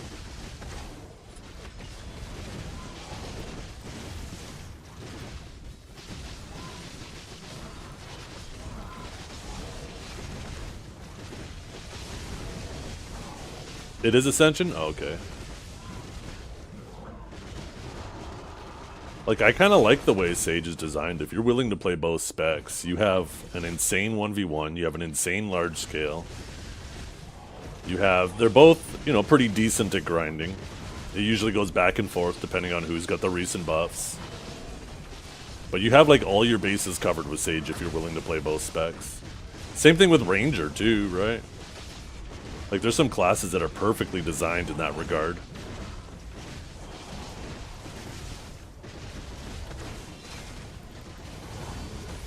Discount Ranger? Not really. Ranger is kind of different in that regard, right? Where Suck Ranger, it pops the fuck off when you're already snowballing, right? When the fight's doing well already, Suck Ranger really helps snowball the fight. But if your team is getting spawn camped, Ranger is miserable. Suck Ranger is miserable. Whereas Suck Sage, if you're being camped at your base, even though you're already losing, Suck Sage does decent. Using that invulnerability when you come out. In fact, Suck Sage probably struggles the most when you got those really mobile, open field, middle ground fights. Because Suck Sage also does well when you're snowballing and you keep them pinned at their base.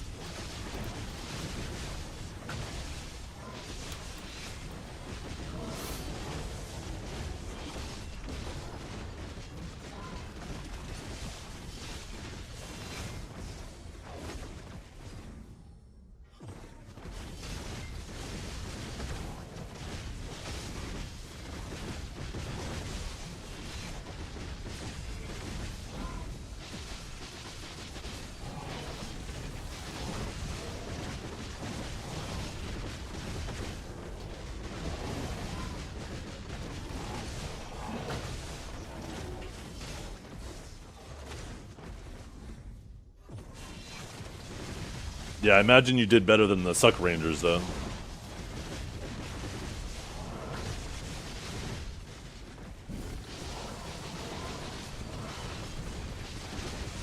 No, I haven't. I don't even know what Yellow Jackets are. Is that a movie, show, or series?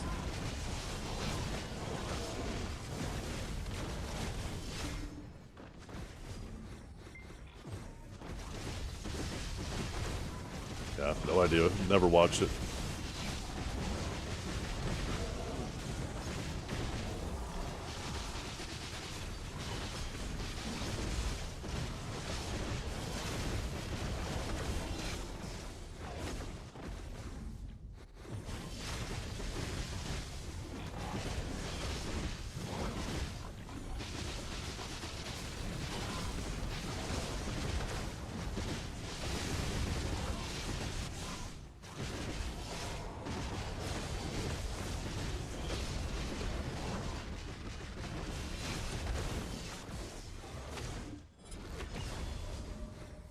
You have anything to say about it other than it's just a good show?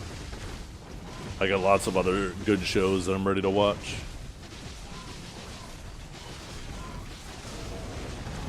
What's it about?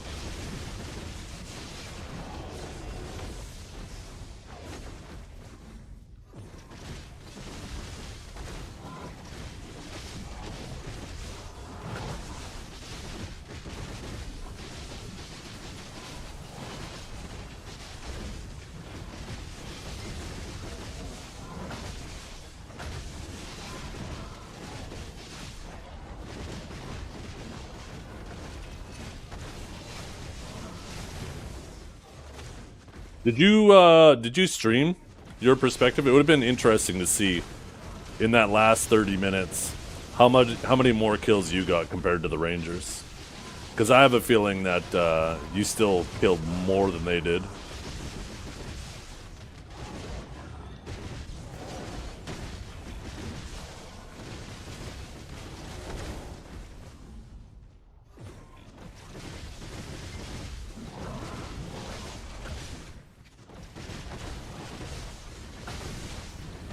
If only we could get replays for sieges. That'd be kind of cool. They'd have to instance that shit though.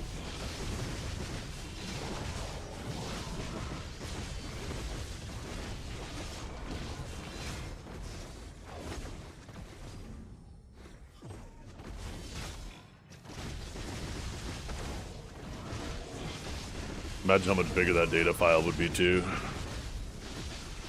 Because you'd have to have all the coordinate data and skill usages for every class. I think the average replay for Solaire is like 15 minutes worth of game, maybe 10 minutes worth of game. On like a 30 megabyte file for 3 people, so that's like 10 people per... It's like a meg per minute, really.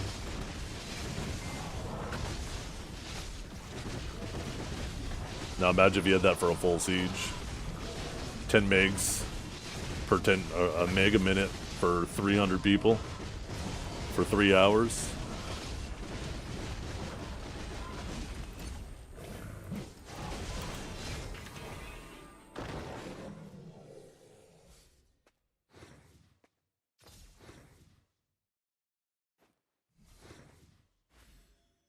I guess it was more like 350.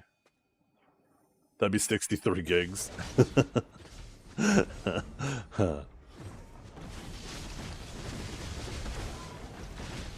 At that point, you'd be better off just recording it.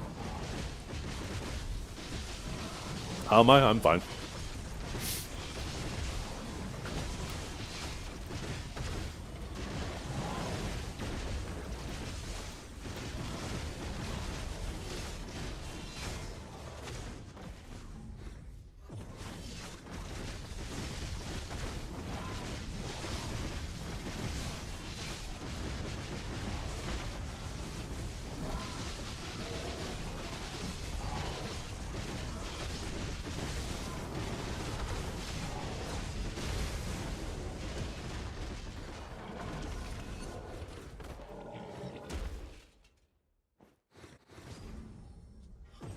Have fun at Siege? Oh, absolutely.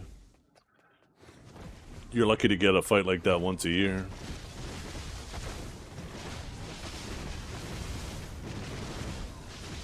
Regardless of the outcome of the fight, you take that fight anytime you can get it, because it rekindles why you want to Siege, or why you ever Siege in video.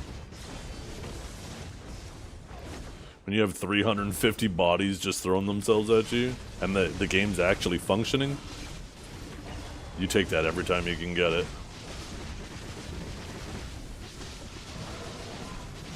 Because the other 99% of the time, it's either no fight, or it's just not functioning.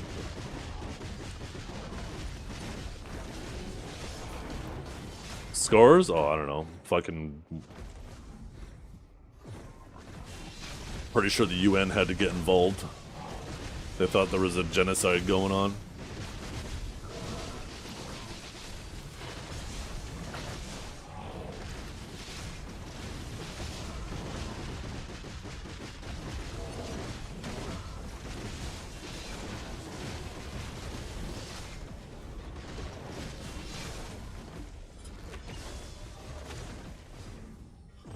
Absolutely.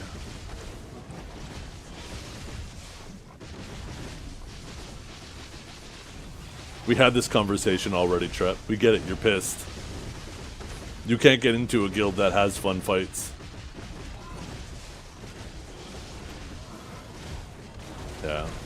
Honestly, that first hour push, you guys... It was clear that strategy wasn't strategic. As soon as you guys threw strategy out the window and just started going zombie mode, that's when things started going better for you.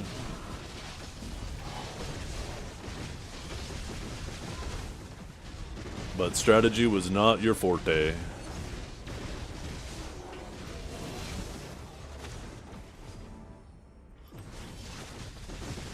We get it, Trap, you're pissed.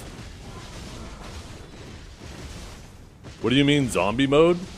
Hold W into the castle, non-stop, off respawn. Just start throwing bodies, that's zombie mode. Haven't you ever watched? You're imagining World War Z? Exactly. Exactly. As soon as they started doing that, it was significantly more effective than them trying to be strategic.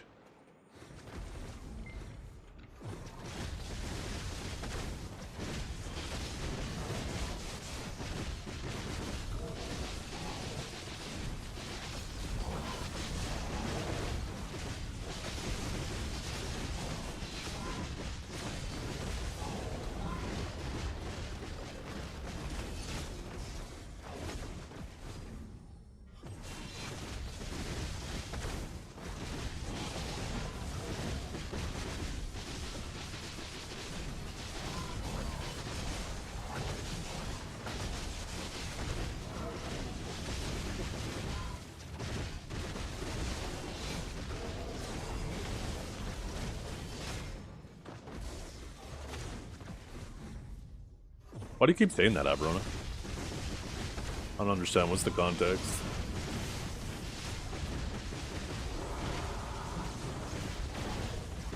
Ideally, you want both, so it seems weird to say one's greater than the other. Ideally, you want people to win because that makes it more competitive. It's not competitive if people are just trading.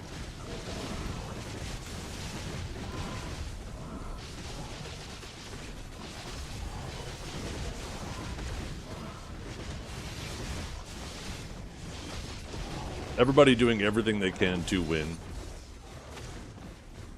is, yeah, I don't know. I've understood why people do try to do, like, predetermined fights to try to make them as fair as possible, and in order to get everybody to coordinate, you have to have a predetermined winner. But ideally, you want everybody just doing what's best in their guild's best interest and trying to push for the win. But BDO players largely don't want that.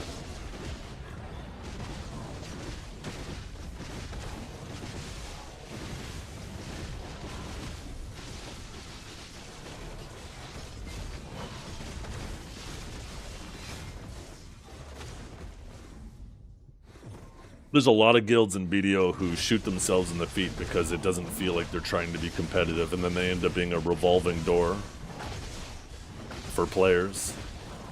And I think Ethereum was the best example of that in BDO, because they were a new guild that were actually, like, it was very obvious they were trying to be competitive, and it attracted people to their guild even though they weren't the best.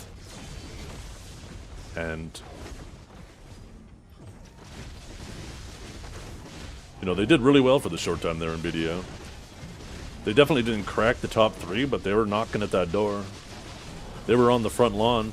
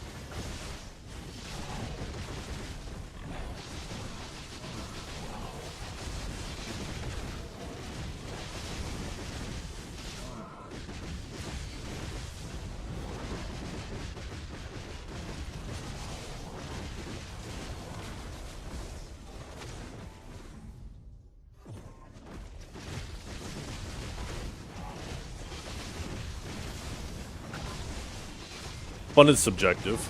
You both could have had a ton of fun.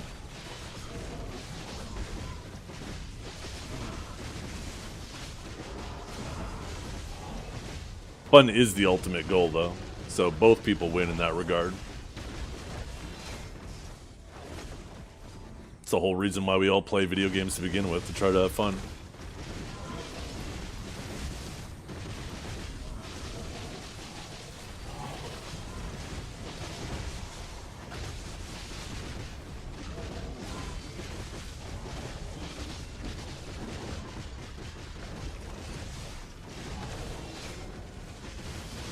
Some classes, all they have is grab to catch.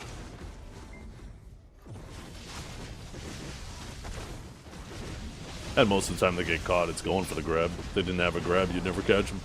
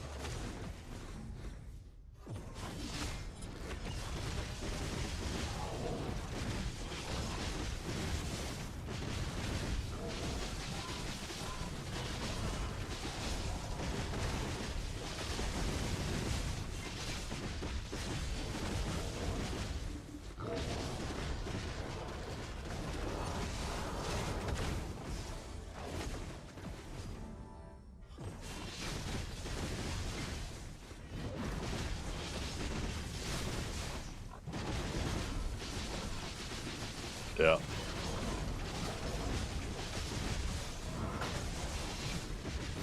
Not just BDO PvP, just MMO PvP.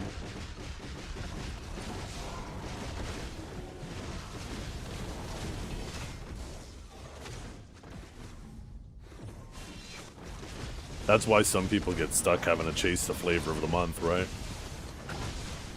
Either the class they're playing gets strong or they swap to a strong class. They get an ego because of it.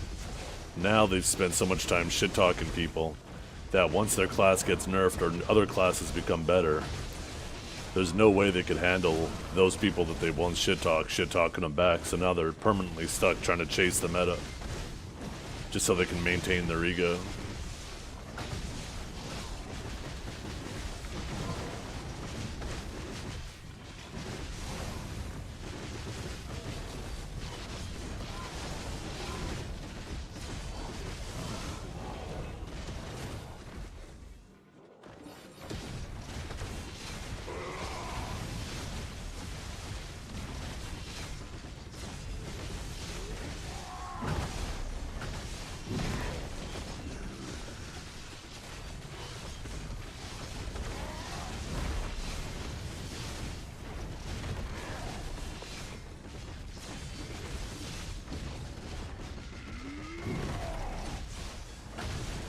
Yeah.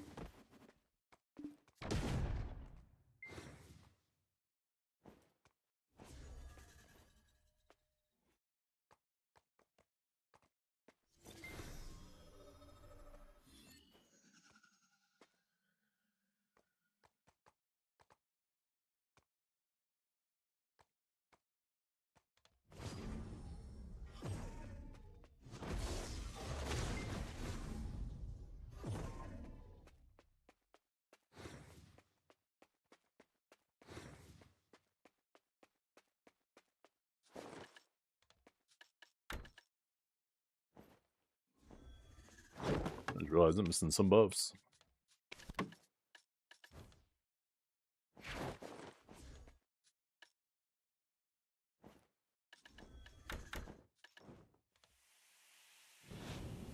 You didn't have an answer because it's subjective.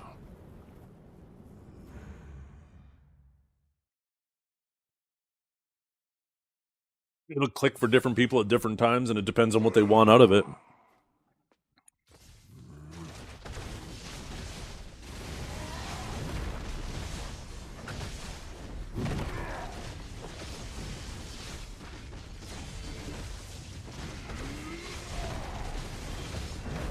Well, you gotta ask them, what does click even mean to them, right?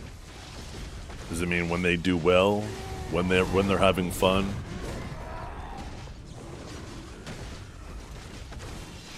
When it feels better? It certainly doesn't feel good before you're awakened to succession. There's a lot of main hands that feel like shit. And they don't fully open up until you have the rest of your kit and the advanced skills.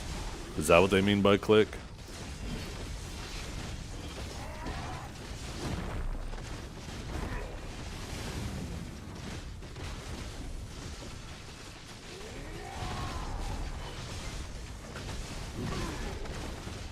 I mean, if you hate the win con of your class, then you need to just play another class.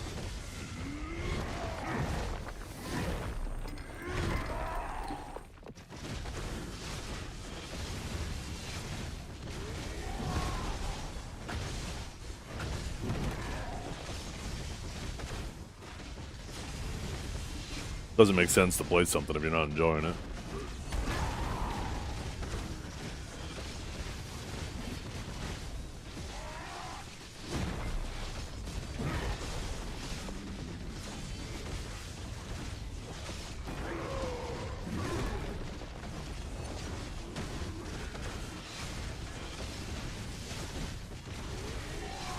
But if you love to hate shit, then you're Trap. Trap is recreationally pissed. Problem is, I don't think he even recognizes anymore when it's real pissed and fake pissed.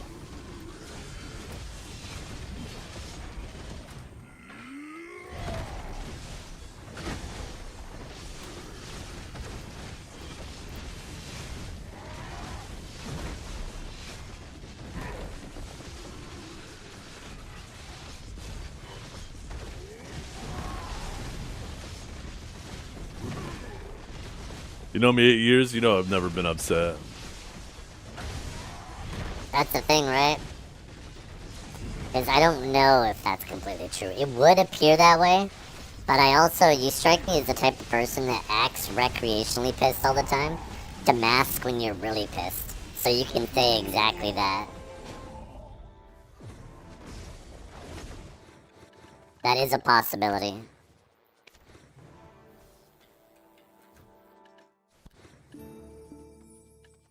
Like, some people will troll all the time, and then when they say something that's blatantly wrong and they were serious about it, then they'll just be like, oh yeah, I was just trolling. You know me, I like to troll. Even though they were 100% serious, but now they have that fallback, right? You could certainly be that way with being pissed. Not saying you are, but just saying it's a possibility. Oh, fuck me. Oh. Recreationally pissed just to find my boss. Well, bosses have to. There's a fine line. It's really tough to be a friend and a boss at once. People get lax when they think their boss is their friend.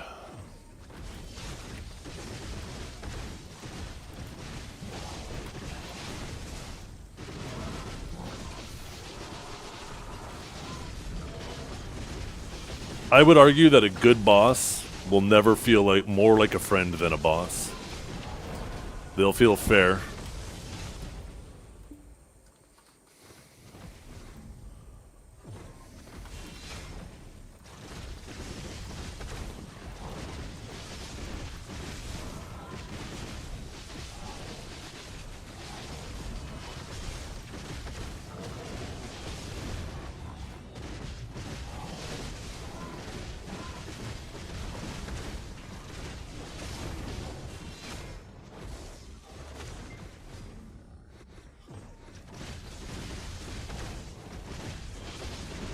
Yeah, that's why I said more, right?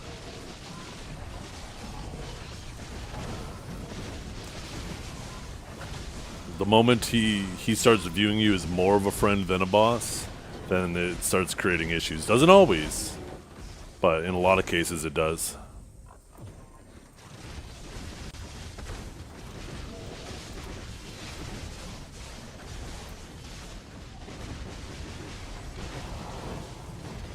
There's always exceptions, but the exceptions are exactly that. Have you ever had a dream that you could do skip you don't do skip you want don't do skip you could you could don't do skip you don't do skip you want don't do skip you could.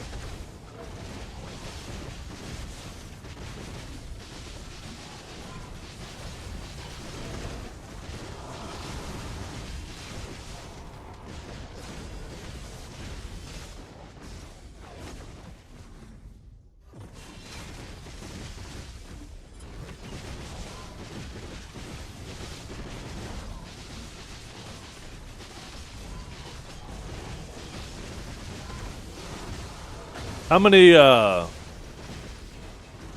probably not the best example, but reality TV shows, I'm doing air quotes because we all know that they're not reality, but using those as an example, how many times do you see these people go into shops that they go to fix, whether it's, you know, bar rescue, not Hell's Kitchen, or maybe it is Hell's Kitchen, or restaurant makeover, or any one of these shows where they're going into a business and fixing it, like 9 times out of 10, it's because the manager or the owner isn't being a boss anymore, and they're letting their employees walk all over them. Like 99 out of 100 times, that's the case.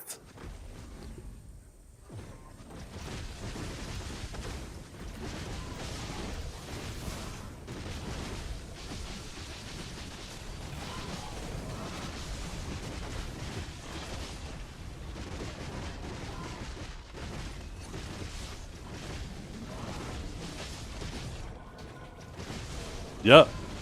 And that's why, like, a lot of those places fail, right, Kanjara? You'll see them on the show and people will be like, oh, I want to go try that restaurant now that it's been all fixed up. It's like, well, you can't fix the people. Some people, sure, maybe. But once again, that's a rarity. Most of the time, they just fall back into their old habits. Because, sure, you may have fixed up the restaurant, but the people fall back into their habits. This is a long time. Once they're not under the supervision anymore, right? Hey, how you doing, Ruby? 25 months is a long time. Thank you so much.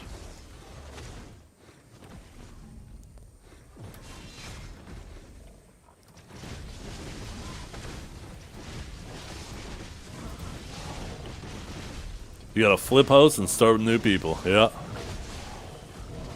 But even if you start with new people, it's usually the manager that let it get that bad. So you gotta replace the manager or the owner.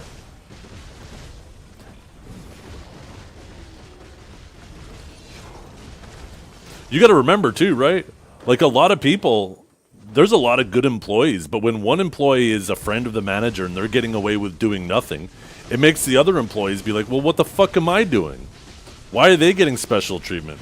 So now they want to do just the bare minimum as well, right?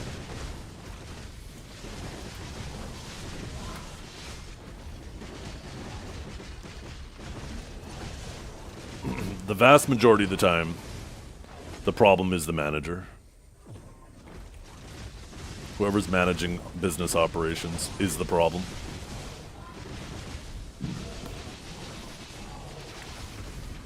And how many times you'll hear these guys go in, whether it's Gordon Ramsay or Mr. Taffer, I can't remember his first name, or any of these shows, they'll talk to the manager and be like, well, how come you need to fire this cook or this or that? And they'll be like, well, I can't. He's my friend. He's been with us for so long, and da-da-da-da-da-da-da-da-da-da-da, right? John Taffer, thank you.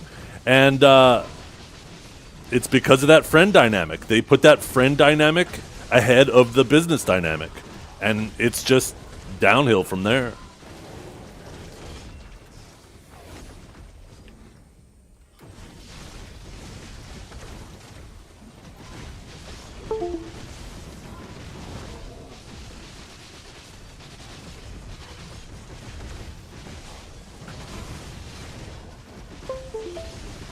Haha, loser, you muted me at the wrong time.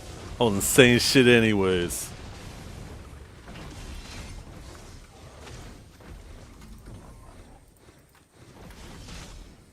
What's this?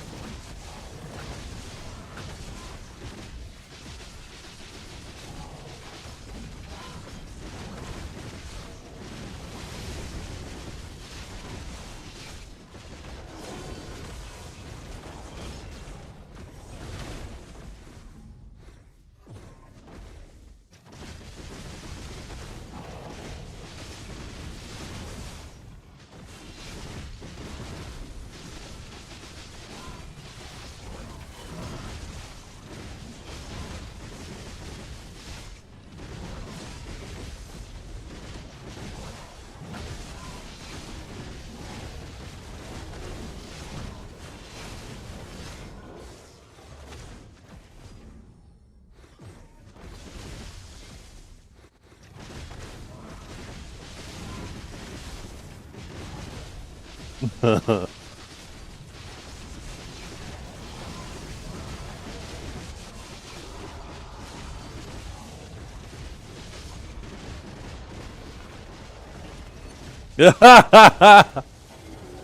only thing that'll help my restaurant is if you stay forever.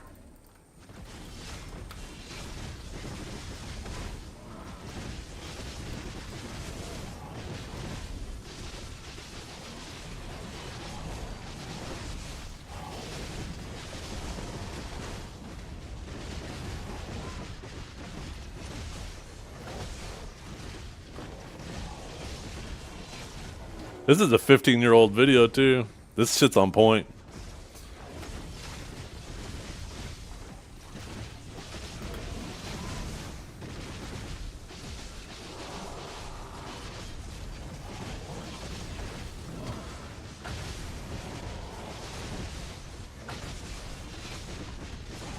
Yeah. And that's why you gotta treat everybody like you gotta be the boss, right? Because it's not just the one person that you consider your friend. It's all of their livelihoods. It's all of their families. And the best way to best serve all of them is to have the most successful business possible, where they feel not only are they being treated fairly and paid fairly, but there's also room to grow. Not just, and if they feel like they're part of something that is growing, they'll have more pride in it as well, right? But that all starts with management. If you have a bad manager, it's hard for any of that to come to fruition.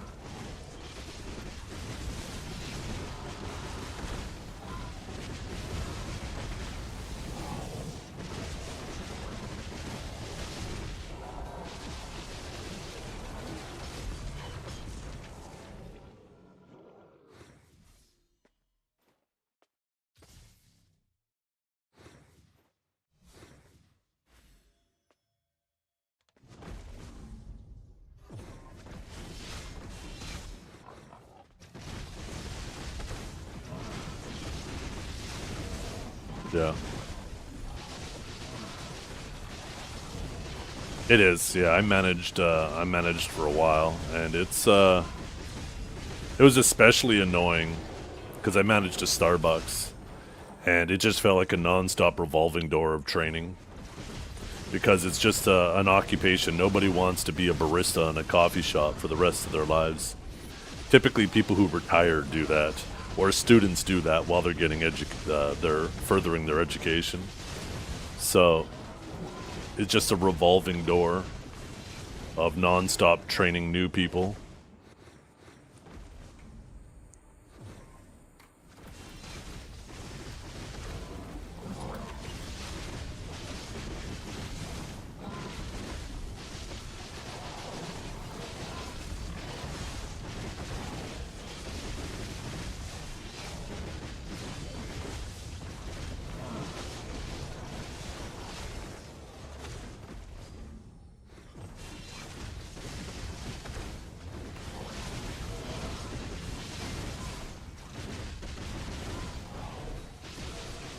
Yeah. Yeah, serving and bartending is different, right? Because, yeah, you definitely make a lot more, especially with our tipping culture here in North America. Like, if you're at the right place and you're decent at your job, you're making a lot more money than, you know, certainly more than a lot of people these days. But it's also, you know, really subjective to the time of the day, too.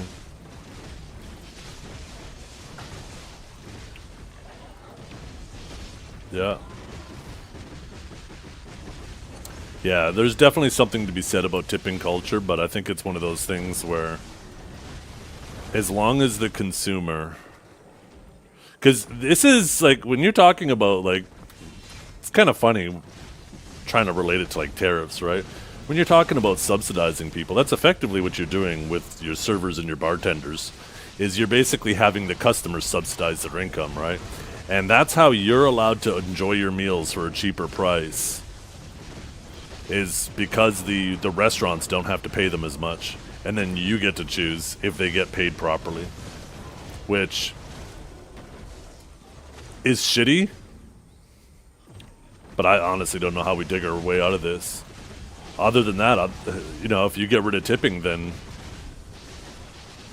restaurant owners and stuff have to start paying a proper wage. And then if that happens, then all your food goes up in price.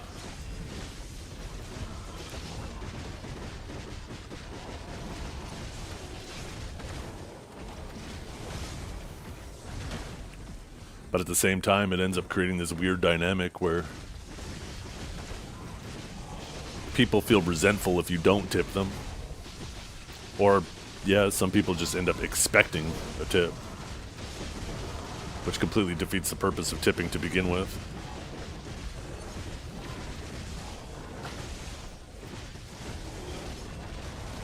No. Right? So the only way to accommodate that, Keck, is to just increase the prices of the dishes, right? But people don't want to go out and spend $200 on dinner. They want to go and get the most affordable dinner possible. And then they don't realize that they end up paying that extra money anyways after the tip. Maybe not 200, that might be a bit of a stretch, but you know what I mean. People like going to a place and getting a bill for $70, $80 and then tipping the extra 20, 30. If they went there instead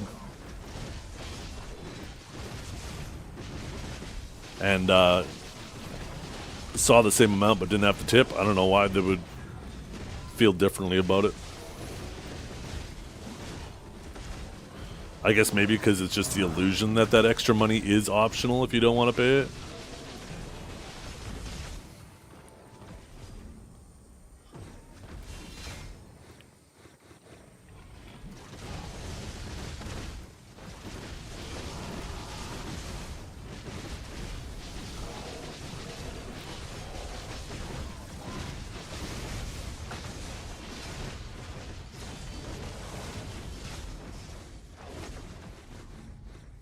Greedy businesses that can't even pay their own employees. I mean, it's the convenience for the customer. I mean, people still go to it then, right?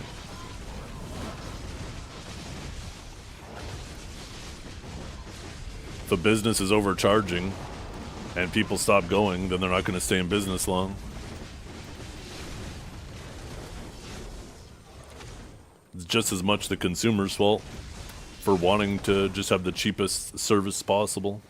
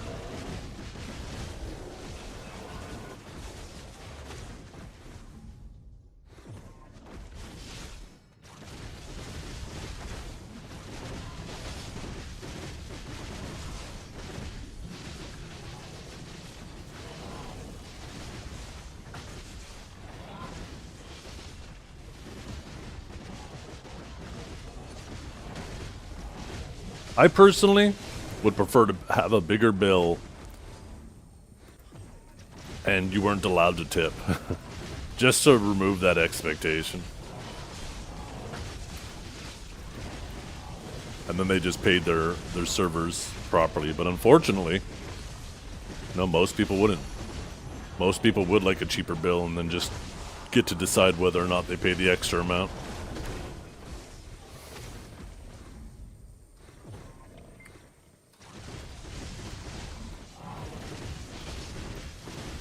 Yeah, 100% beefy. And then you would end up having that high turnover that we were just talking about too, right?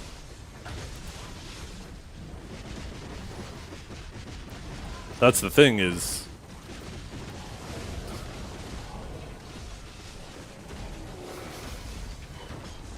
Oh.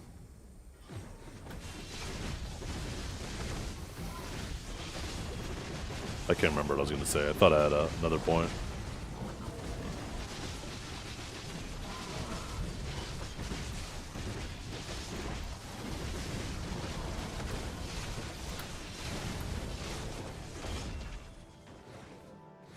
Yeah.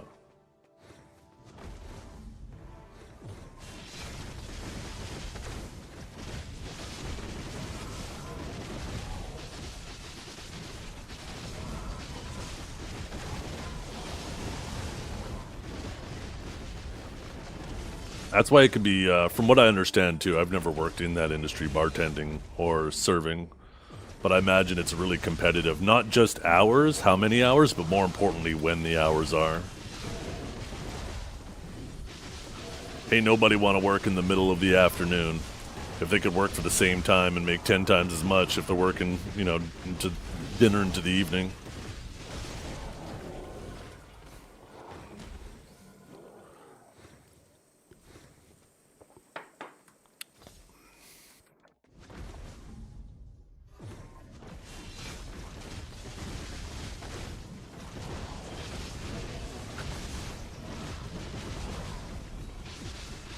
Depends on how busy the restaurant is. Yeah, I imagine if it's a big enough place and it's popular enough for lunch, then maybe.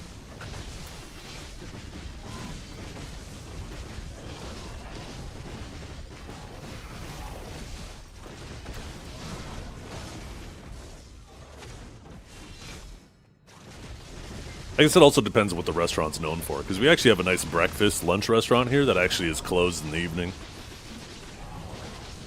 Everybody just goes there for breakfast and lunch, and it's always packed. So, yeah, I guess it depends on kind of what your menu is, what people go there for.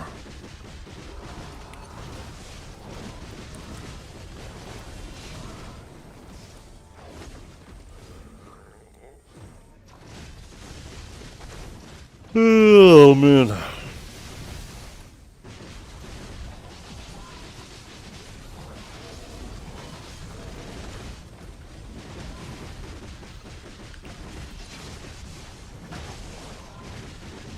And when my wife was in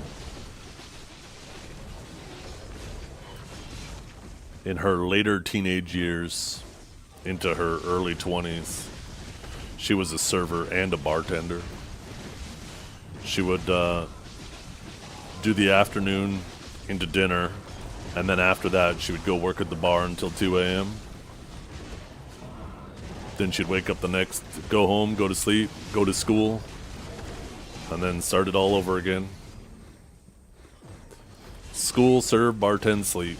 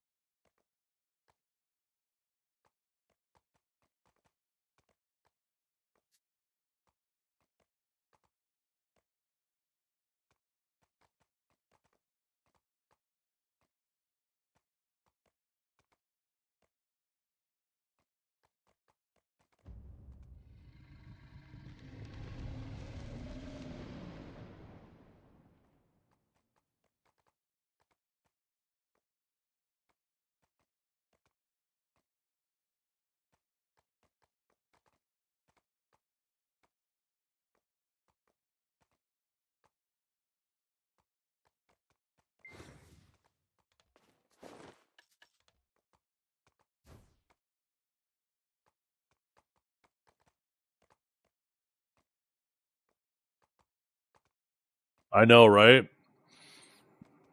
I remember when 15 was considered high. It was like 5 was low, 10 was medium, and then 15 is high. Now, like, these places, like 15 is considered the default.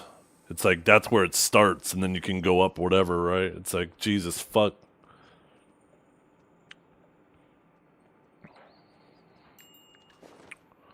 But like I said, the problem only fixes itself if people become willing to spend more for their food, so people can actually be paid appropriately.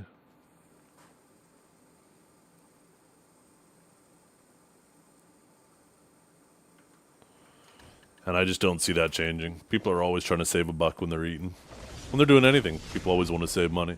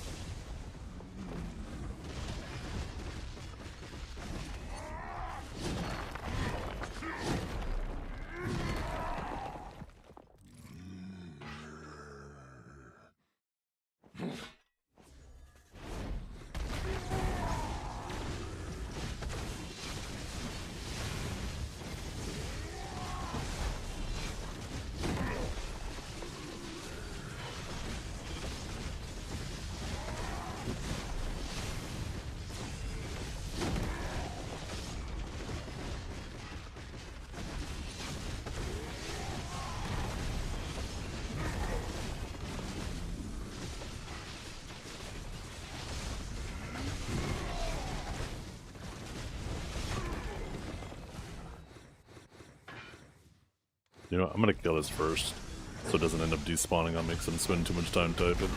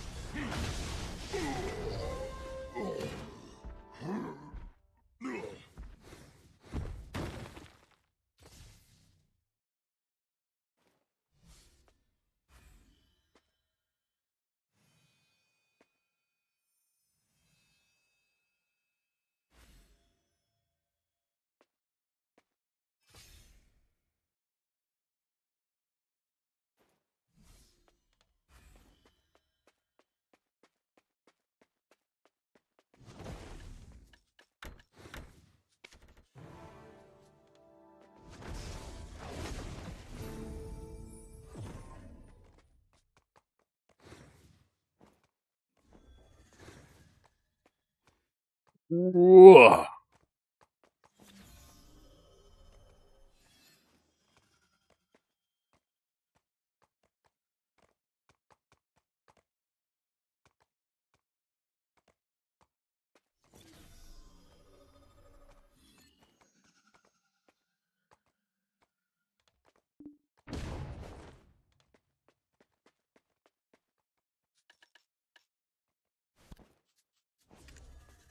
$708.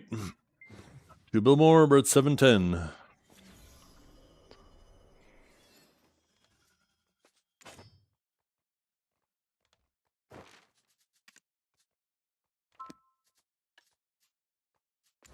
Yeah, I'm on Balino 6 if you want to TP to me.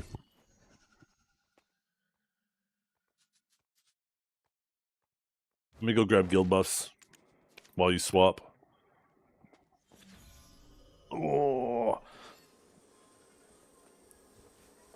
I'm getting kind of warm. 1 second.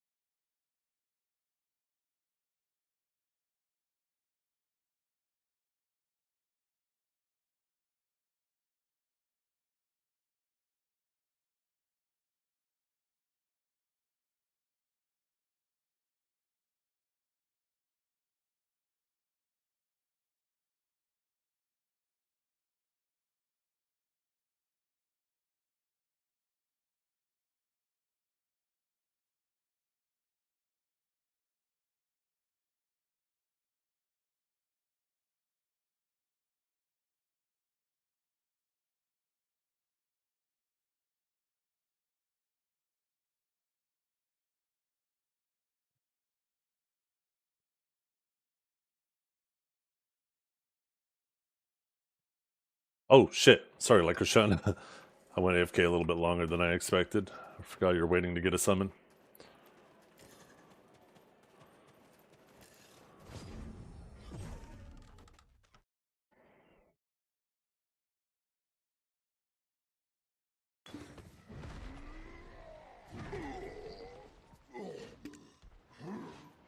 Unavailable? You're on Balin 06, right? I'm on Balin 06, right? Yeah.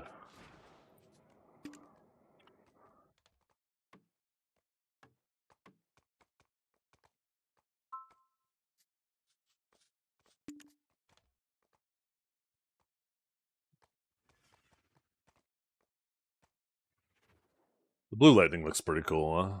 I think it looks way better than the other two, to be honest. If only they had like a purple lightning effect like that. That'd be sick.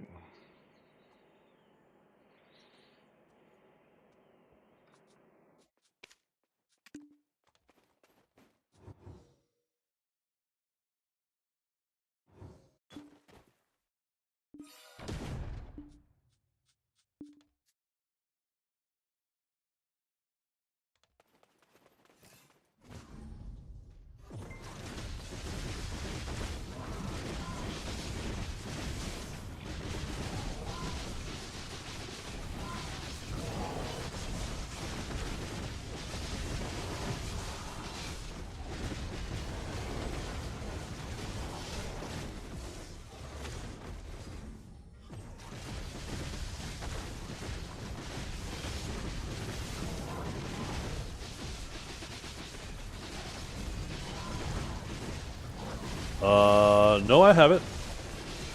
It's right here.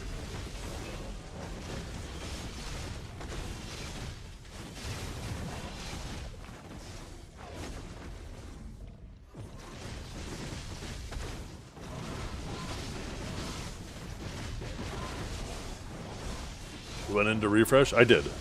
But I only have 1 hour House Bus right now. The 3 hour ones are sold out and I don't have any. I need them to either tick up so they start getting listed again, or one of these life skillers to go and get them. I know hunting's big money right now, so I'm surprised more people aren't hunting if those things are selling at the near max.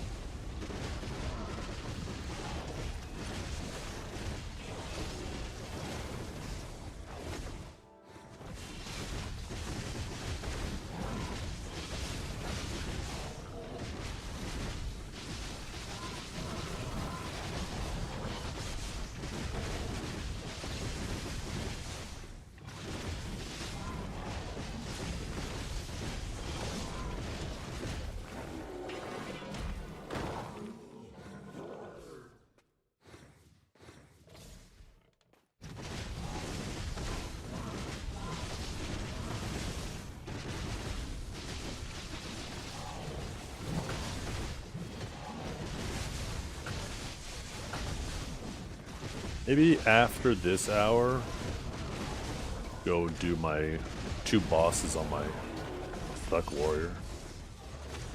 I guess my Suck Warrior's already tagged. I guess I don't need to go running back to do it. You don't have to be in a safe zone to TP to the Black Shrine, do you?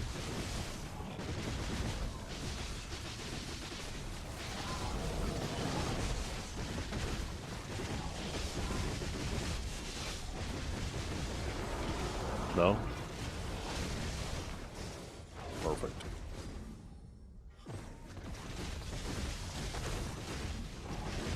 I wish they would give us the next boss. I really hate having to have a character tag to do these two bosses, because I want to be able to fish on my main again and get the XP from that. At least then I could get level 67 in a reasonable amount of time, but I don't want to stop fishing. Maybe at this point I just unpeg once I'm done my boss for the week. I mean, I have like 1200 Marnie fuel, I think. Marnie fuel? Maybe it's not called that. I thought it was called Marnie fuel.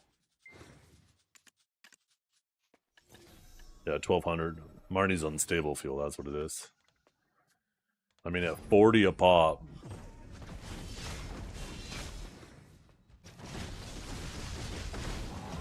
That's 30 weeks before I run out.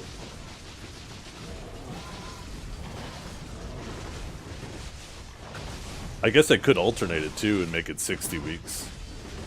Just do my bosses right before reset, and then immediately after reset, and then untag for 2 weeks.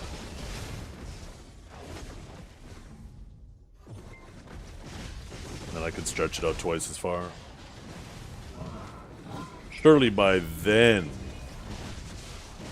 they either A, let us hand in fish with our tagged characters, or give us another boss.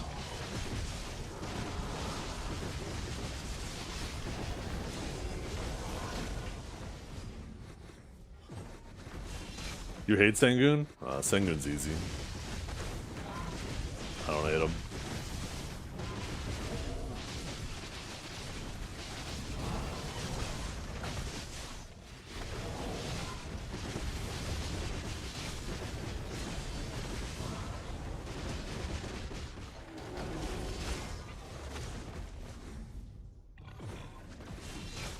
Pig is easier? Well, we don't have 8, 9, and 10 pigs, so you can't really compare. Level 8 Stangoon is way easier than level 7.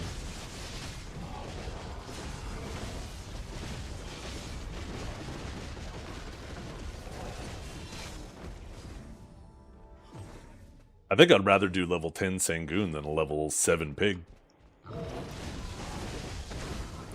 Sangoon is super predictable. So is Pig, but I don't know. Sangoon in general. I actually don't like how predictable it is. I feel like it makes the fight more boring.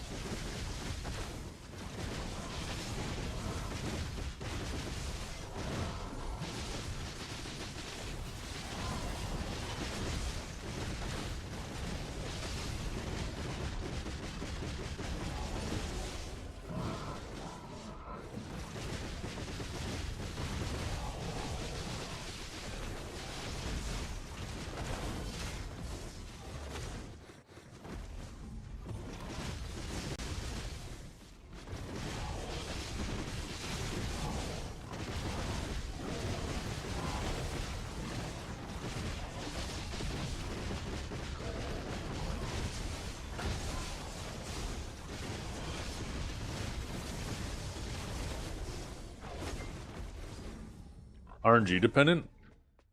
With the 8, 9, and 10? Why do you mean... There's like nothing RNG about it. What do you mean RNG?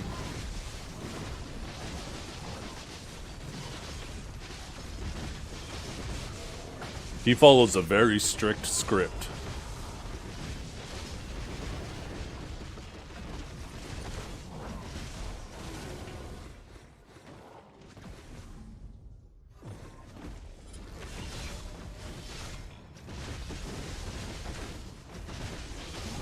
Like, and sometimes he might do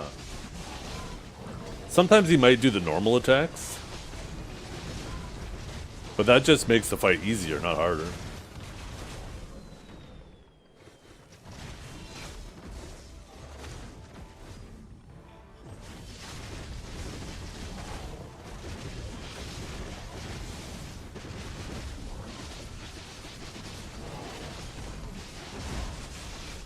Yeah, but he does the same things after the fade out though.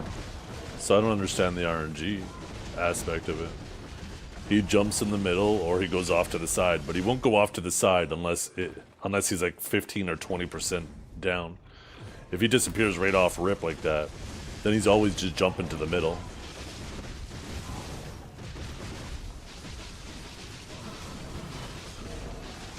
And to me, like, if you can predict that, I mean, that's the opposite of RNG.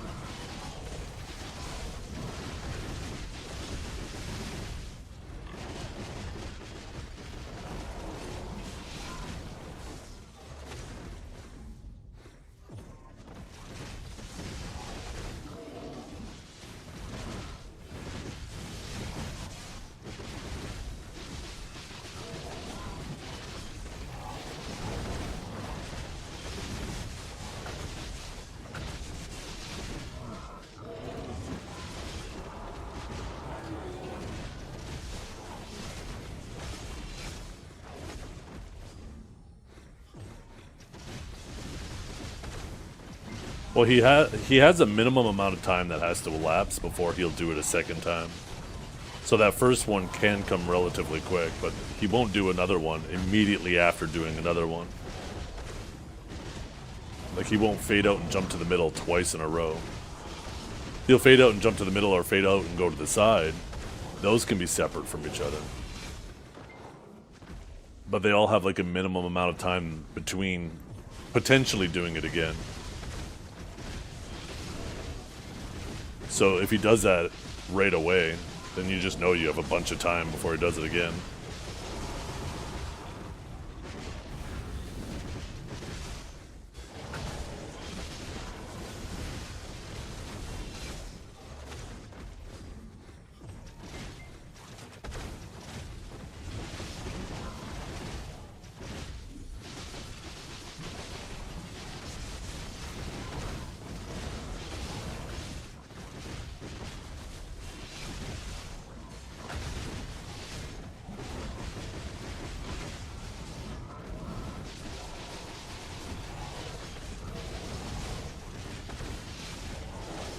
I don't know, I just wish the boss was more random. That's why I find it so weird. The fight is so scripted that it feels, like I said, the opposite of random. I would like a fight that it was less predictable. I think it would make it a lot more enjoyable.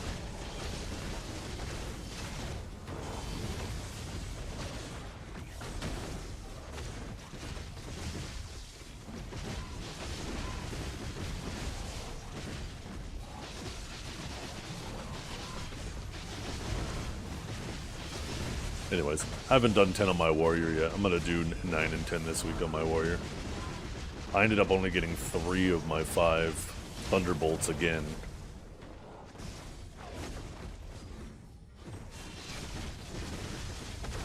I guess this isn't bad considering only...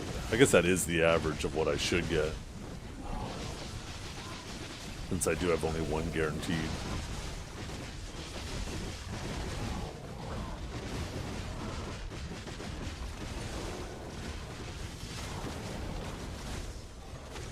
Actually, once I get all my traces of Thunderbolt, I probably stop doing these bosses completely. To be completely honest. At least on ults. I mean, I'll continue to do them on my main. They are quick enough that they're definitely worth the time for the 5 minutes per boss it takes. Every time I splaga blaga my points blom blom and I need to spiggity bomb yes yes yes. Did we check on Pone in the ditch you put him in, or you think he's good? I think he's fine. He probably went to go take that nap or whatever he was mentioning.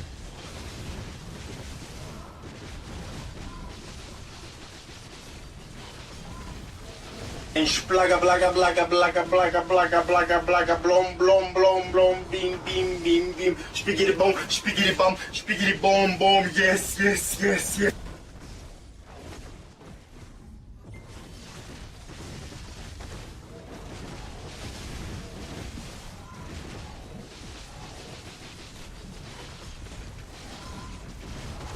The herbal medicine. Oh, that's right.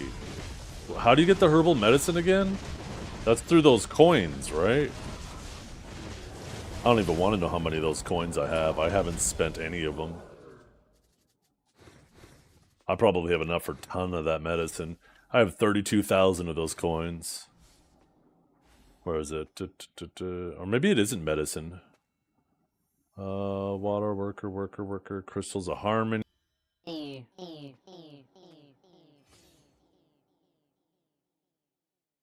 Iridescent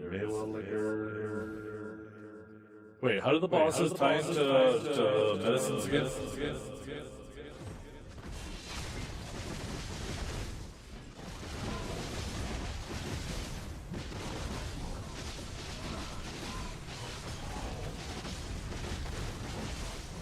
Yeah, that's a pretty good ride.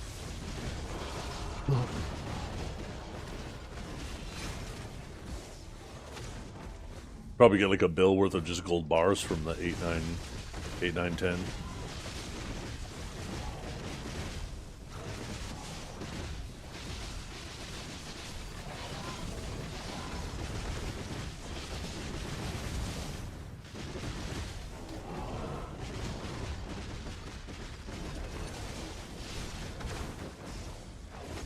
Every time I blogger, my point bump, and I need to spiggity bump, yeah, yes, yes. Every time I blogger, my point bump, and I need to spiggity bump, yes, yes, yes. What was the masterpiece?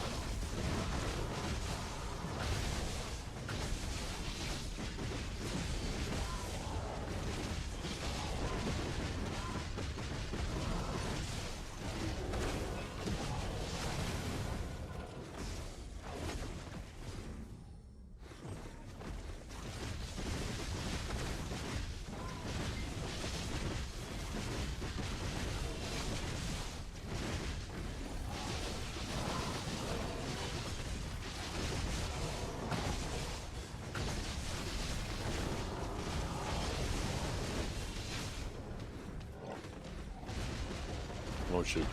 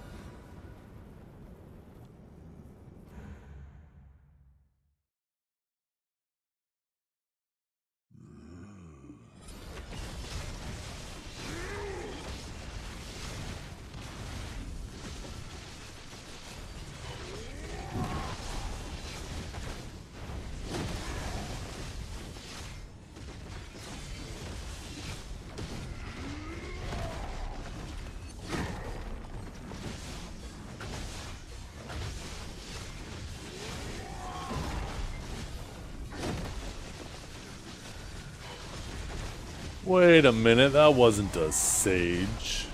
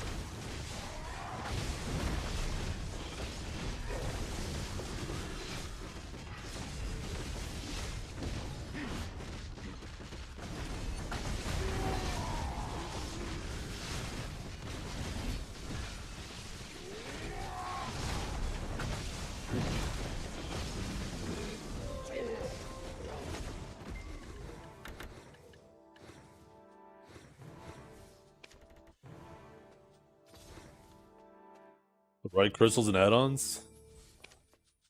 No, I'm just on the wrong class. See?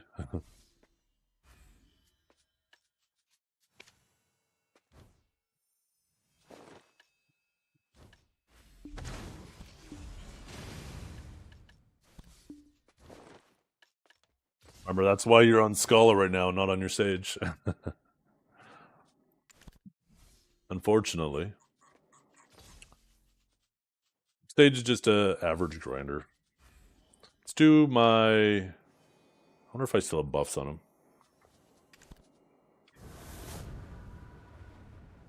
You didn't think it was like that? Well, Scholar's one of the best grinders right now. They're not the best, but they're definitely up there. I mean, they were decent before the changes from what I understand. Now they're even better. I don't think they're like the best now, but they're probably up there.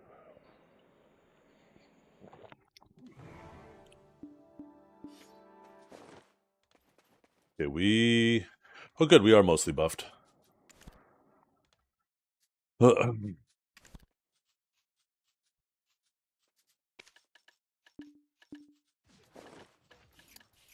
crystal's still good.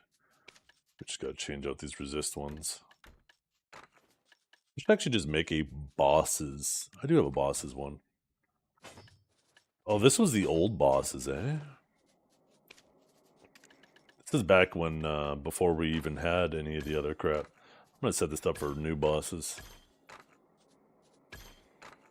Then I don't have to swap the one preset that I'm using. I'm gonna take these. These come out, these come out, these come out. These come out. Take crit. Take dark red fangs. Take decimations. Take precise destructions. And then stalwarts. And then one power. There we go. Oh wait. Oh yeah, that's right.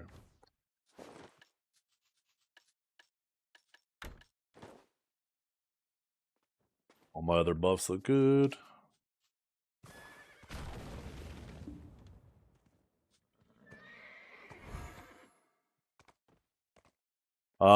No, I don't really grind a whole lot with Suck Sage. I don't enjoy grinding with it. Okay, let's just start with C10. Sangoon 10. Wait. Oh, it was already on.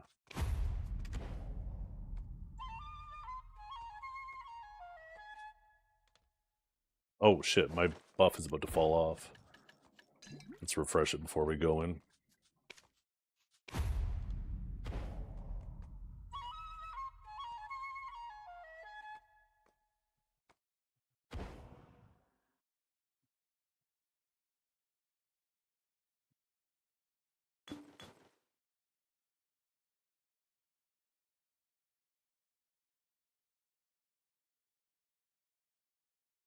Never done 10 with my warriors, so I don't know how the final phase is going to go. I imagine it's probably not going to be that bad.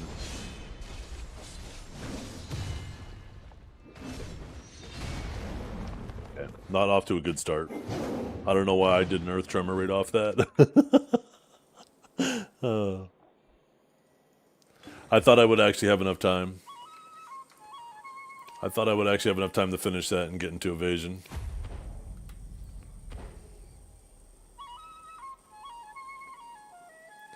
I wish you could pop buffs at the beginning. I wish it was like they would set it up like the group bosses, where there's like a little thing on the floor that you stand in, and then like when you first go in, you could buff up and then stand in that circle, and that starts it. Yes, you have a spammable PVI frame on warrior. This right here. It's a very, very small gap in it.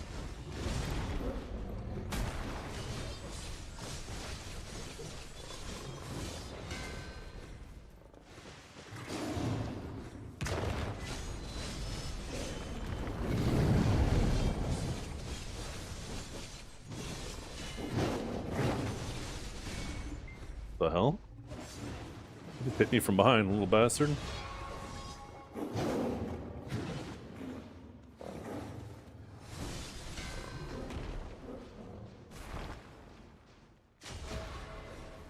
was waiting for those other cats to come out.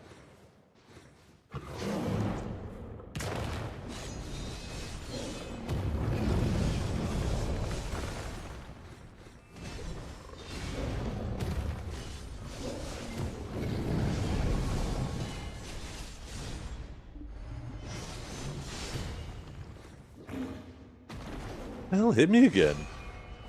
What the hell?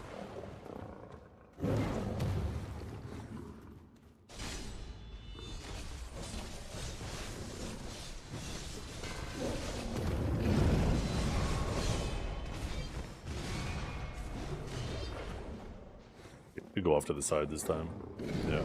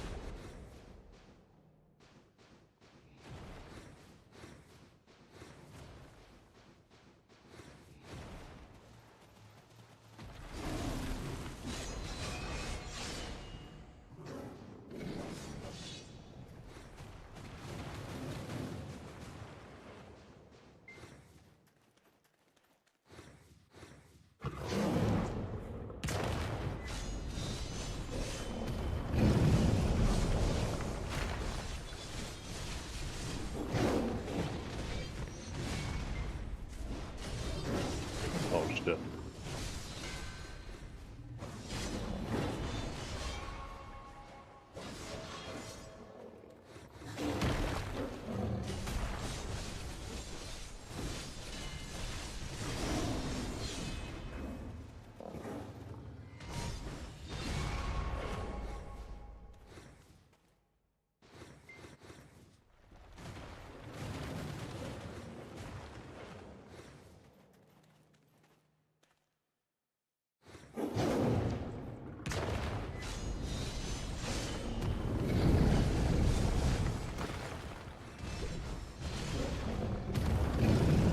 Fuck.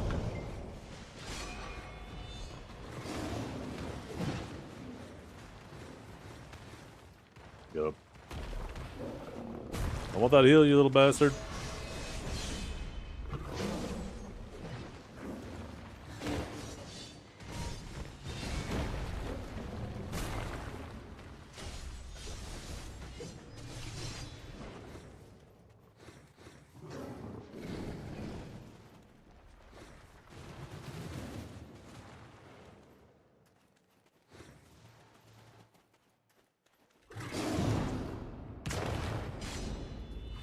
Oh shit. What the hell?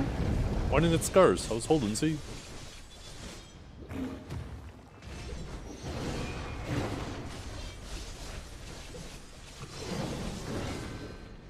Fuck me, man. Keep taking too long with that shit. I missed an opportunity to stun him there. What? That was so early! Why'd that damage come out so early? The fuck?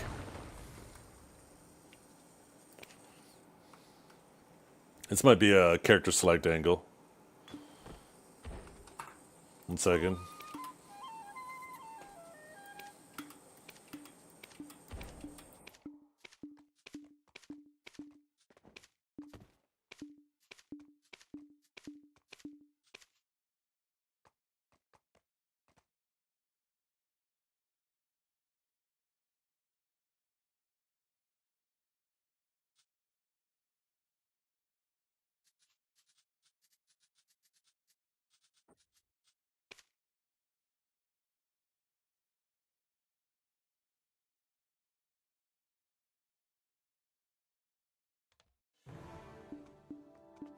I was well into that PV iframe there too. That was fucked up.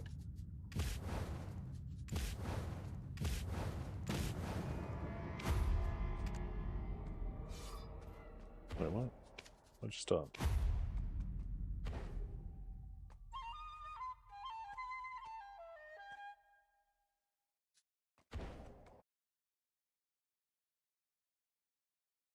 I find that sometimes there's a bit of like a desync, and if you go to character select and come back, it seems to fix it. Where damage is coming out like too early in the animations, or with the telegraphs, or too late.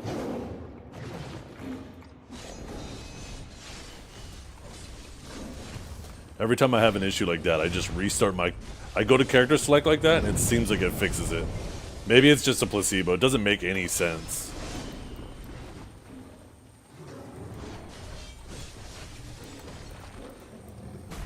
Get away from the wall. Bad kitty. Shit. I could have stunned him there, and I should have.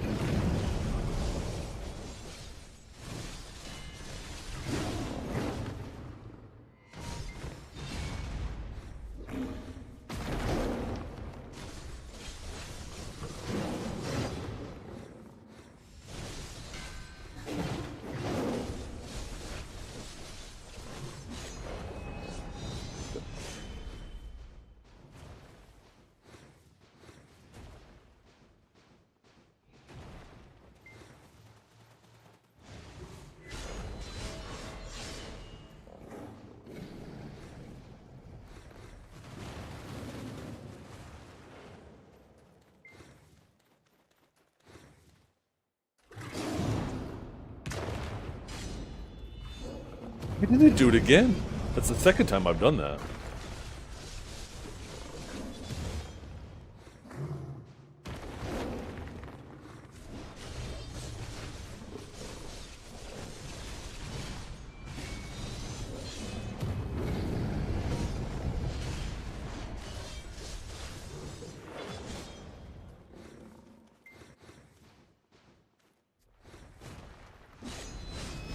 Worked that time. Must be pressing something that's fucking it up. Oh, I should have kept that off cooldown. What am I doing? Come on, give me the circles. Where are they? Where are they? What? There they are. Wow. He was already into the next ability.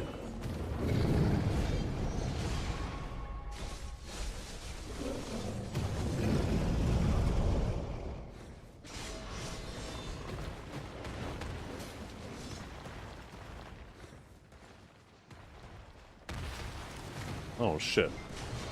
That's bad news.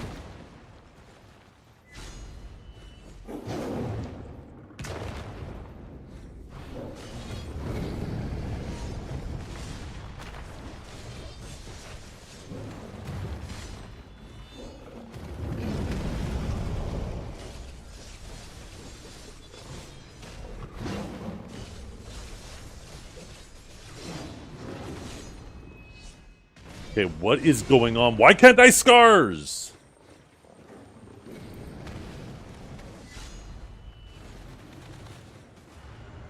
Maybe because I'm holding W right after WC? Maybe that's it.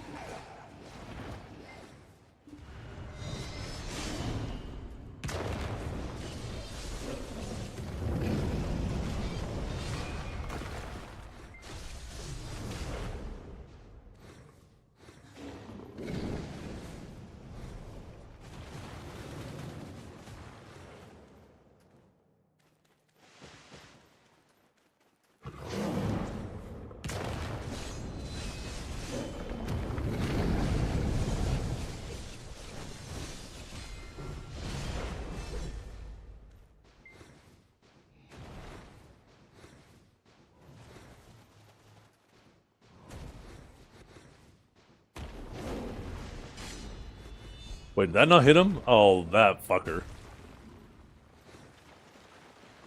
I don't know how that solar flare didn't hit him there. That looked on point. On point enough, at least.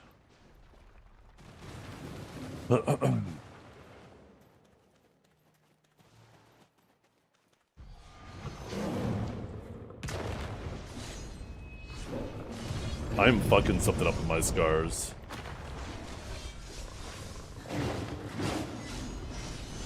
I think I'm just not releasing W soon enough.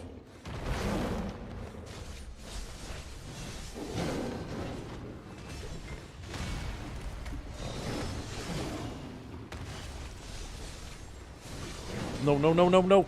Fuck. Gotta watch out, the copies are coming.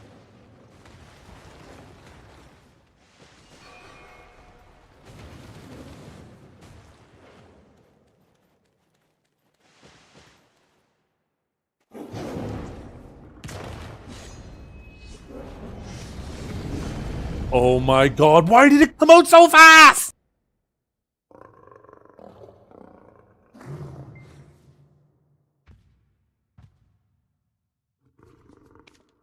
Jesus, I had that one that came out an hour later while he was already in his next ability, and then that one comes out instantly. I didn't even have enough time to finish my scars.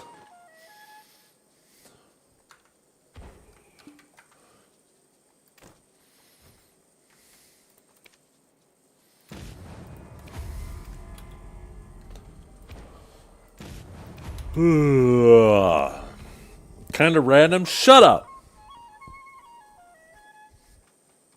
Don't fucking start with me.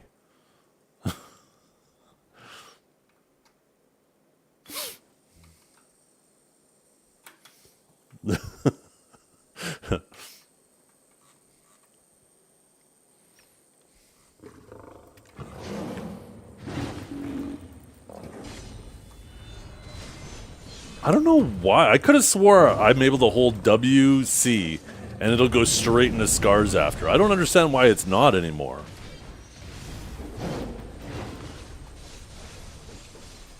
Did they change that shit or something just this week?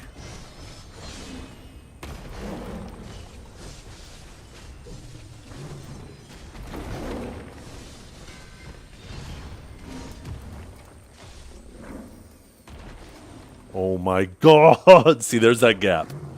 There's that gap. Very, very small gap.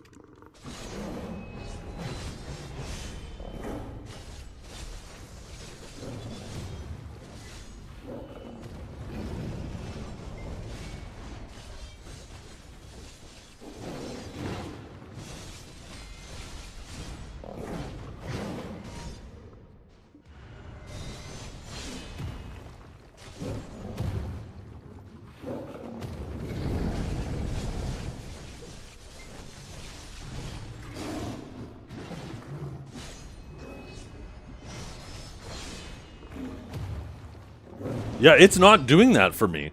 If I'm holding WC, it doesn't go into scars. I have to release W and just hold C. And it's throwing me the fuck off right now. See? I should put my key presses on screen.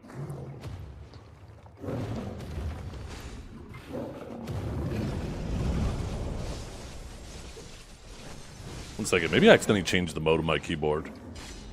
No. You have to release W2? Okay, that's new, isn't it? I swear I never had to do that before.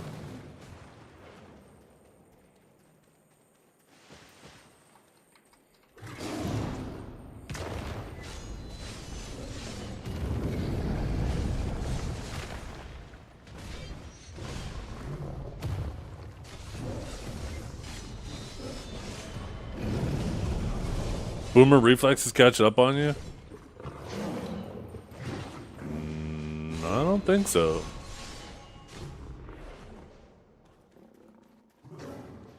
Pretty confident you didn't have to do that before.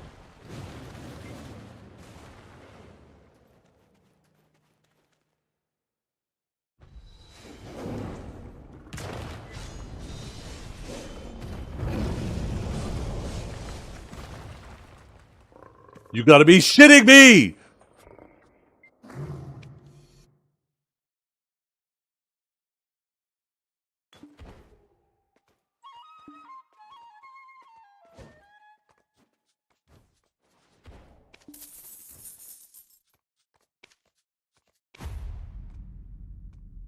Getting eaten up in my PVI frame. Just one of those days, it is. It is.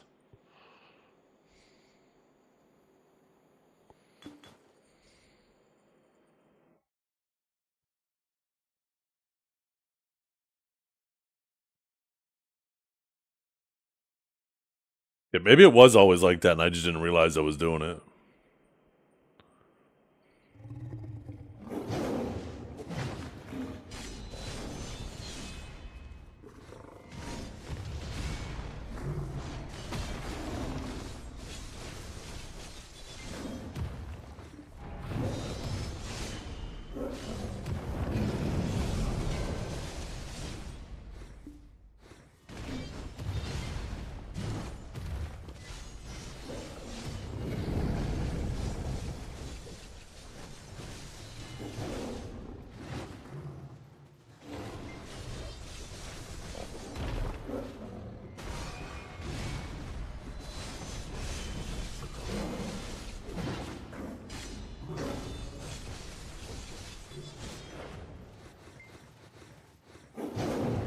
Oh, shit.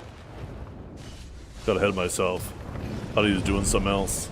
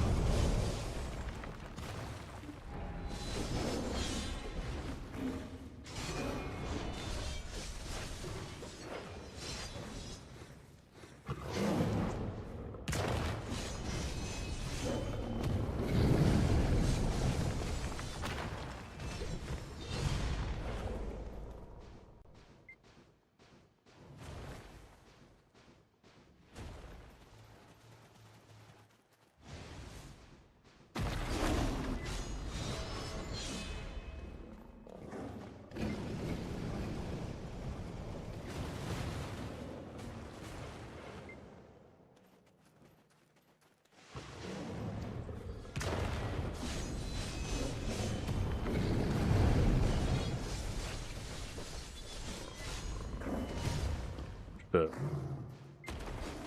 I'm just not even gonna risk the PVI frame thing there.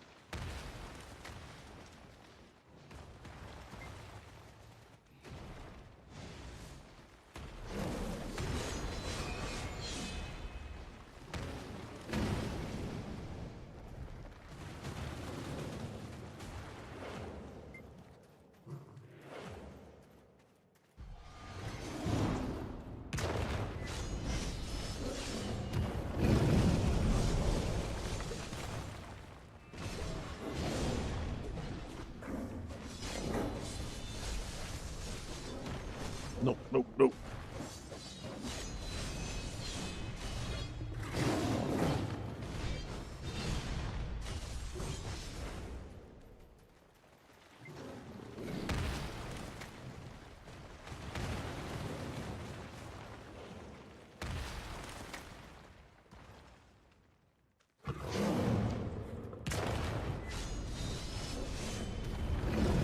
Are you kidding me? In my PVI frame, I fucking...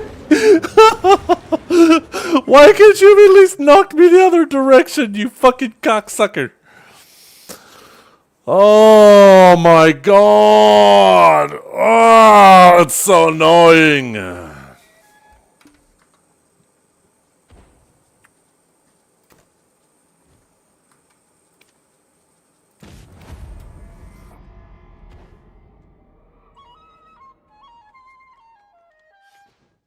Yeah, he don't care about it. That is for sure. Oops.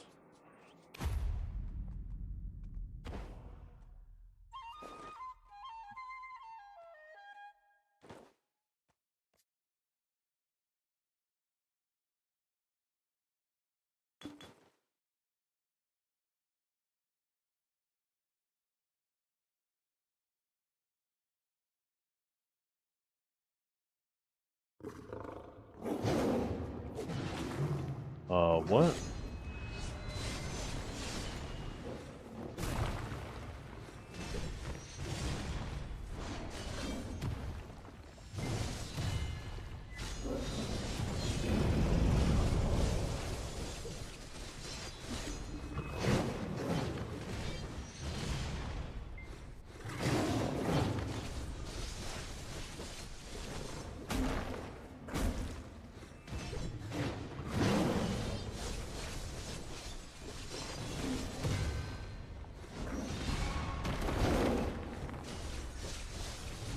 It wouldn't be as annoying if I didn't have to leave and then come back every time to buff up.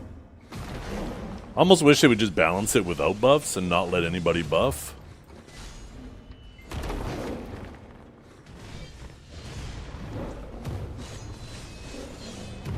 But it just adds to the inconvenience of it.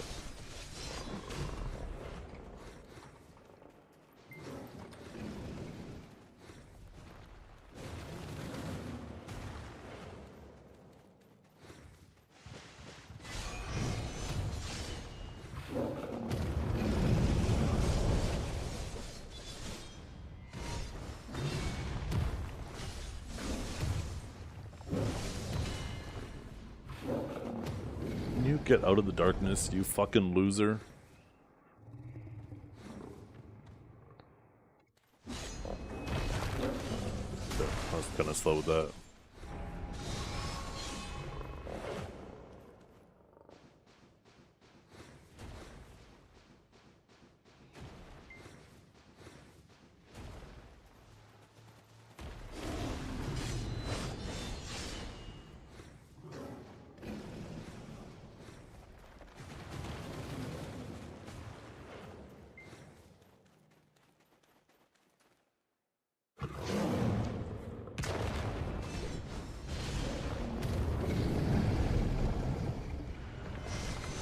I got lucky there.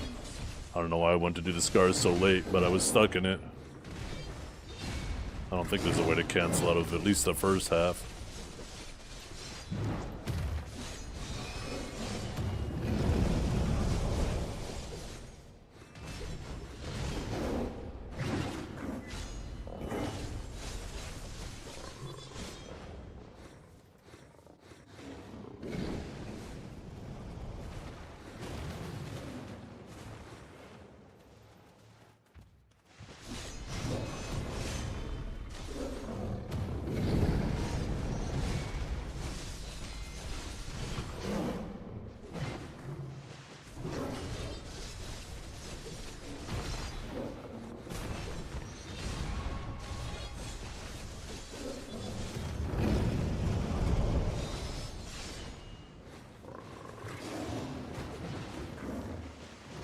Holy fucking circles.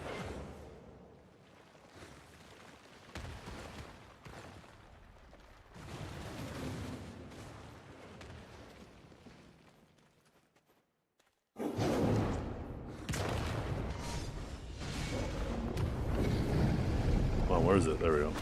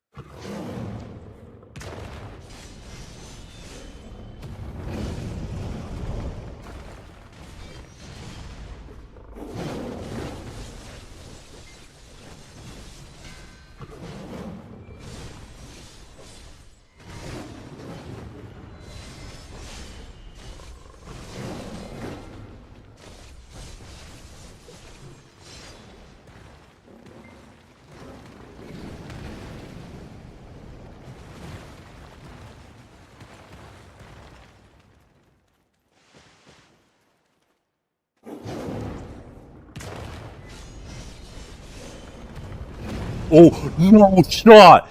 Exactly the same way as last time! The exact same fucking time! God damn it! No fucking shot!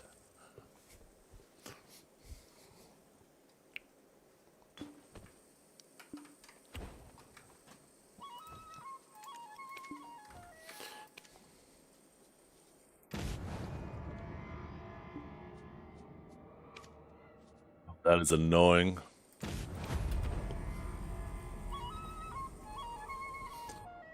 I'm getting sniped out of that one frame gap.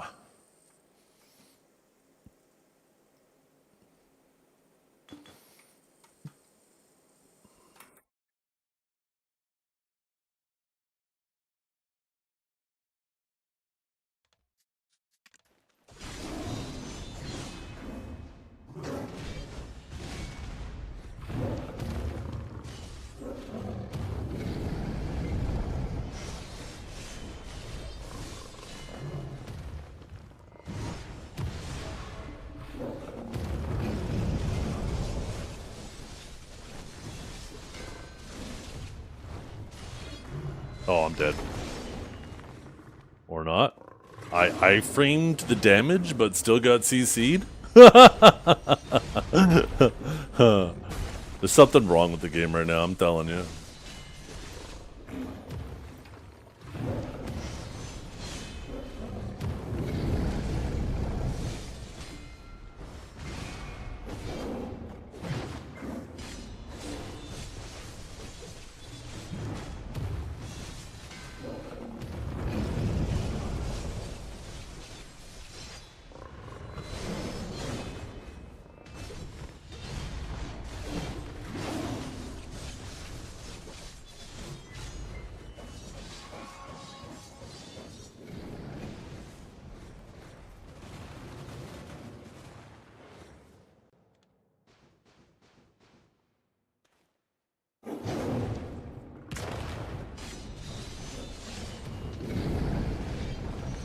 Oh, I'm dead. Okay.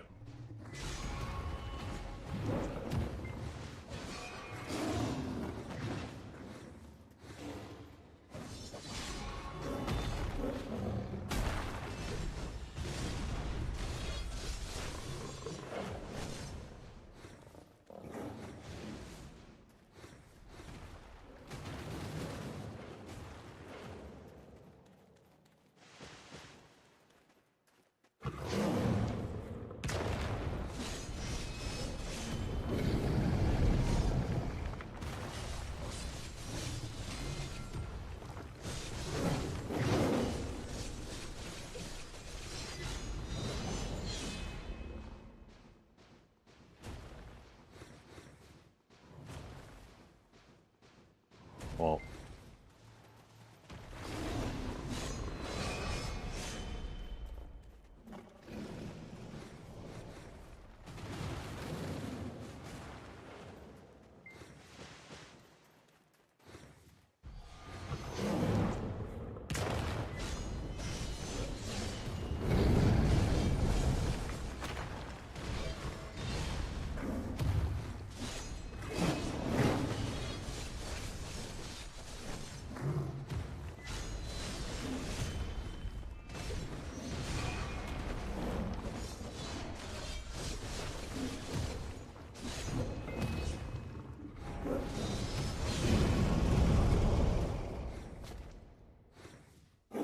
I'm restarting my client. I was in my PVI frame again. This is happening way too often. Way too often. That's the 4th death in a row while I was mid PVI frame. Something funky's going on.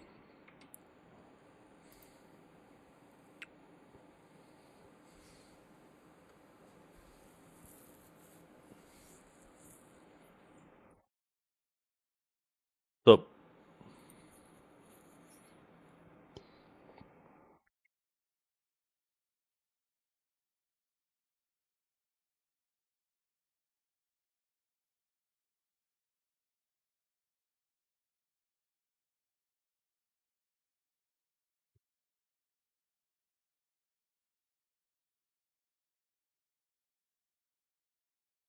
shut up, John.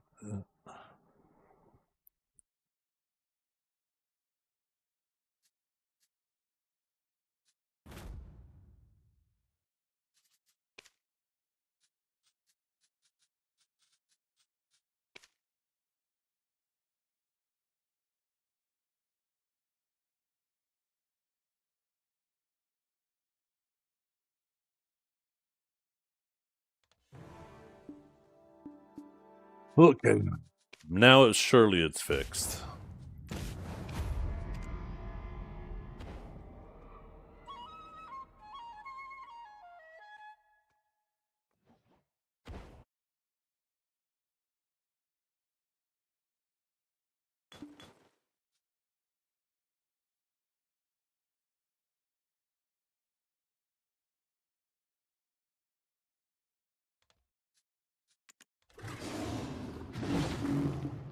Okay, not off to a good start.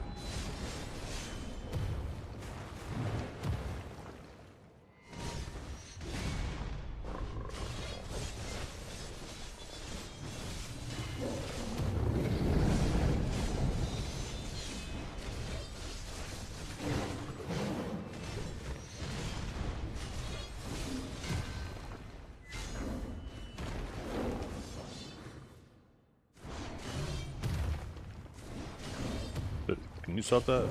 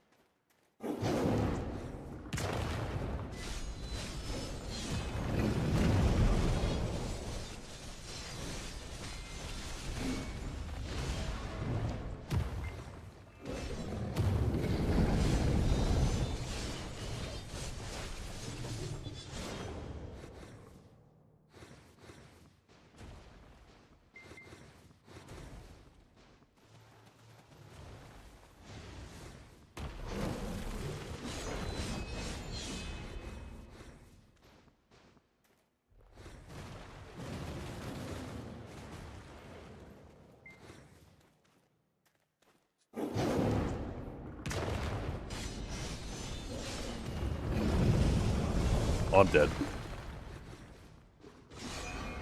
I did not mean to pulverize there.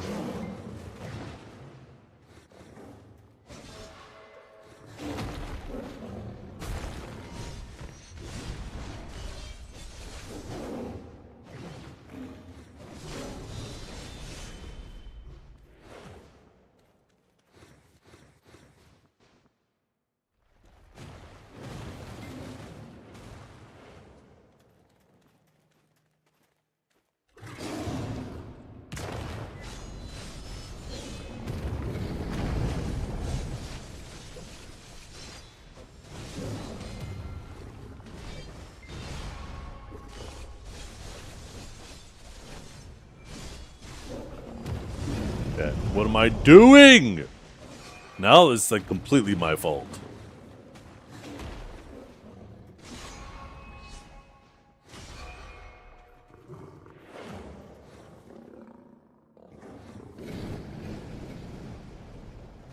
I don't know why I went to counter there. Fucking up my key presses.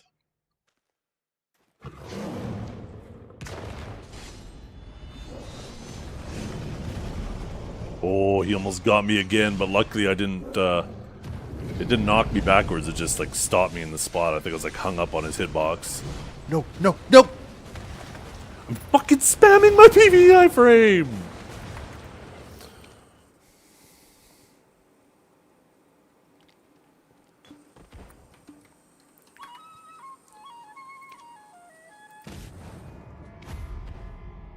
I wonder if, like, if you go back and forth, if maybe it's a more seamless iframe than going in one direction.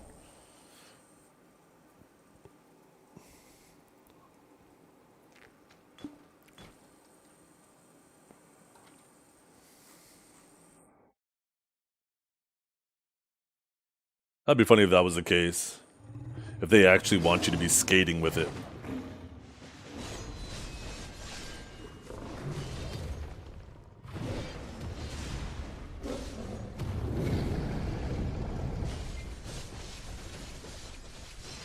Oh, I'm in trouble. Why did that CC come out late there? I should have died.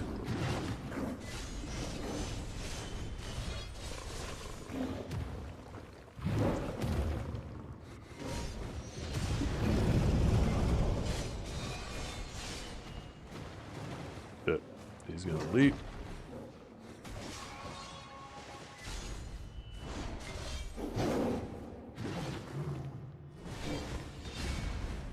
Can you come over here? No, or just do that.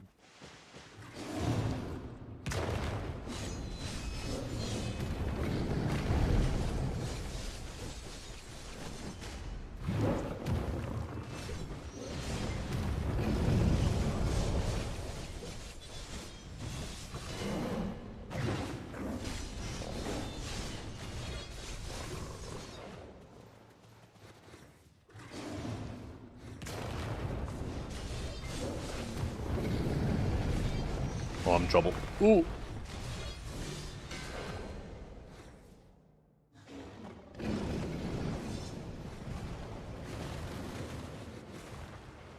Could have died like 3 times this run already.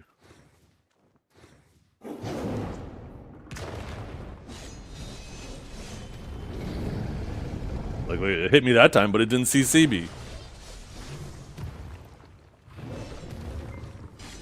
These runs have been so weird.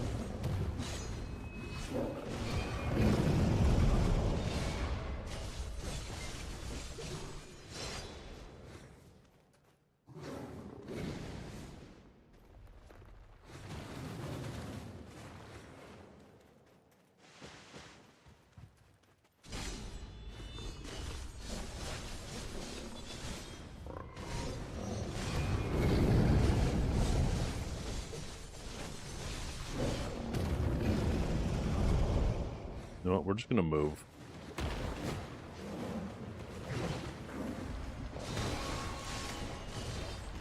Oh shit. Ooh.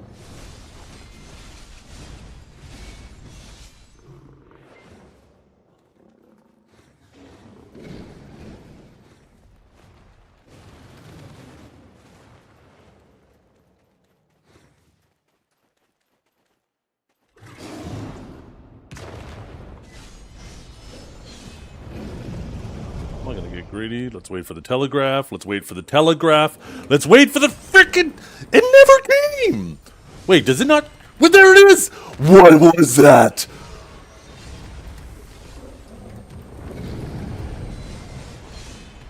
Holy shit. Is it because I didn't hit him? Is that actually a thing?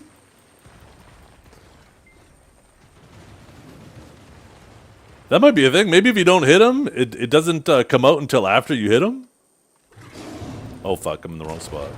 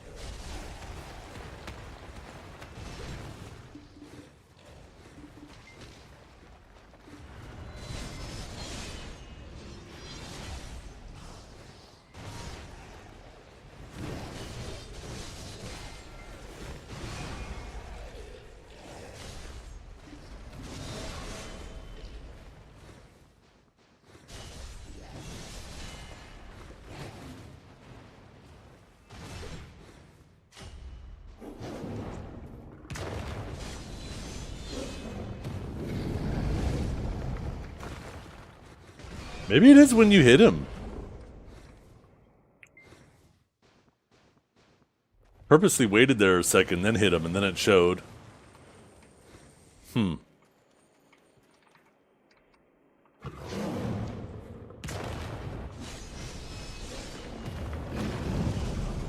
But like that time I didn't hit him. I was... like... I don't fucking know. I'm so confused. I feel like these are coming down quick right now. Don't hit me, don't hit me, don't hit me, thank you.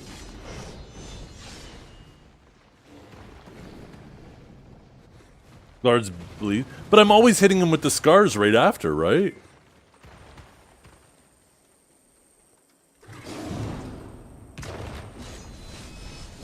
See? Like, he didn't do it, watch. And then I hit him? Oh wait, he started that before though. I don't fucking know. I think it's just random. I think I'm just... being... a tinfoil Andy, I guess.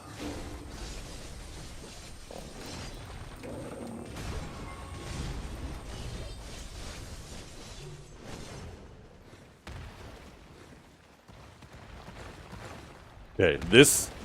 he sees me out of this iframe the last 3 times I've been to this part.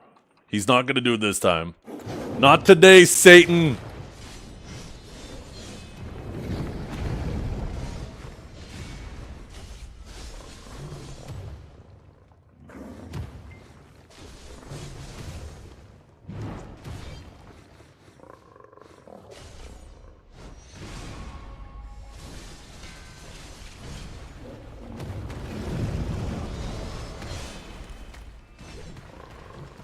Okay, final phase.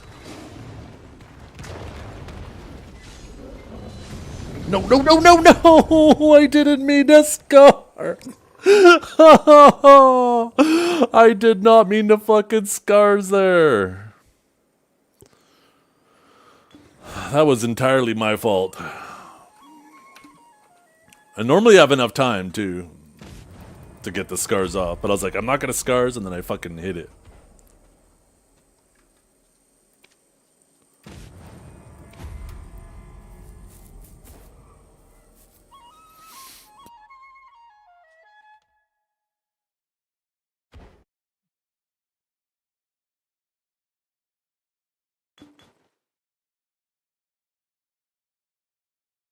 I gotta stop playing this like I'm going for a record dime and just start playing safe.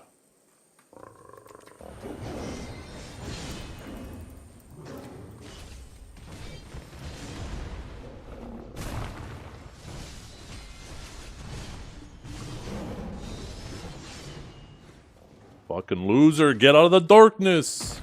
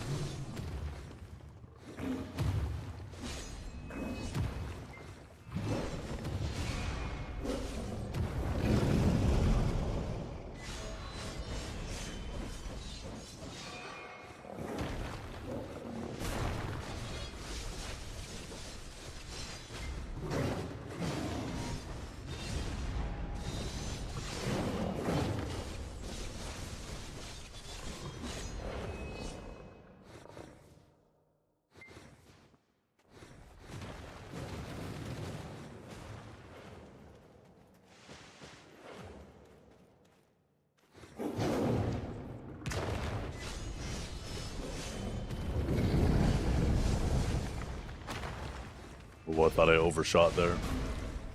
My cheeks clenched a little.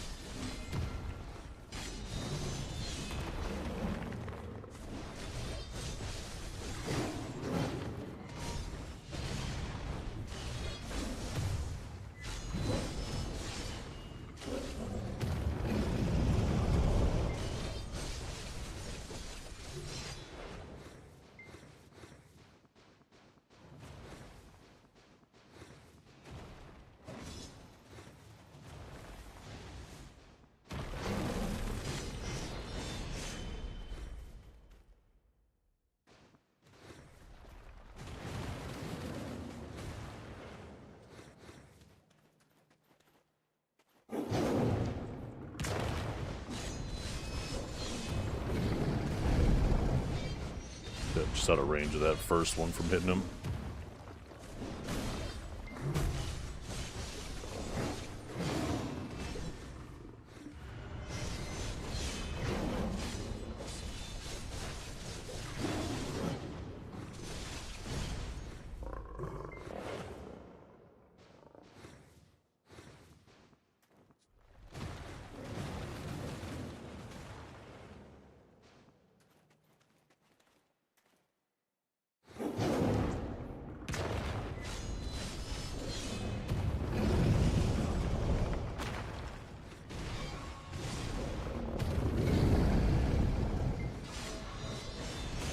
This is bad. There's so much shit going on. I don't want to be low health right here.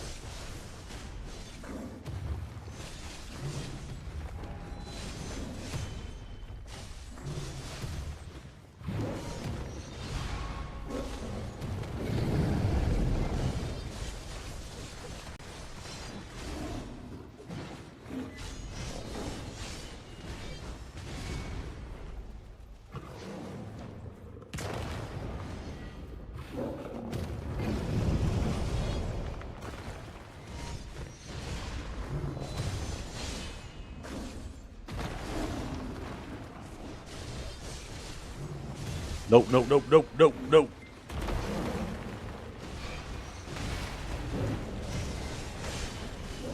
Nope, nope, nope, nope. Oh, fuck, this is bad. I need some HP! I need some fucking HP!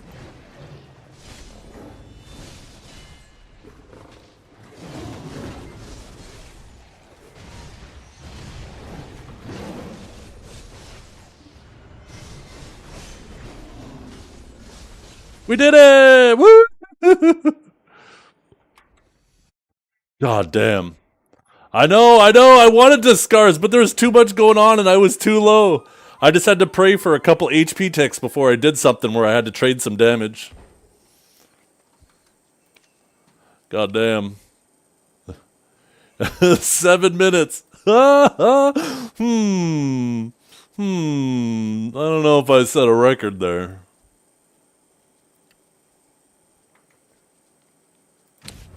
You know, I'm just gonna do 8. I don't think 9, because I'm not gonna get first, right? And first is the only way where you get guaranteed one. So unless you get first, I don't think there's any difference between like getting second or whatever with whatever, right?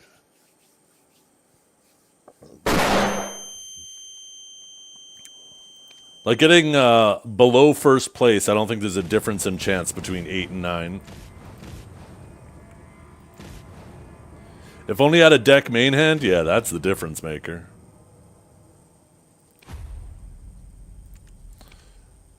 Those times went down quite a bit, though, for Warriors. Holy crap.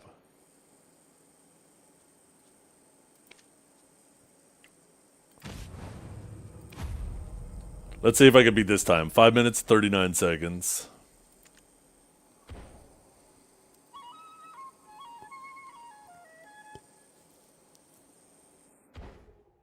That took way too much time. This is why Awakened Warriors get nerfed? True. How many of those were Suck Warriors? I didn't look. Good. Put them back in the dirt.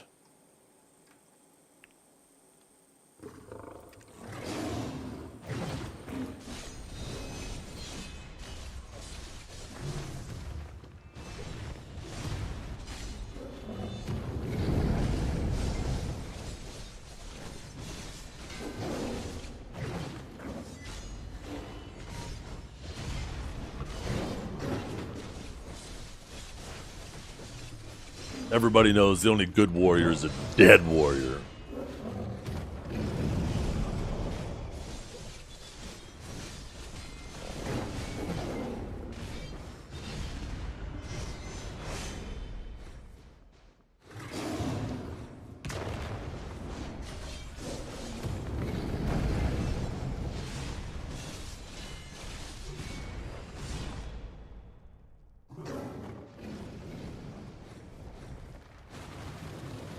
Shut up! That's fucked up. I can't believe you would say that to me.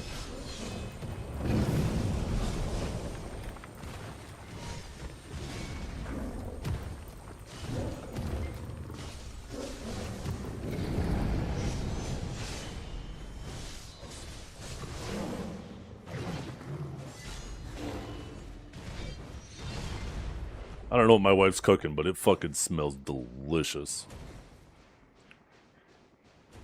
Yum, yum, yum, yum, yum, yum, yum, yum, yum.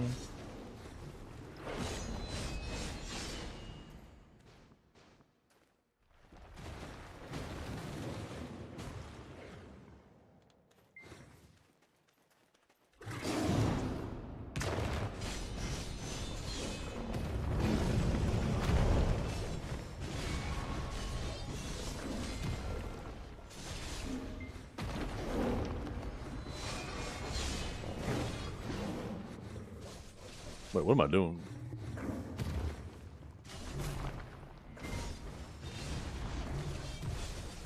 Oh shit, we're dead. Not a 5e, bitch!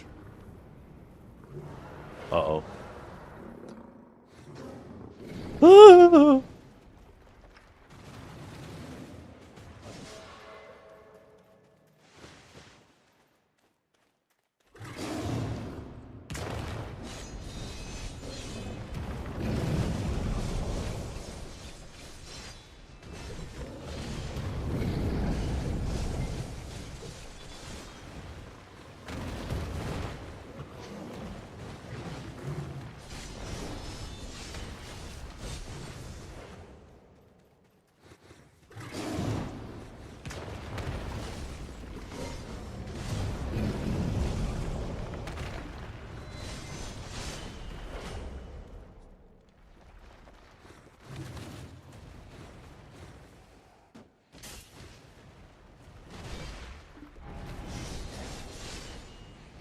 Oh, that's right. Heavy Strike is forward guard. I keep fucking forgetting. I could have actually just thrown it.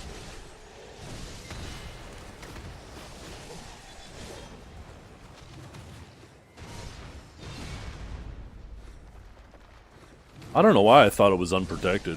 It used to not be protected. I mean, I guess that's why. I guess I do know why.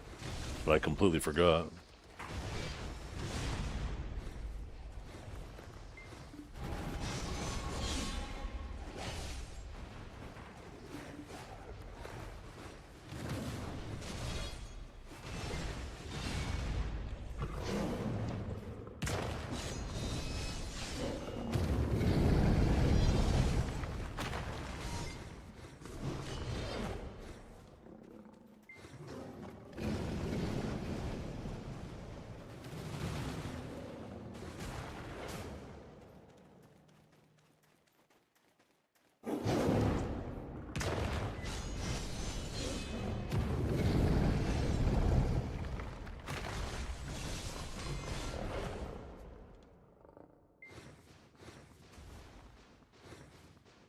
Little shift X, little whoop. Oh.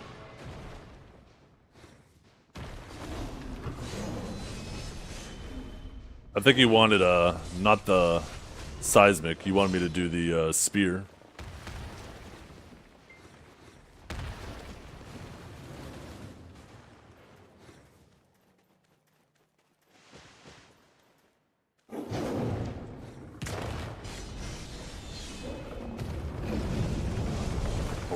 Is it really that good?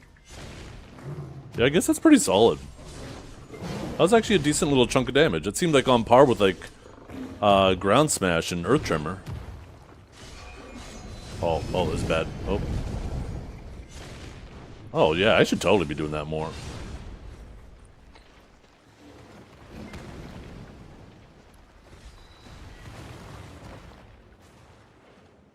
More damage than Ground Smash and Earth Tremor? Really?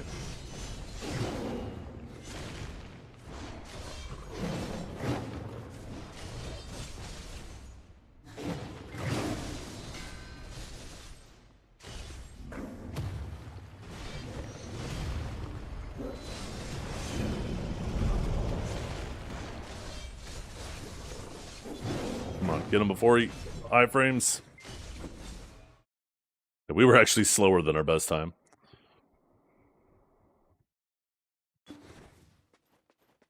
No wonder why they're nerfing Awakened Warrior. Where is it again?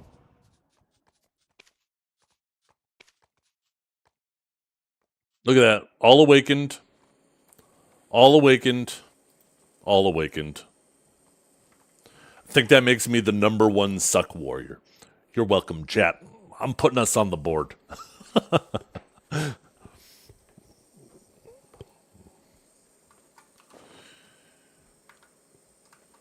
Buff Awakened Warrior? Nope, it's getting nerfs. Oh, shit. Oh, goddamn. Oh, fuck. Oh.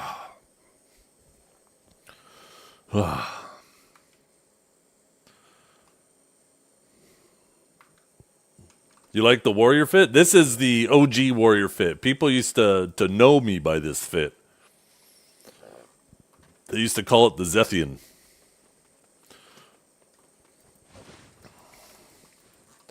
And then they've never given this hat to Sage, which pisses me off because I love this hat. What do you mean, lol, stop? What do you mean, lol, stop? You want me to find it? Here. I'll find it. 1 second.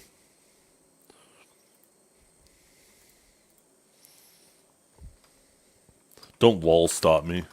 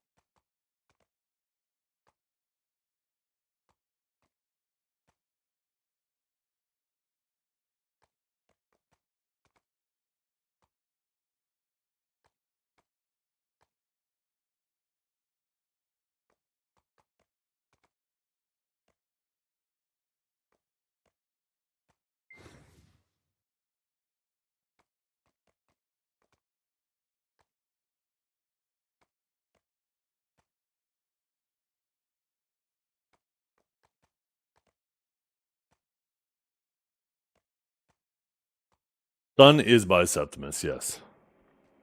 Sunny, Sonnii. Or maybe it's just Sun.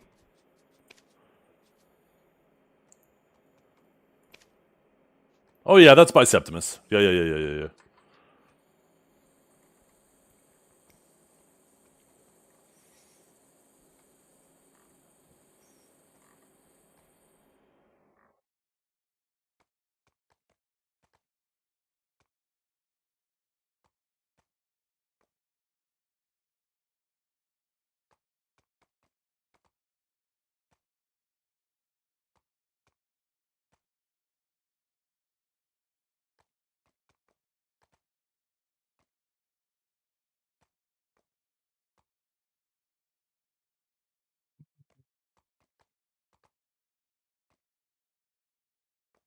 Little hands trolling.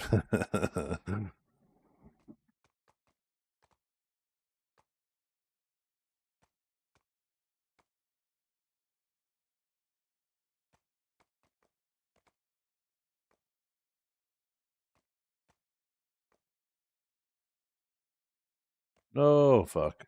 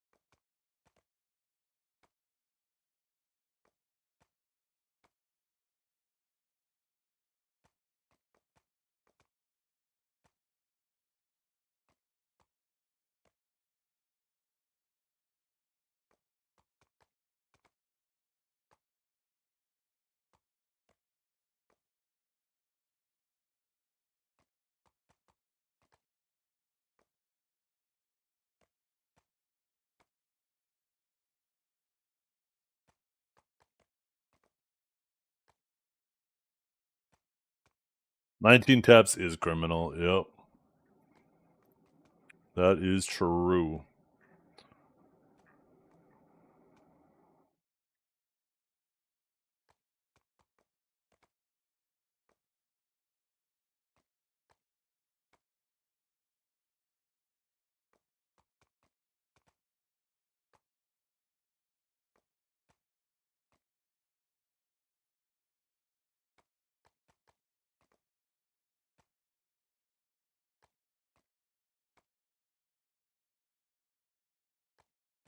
Hmm.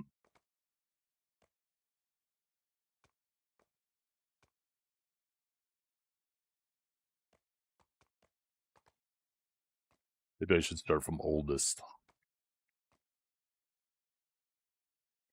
Daddy Cow. That's a name I completely forgot. Holy shit.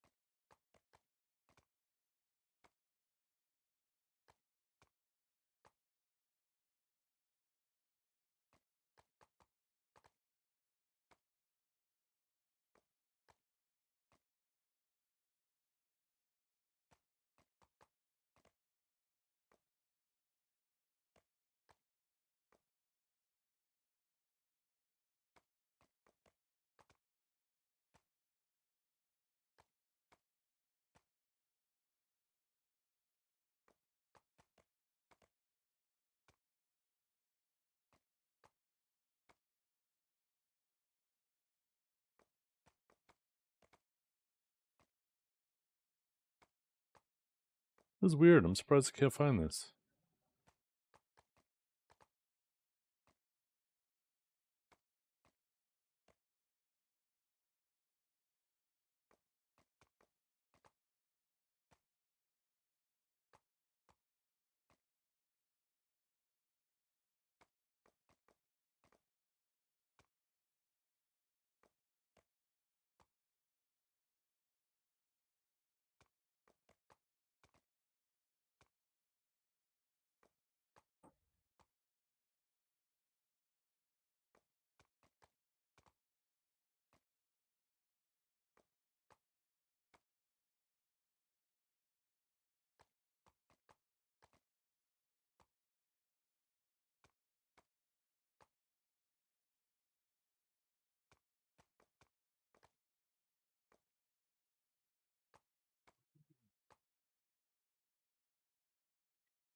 Yeah, I wish they would give us a better cancel. Like, they should let Lightning Surge cancel into Divine Executioner.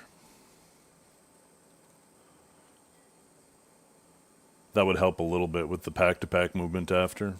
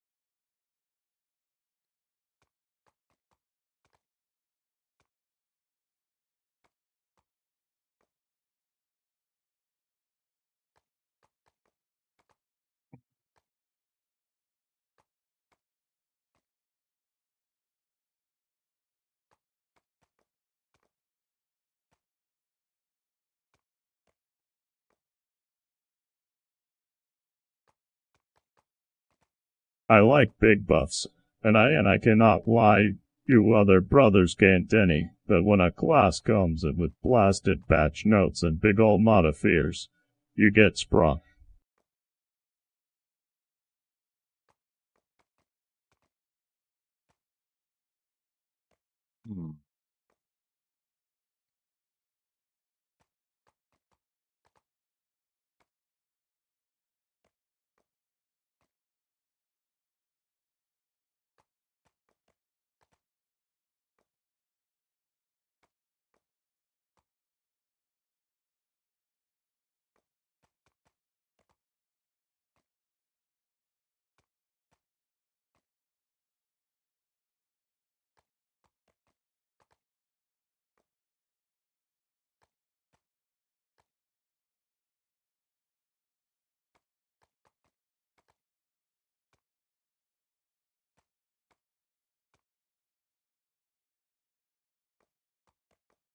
Why did that sound like me? That no, it didn't. What? Green. I like big buffs, and I cannot lie. You other brothers can't deny that when a class comes in with blasted patch notes and big old modifiers, you get sprung. Oh, that one kind of sounded like me.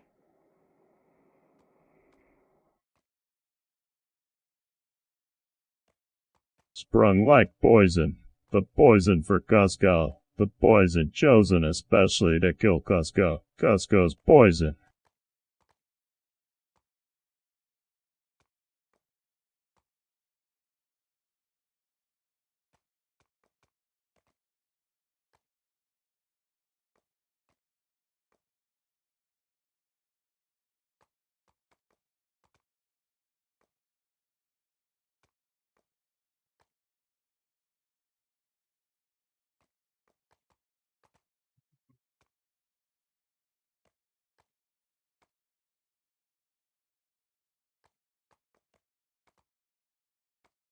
There we go. You still here, Guppy? Guppy, you still here? You dumb bitch, I got the receipts. I don't know why I called you dumb bitch. That was kind of aggressive.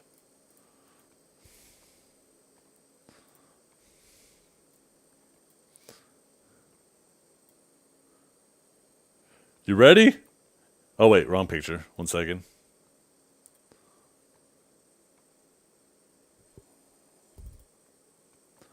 See?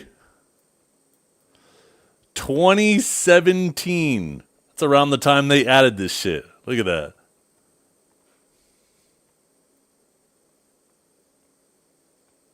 My warrior still rocks this shit. Although he got it wrong. It was the Karlstein, or the Gravekeeper. Although I did wear Karlstein for a bit too with it, but it was more so either of those two with the hat. I think the grave digging one got added, or the Gravekeeper got added in 2018.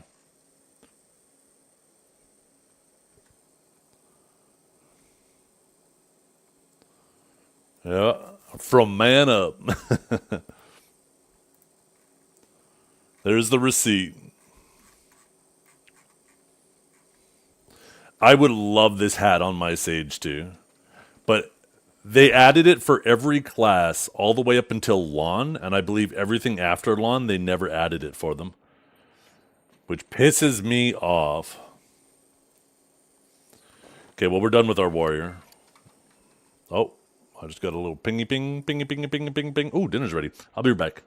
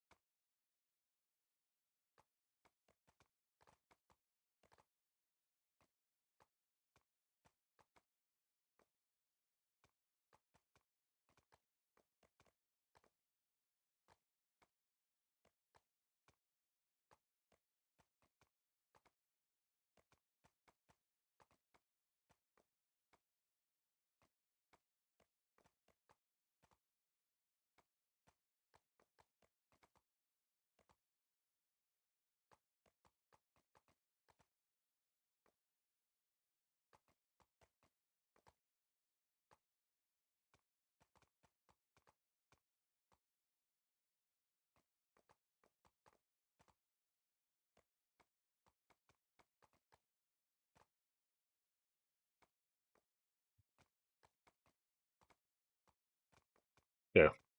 We are back.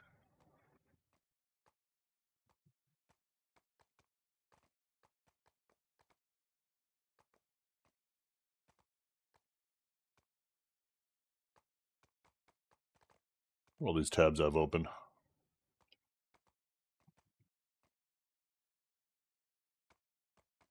The hell? Be right back, emergency. I'm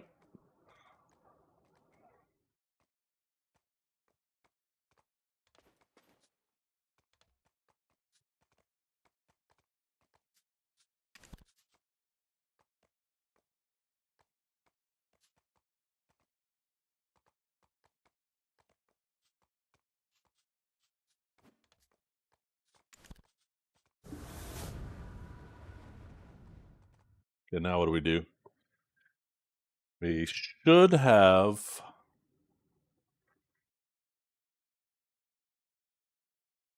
done the word from Dom or Tom. I wonder if we need to at them.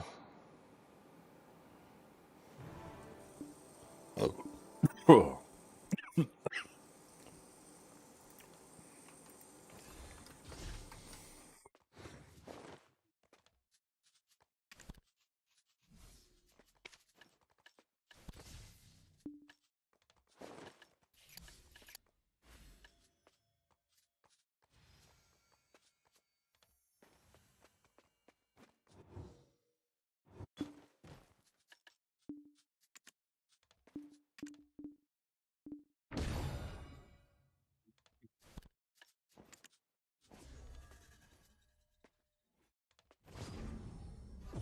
But was that still? Oh, yeah.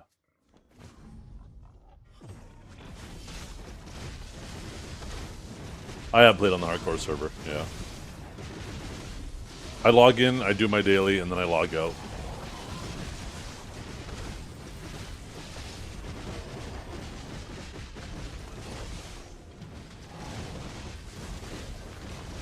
And it is very much worth it to do that.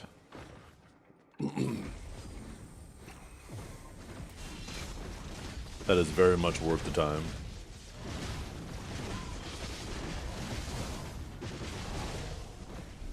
Where? They spawn randomly in the desert. It's not a fixed spot.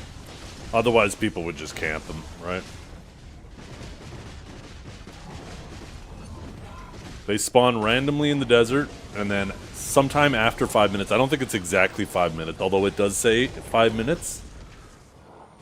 But they'll say after the boss spawns, it'll say in 5 minutes, where the boss spawned will be revealed. And I think it's probably somewhere between 5 to 10 minutes.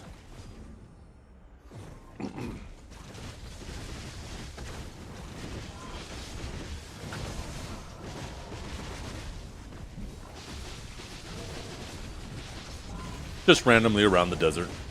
I mean, the desert's big. If you want to be the first to the boss, then what you need to do is you need to run around the desert. As soon as you see the notification that he spawned, you need to run around the desert and try to find it before it reveals it. And that's your best chance of fighting it uncontested. If you want to wait, though, you can wait until it's revealed, which a lot of people do, is they'll run to a sanctum, wait until it's revealed, and then use one of the maps to teleport to the closest spot, and then go running to it. But you're going to be competing with everybody else trying to do that, and it's going to be a slaughter and whoever gets the last hit or whatever. Although I don't think it's last hit, because I ended up getting credit the other day, and I definitely didn't get last hit. So maybe it's just who does the most damage to it, as long as they don't die. But anyways, yeah, just that's your best bet. Never saw a boss get revealed in EU? That's because people were running around and killed it before it got revealed. They did number 1 that I just told you that you need to do. If you kill the boss before it's revealed, then there's no boss to reveal.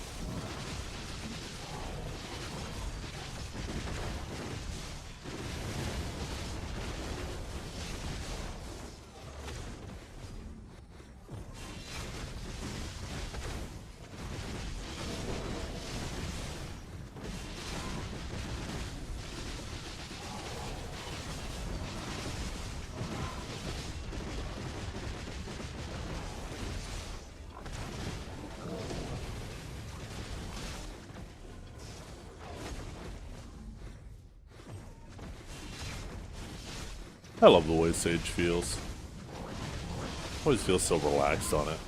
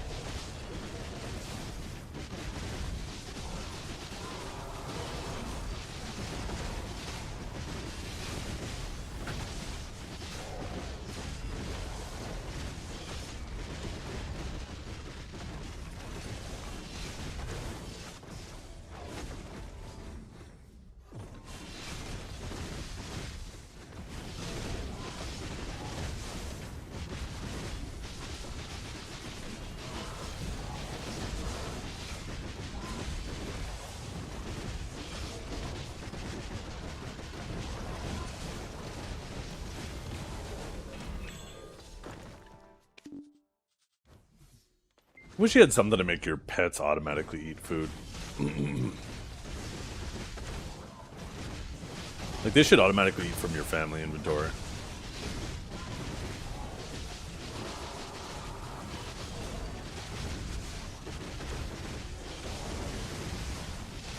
Make that a perk of having, like, a pet leader, is it feeds your other pets.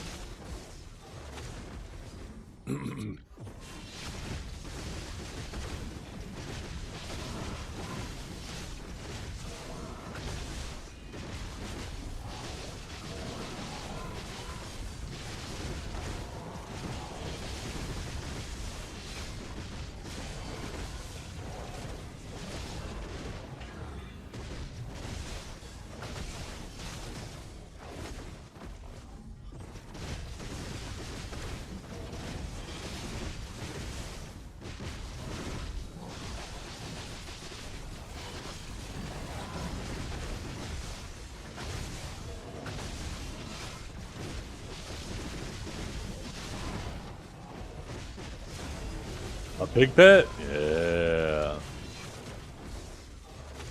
Yo, wouldn't that be cool if you won the jackpot here? You'd actually get a little pig pet that would like feed your other workers.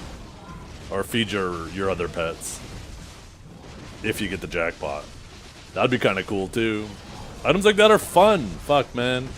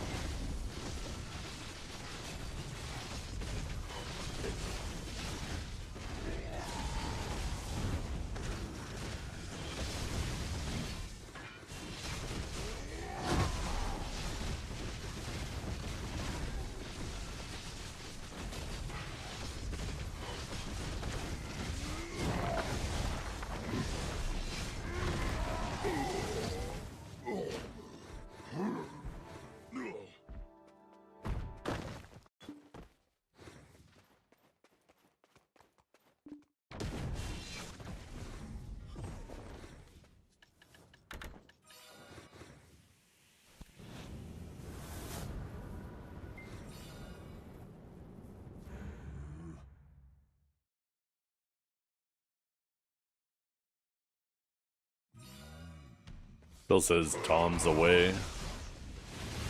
I'll have to add him right after this boss. Hopefully Tom didn't forget.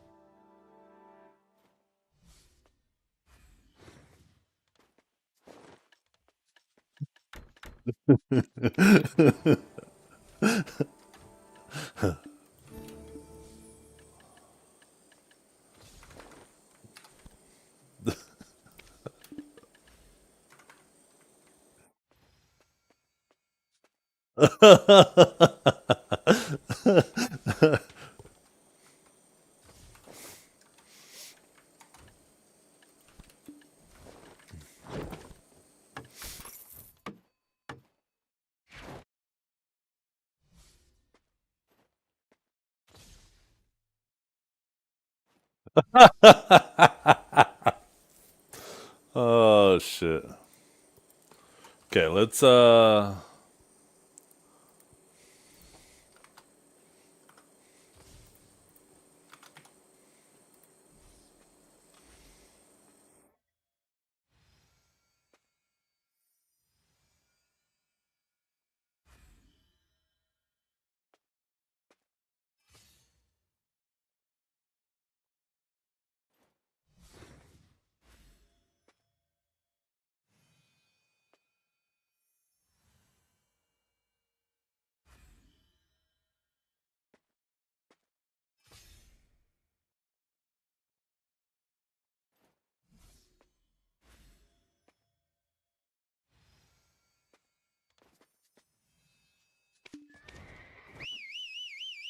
you think that put us at 709. Look at that.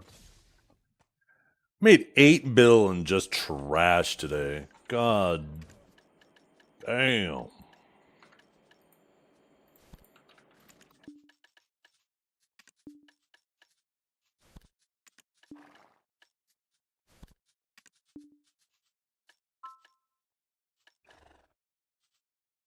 Oh shit, I'm not on Valencia 4.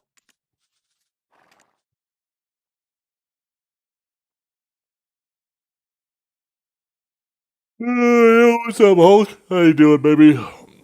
Oh. What's up, Bundler? Hopefully Tom didn't forget. It still says he's away. I wonder if maybe I could just telescope to somebody here. Maybe Mr. N-Titty. Wait, what? N-Titty 0. Oh, shit, he's restarting his client. What about... They died, Al? Yeah, I mean, if you got a swap and all that, by the time you swap, I can already just run there.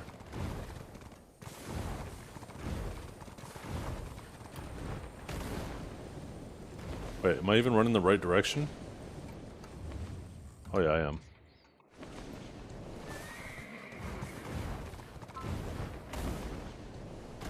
You're in Hideout? Oh, perfect. All I gotta do is figure out how to spell Dominus Ominous. Or Omnium. Omnium.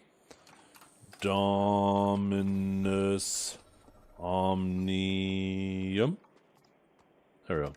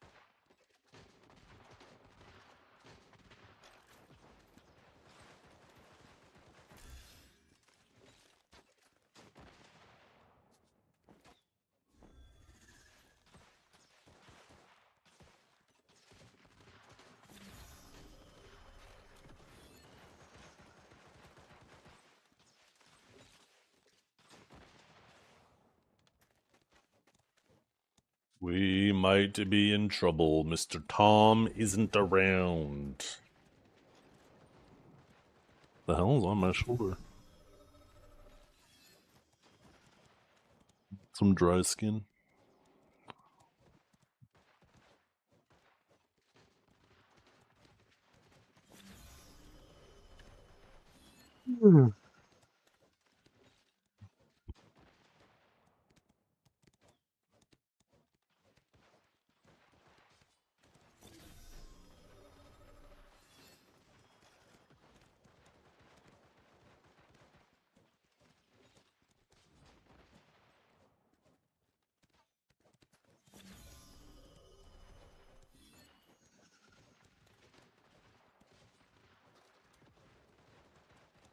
Yeah, yeah.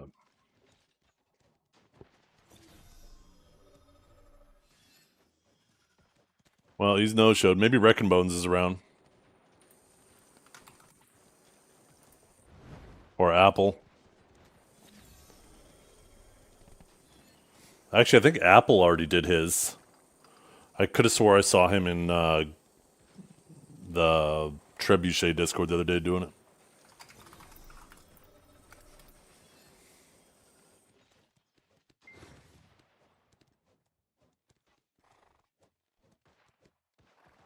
Yeah, I think Apple already did it. If I'm not mistaken, unless I'm fucking up my days, I'm pretty sure.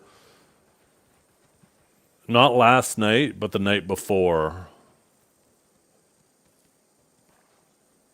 Wait, last night would have been Sunday, and then the one would have been.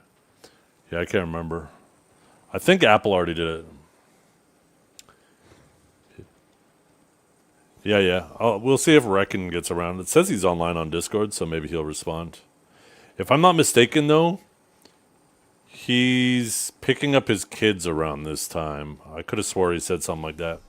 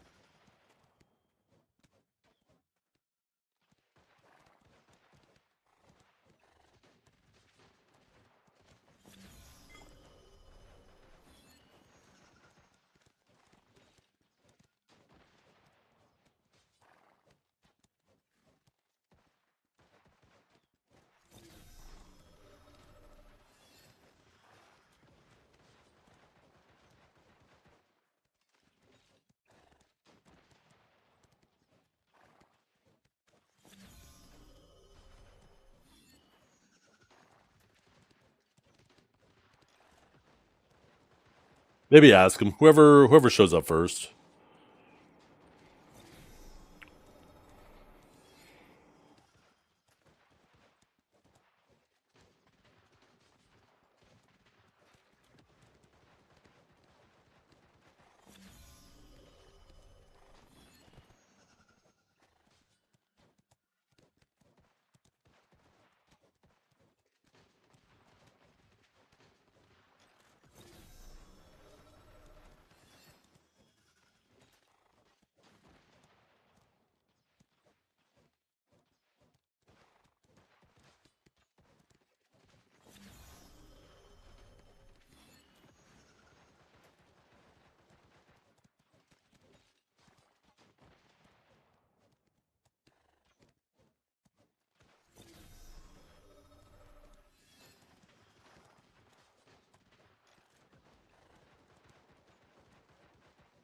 Well, looks like Apple's around. Let's see if he's available.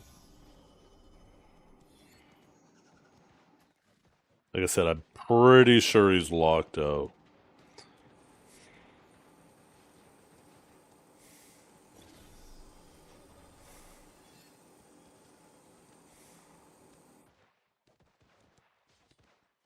Oh. Oh.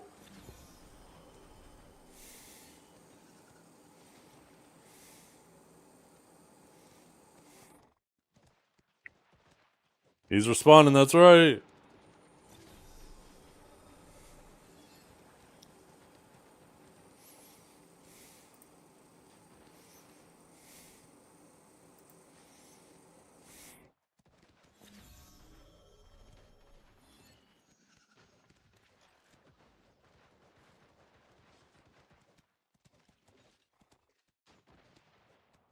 Oh, another 90 minutes. God damn it.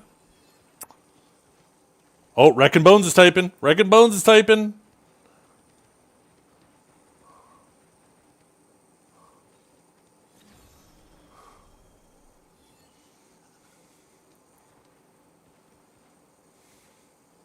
Ah, shit.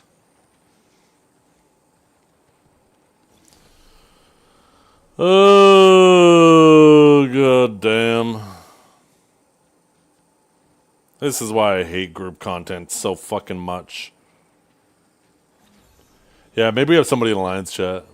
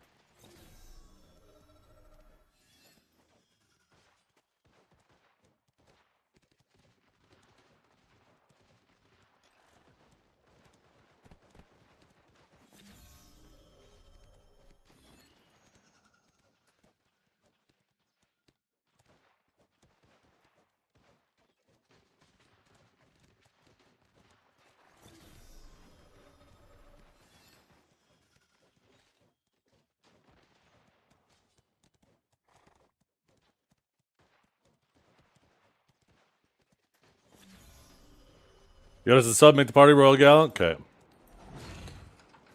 Oh. Wait, why can't I invite you?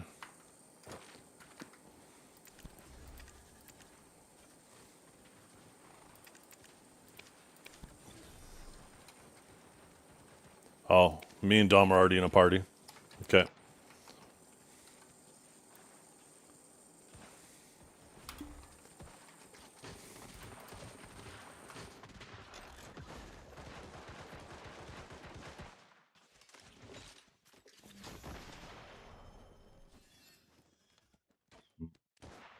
Don't let me invite Dom. He might be chilling in a party now.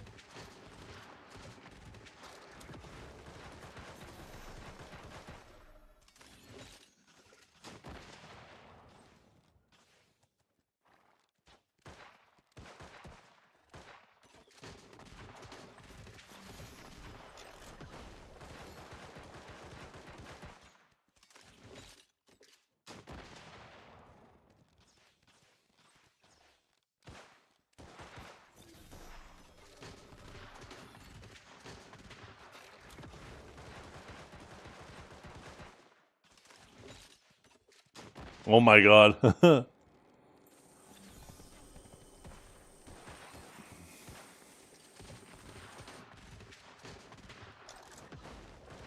was ignoring the Discord call playing because I thought it was from my stream.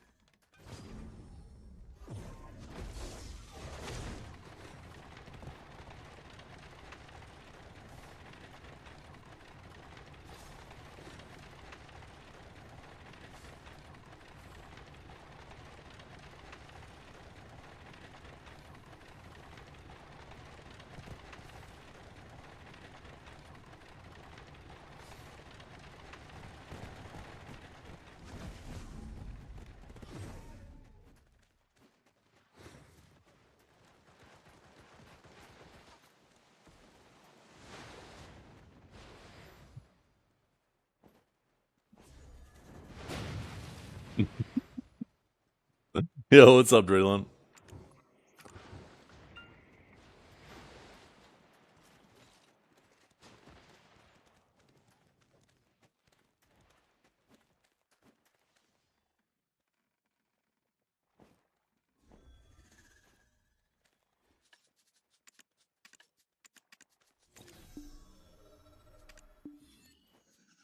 Nice, another outfit. Oh, wait, what? Wait, huh? Am I crazy? Oh. These can't be turned into crons, though, I don't think. No, that's why they're sitting.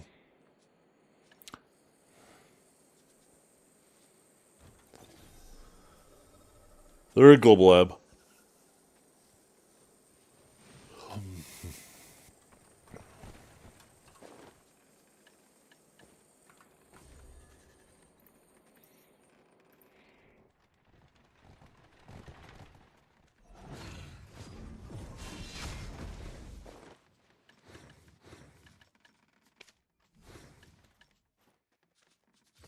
I should change these crystals.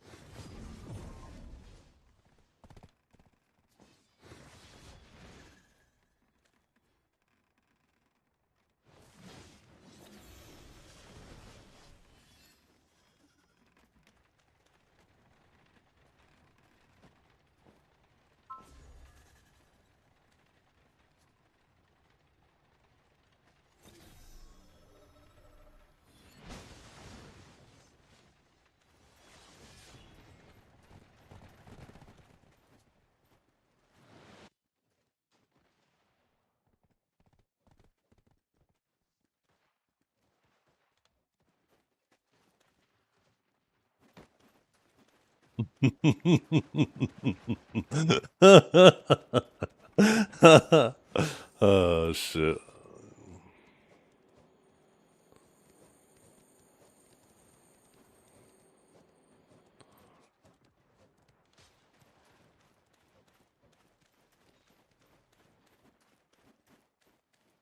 I hope you get permit.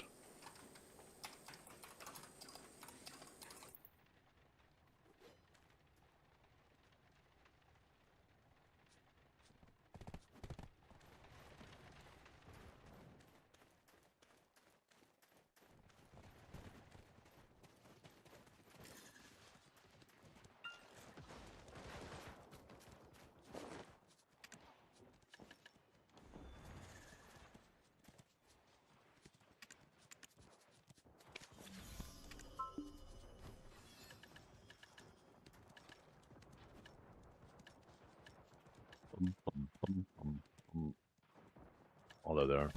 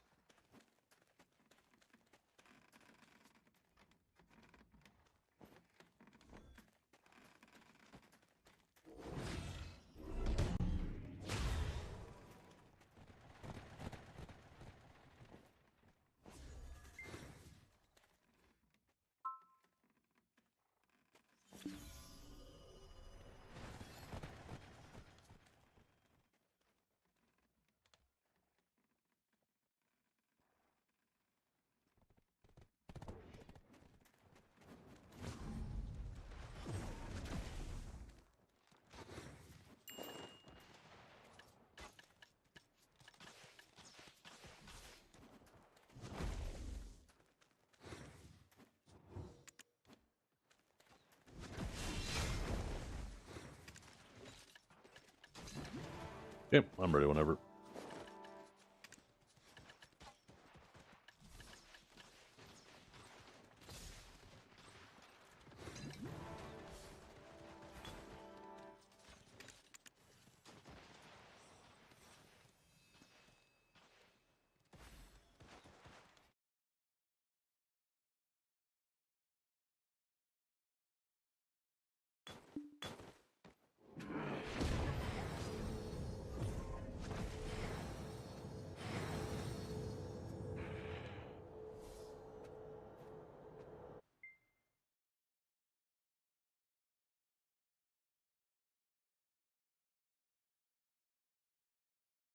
Just the furnaces. It's pretty simple though.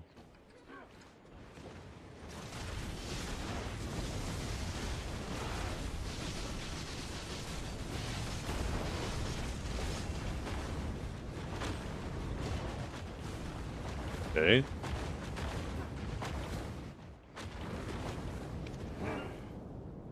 Off to a great start.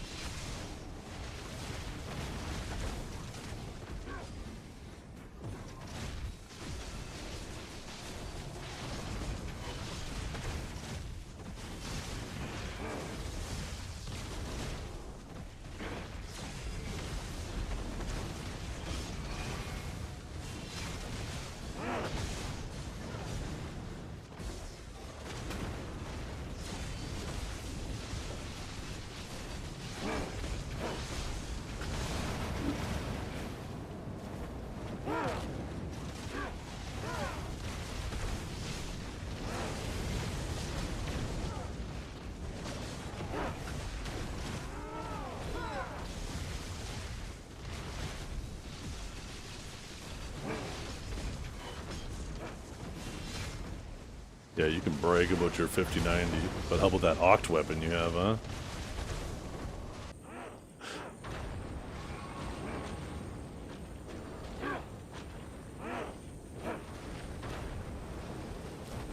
And then it was.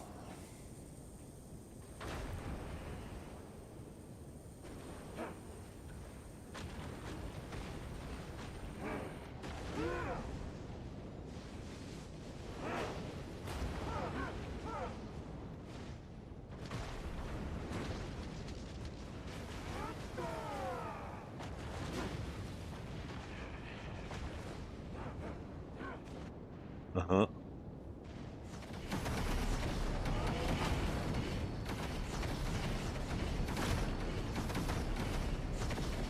I don't know.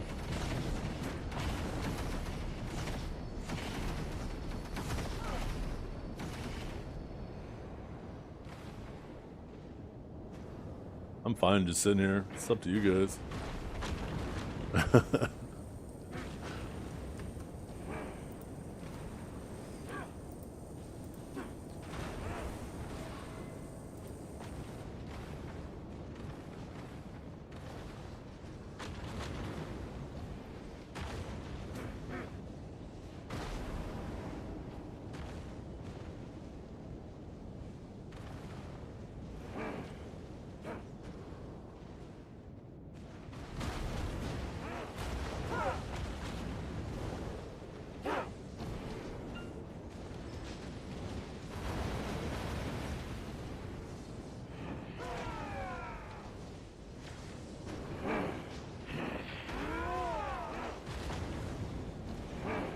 Oh. What? That's fucked up, Cavell.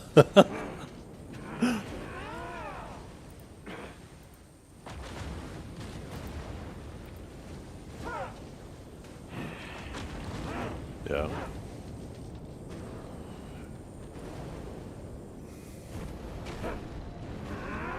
Yeah. Pretty sure there's only 8 of them. So with 4 people, just spread out 2 and 2, you'll be fine. Then no, but there will be no overlap.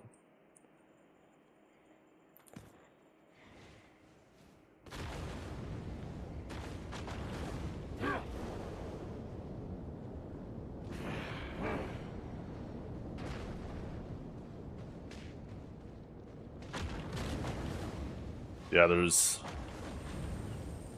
exactly 8.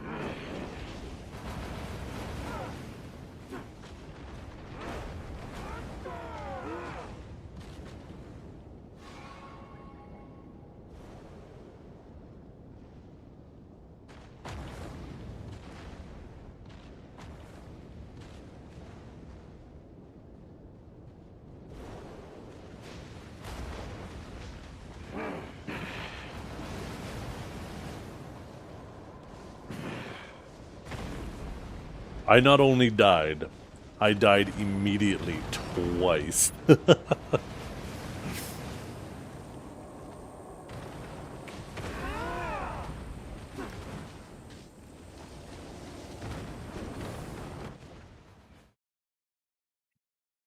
Whew. Good job, guys. That was a tough one, but we did it.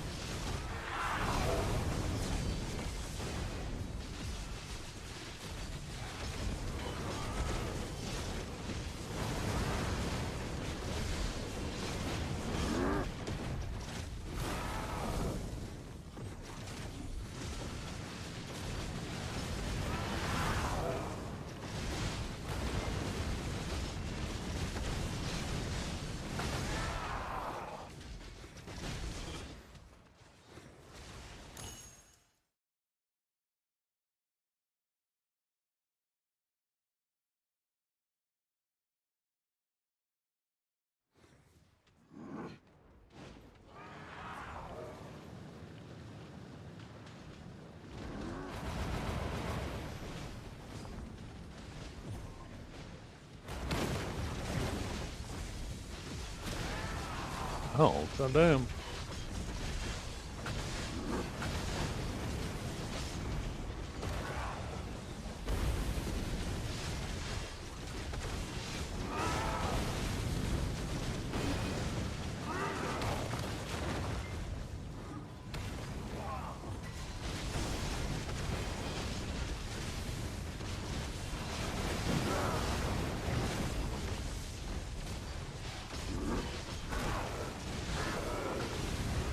Oh.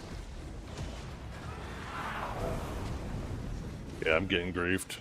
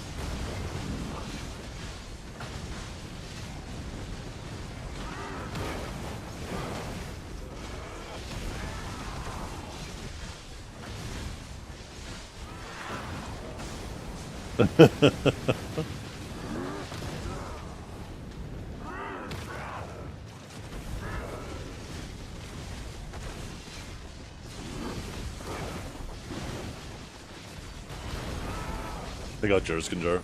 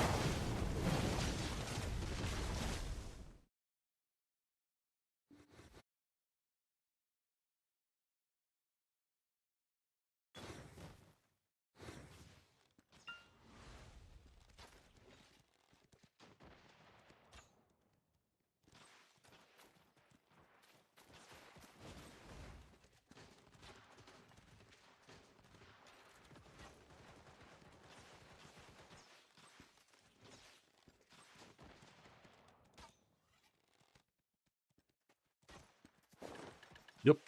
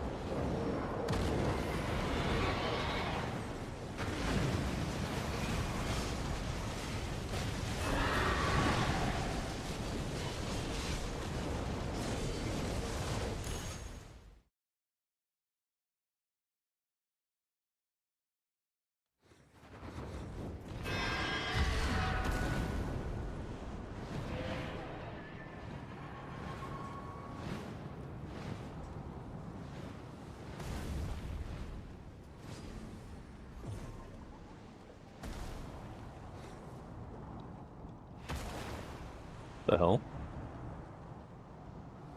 I popped really early.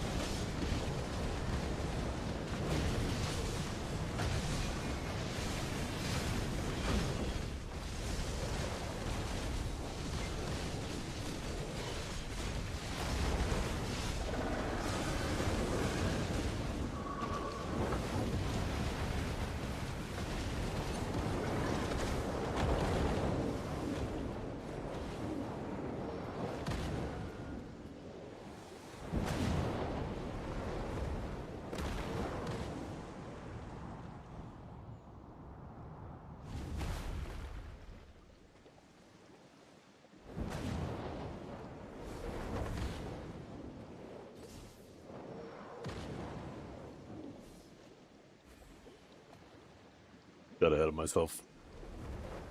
Yeah, I'm already over on one.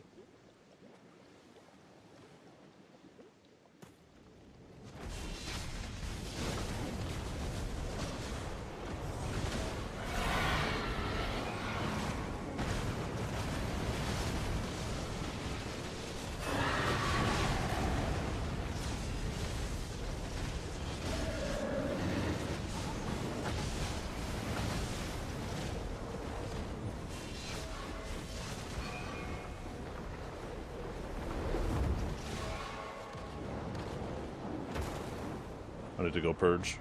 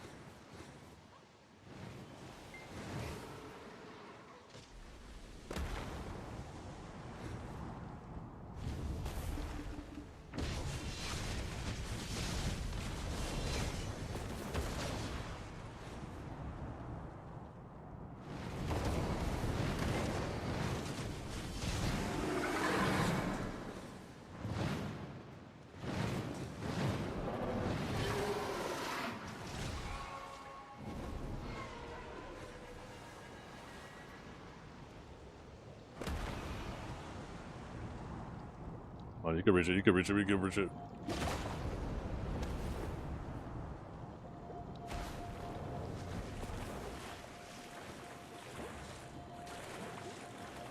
You kidding me? This thing is not bouncing me.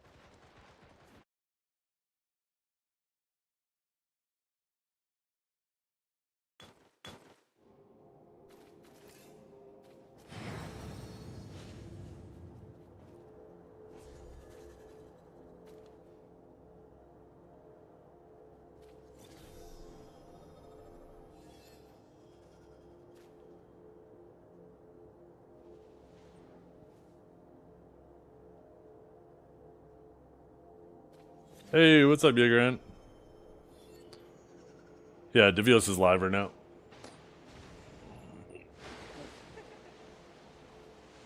Whoa.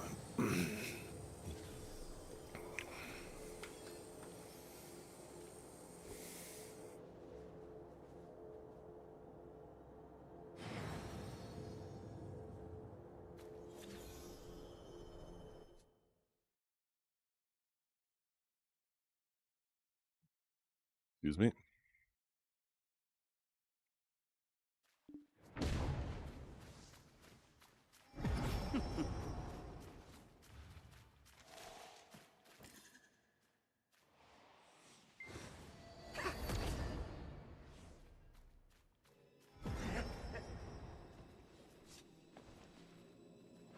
I play Awaken right now.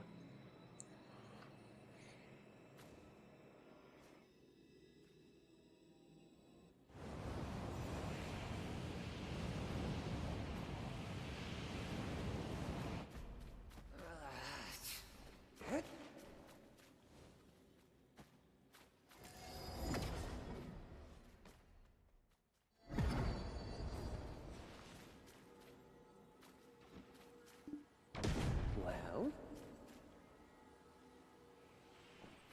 I find this one's always easier in the first half.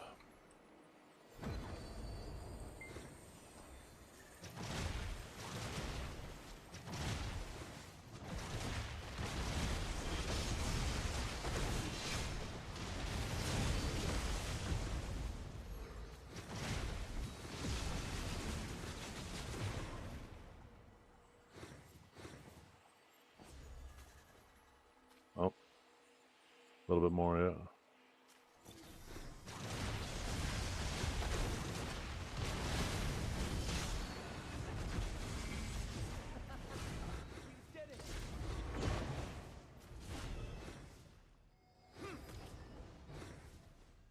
It's about to change, Jaeger. There's probably a lot less main hand you're going to use when the changes hit this Thursday.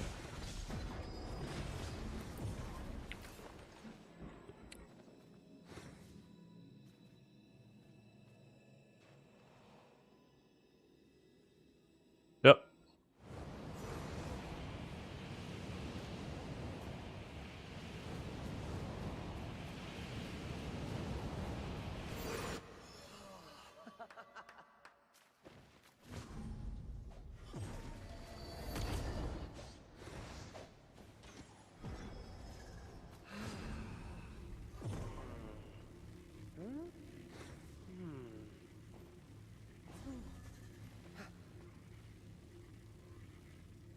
Yeah, they're nice. They're really nice changes.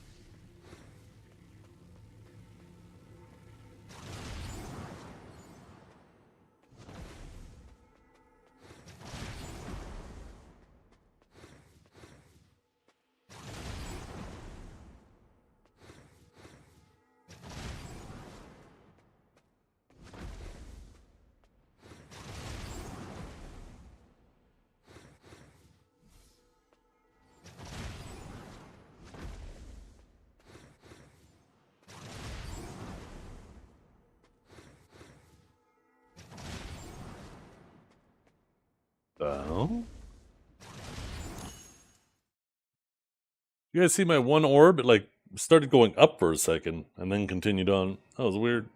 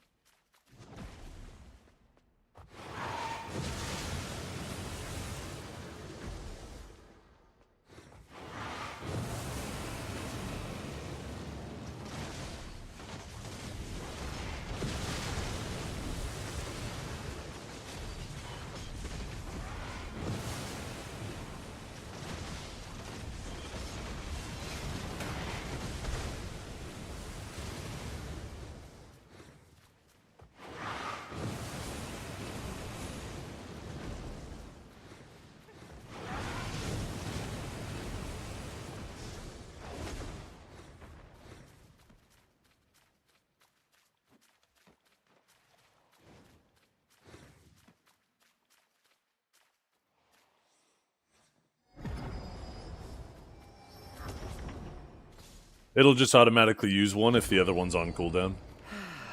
So if bolt's on cooldown, it'll automatically rift or vice versa.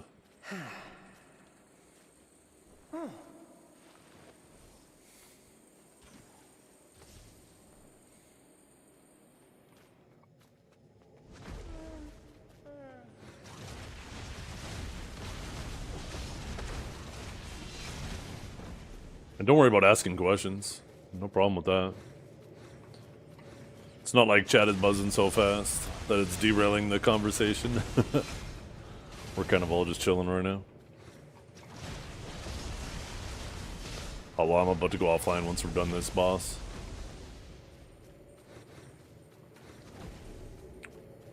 I'm here now.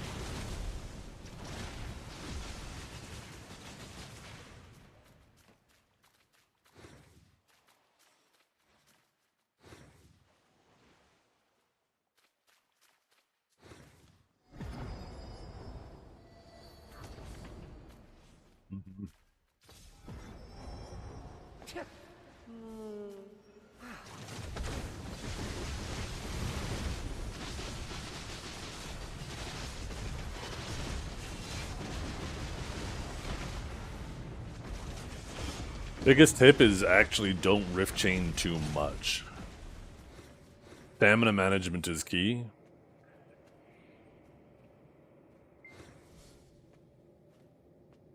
There we go. Stamina management is key, and a lot of newer sages rift chain too much. And a lot of the reason for that is because of Void Gateway. Yeah, PvP. Did you say PvP? Or you? For PvE, it's kind of just use the Lightning Prison as much as possible, Upsurge, Spear Bolts to kind of fill the gap. Interrogate's probably mostly a waste of DPS time.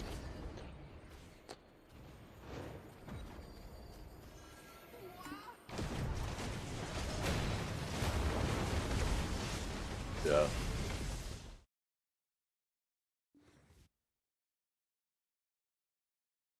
Yeah, I mean, it was our second week doing it, and I mean, a no-show's a no-show. If you would have said earlier today or something came up, then we could have rescheduled, but somebody no-shows.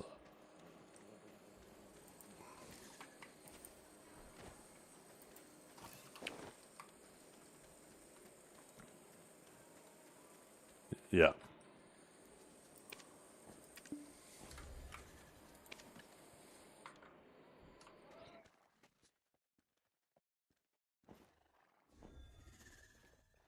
Mm-hmm. Yep, thanks for the run, guys. Okay. So yeah, one of the biggest things, sorry, I was just finishing up with my group there. One of the biggest things that too many Awakened Sages do is this Void Gateway ability. You put that on your hotbar from main hand, and it's a giant screen-wide forward guard float that you can do at a Rift Chain. And it's an amazing ability, but it's one of your biggest stamina consumers. And it's also one of your biggest gaps that good players will learn how to punish. So some sages use it way too much, they get themselves caught, and they burn too much stamina doing it. Now, that's probably not going to be important to new sages soon, because they're removing the float off this, so you're basically going to take it off your hotbar. There's going to be very few situations where you want to use that anymore. That's this, Void Gateway. That's why I'm mousing over it. So, pretty soon, like if you're just learning Sage, we're getting buffed, you're not even going to want to use that much anymore at all. So, yeah. I like, expansion off of hotbar because it is a quick stiff, and you can do it into a knockdown, right? This is a knockdown right off of it.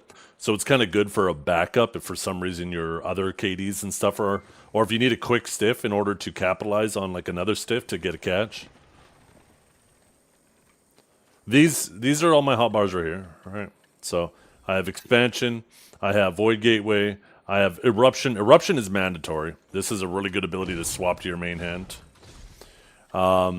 Spatial you can put on your hotbar. It does have like some. You never use spatial for the ability itself. You use it for the flow. So if you do spatial, right, and then you do that, you can do the finishing touch, which is a ranged float. Well, you're never doing it just like that as an Awakened Sage. If you're safe enough or far enough from the fight where you're comfortable getting it off, you can actually do it, right? And then C-swap. And that actually loads up that finishing touch. So I still have the finishing touch pocketed. And now if I go back into main hand and go back into Rift, and then I come out, I can use LMB and throw out that finishing touch for that ranged float. And you can sometimes catch people off guard with that.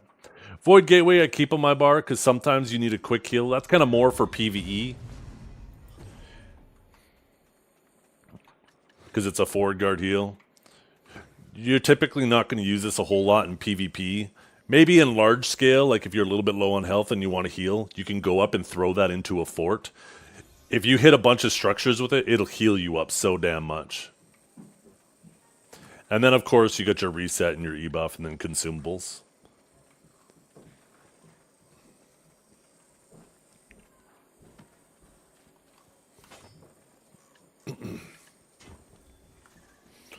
Okay, I'm going to head out now. I'm going to send you guys over to Divios. Thank you for hanging out. Hope you all have a wonderful day.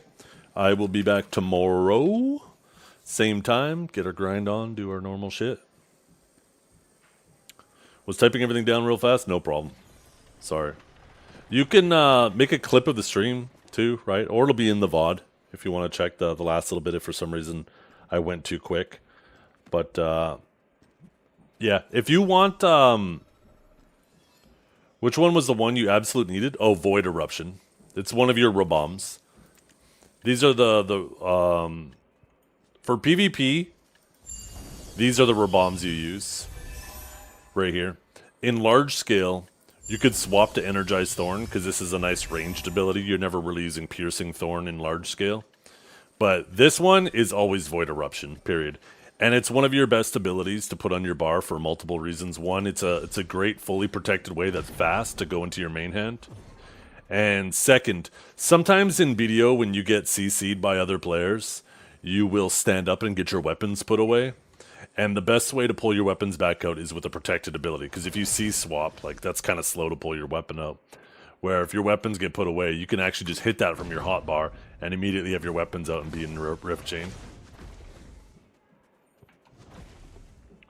Okay, thanks for hanging out. Hope you all have a wonderful day. We'll see you all later. I'll be back tomorrow if you want to ask more questions. Oh yeah, Sage Discord. That Discord has a ton of information.